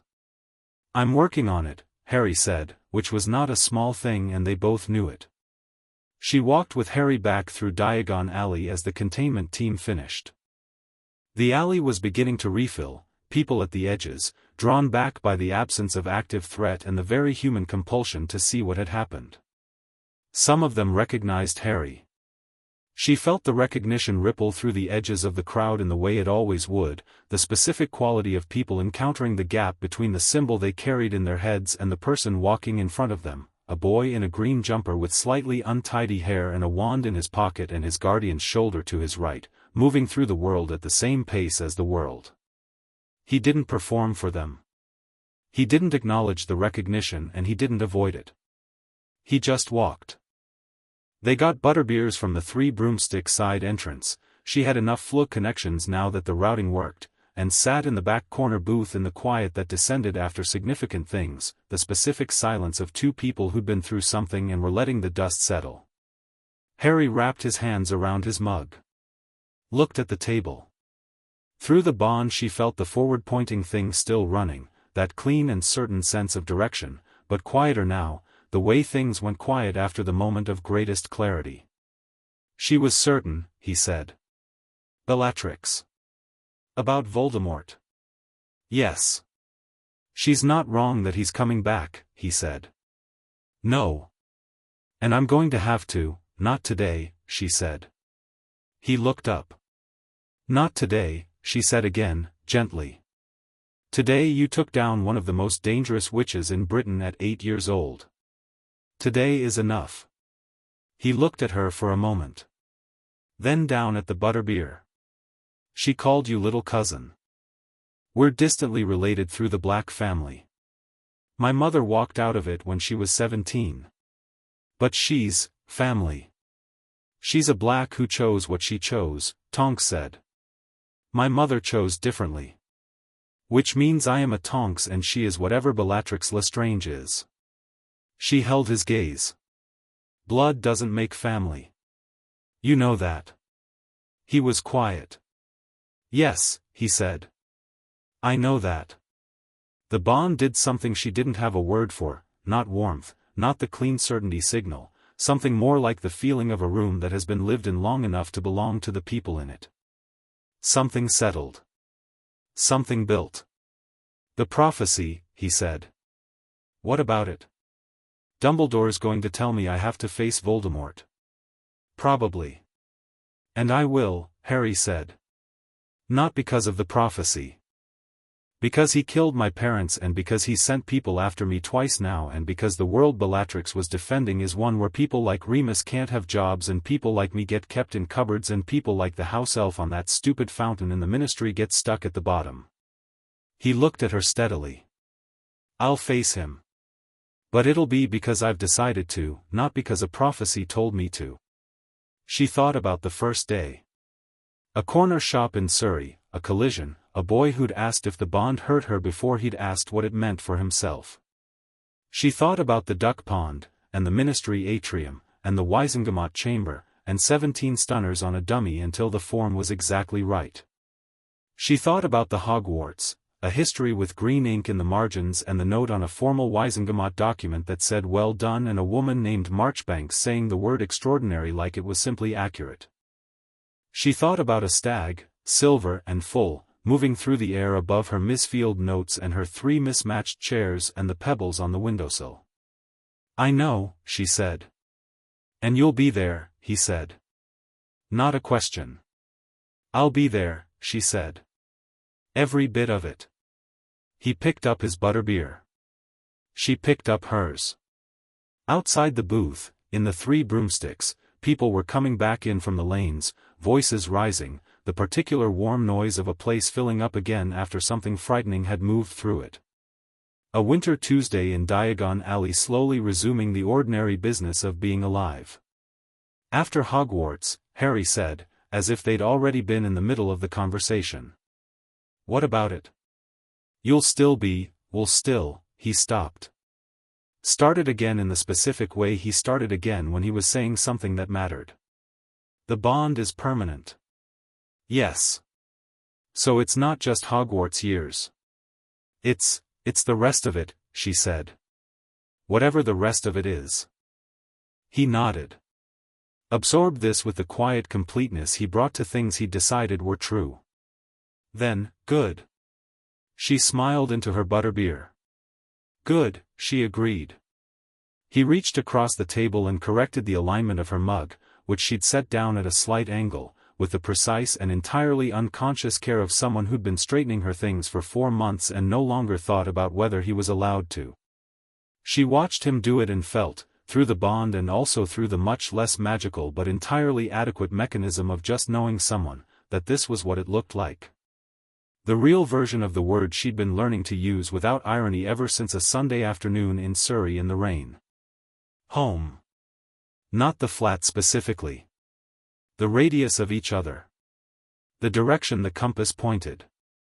She thought about Bellatrix, who'd gone to Azkaban for 12 years rather than deny a certainty, and she thought about the specific irony of having something in common with Bellatrix Lestrange, this quality of absolute conviction about where you stood and who you stood with. She thought that was the thing about certainty.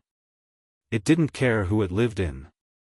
It just showed up, uninvited, in the middle of a corner shop in Surrey, when a small boy ran into you and your magic locked onto his like a compass finding north, and that was it.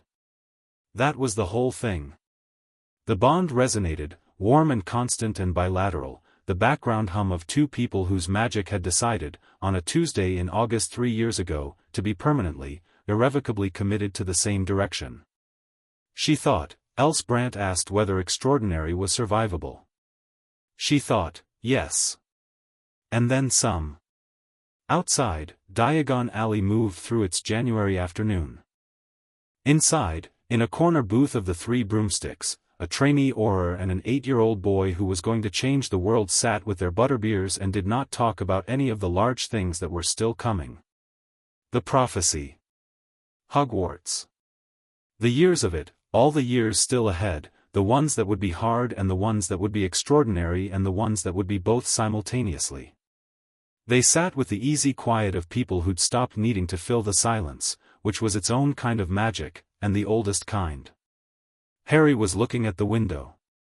Watching the lane. She was watching him. Through the bond the signal was clear and warm and present, pointed in no particular direction because when you were already where you were supposed to be, direction became unnecessary. She thought, that's what the bond was always for. Not the power. Not the bilateral enhancement or the emotional attunement or the resonance lock or any of the things the research had catalogued and the examinations had measured. Those were the how of it, not the what. The what was this. Two people finding each other in the chaos of the world and deciding, without being asked, that this was the axis they were going to build from. That this was the thing they were going to protect. That, regardless of what came next, and something was always coming next, something large and cold and certain, and they both knew it and neither of them was afraid, they were going to face it from the same direction, with the same compass, and that was enough. That was more than enough. That was everything.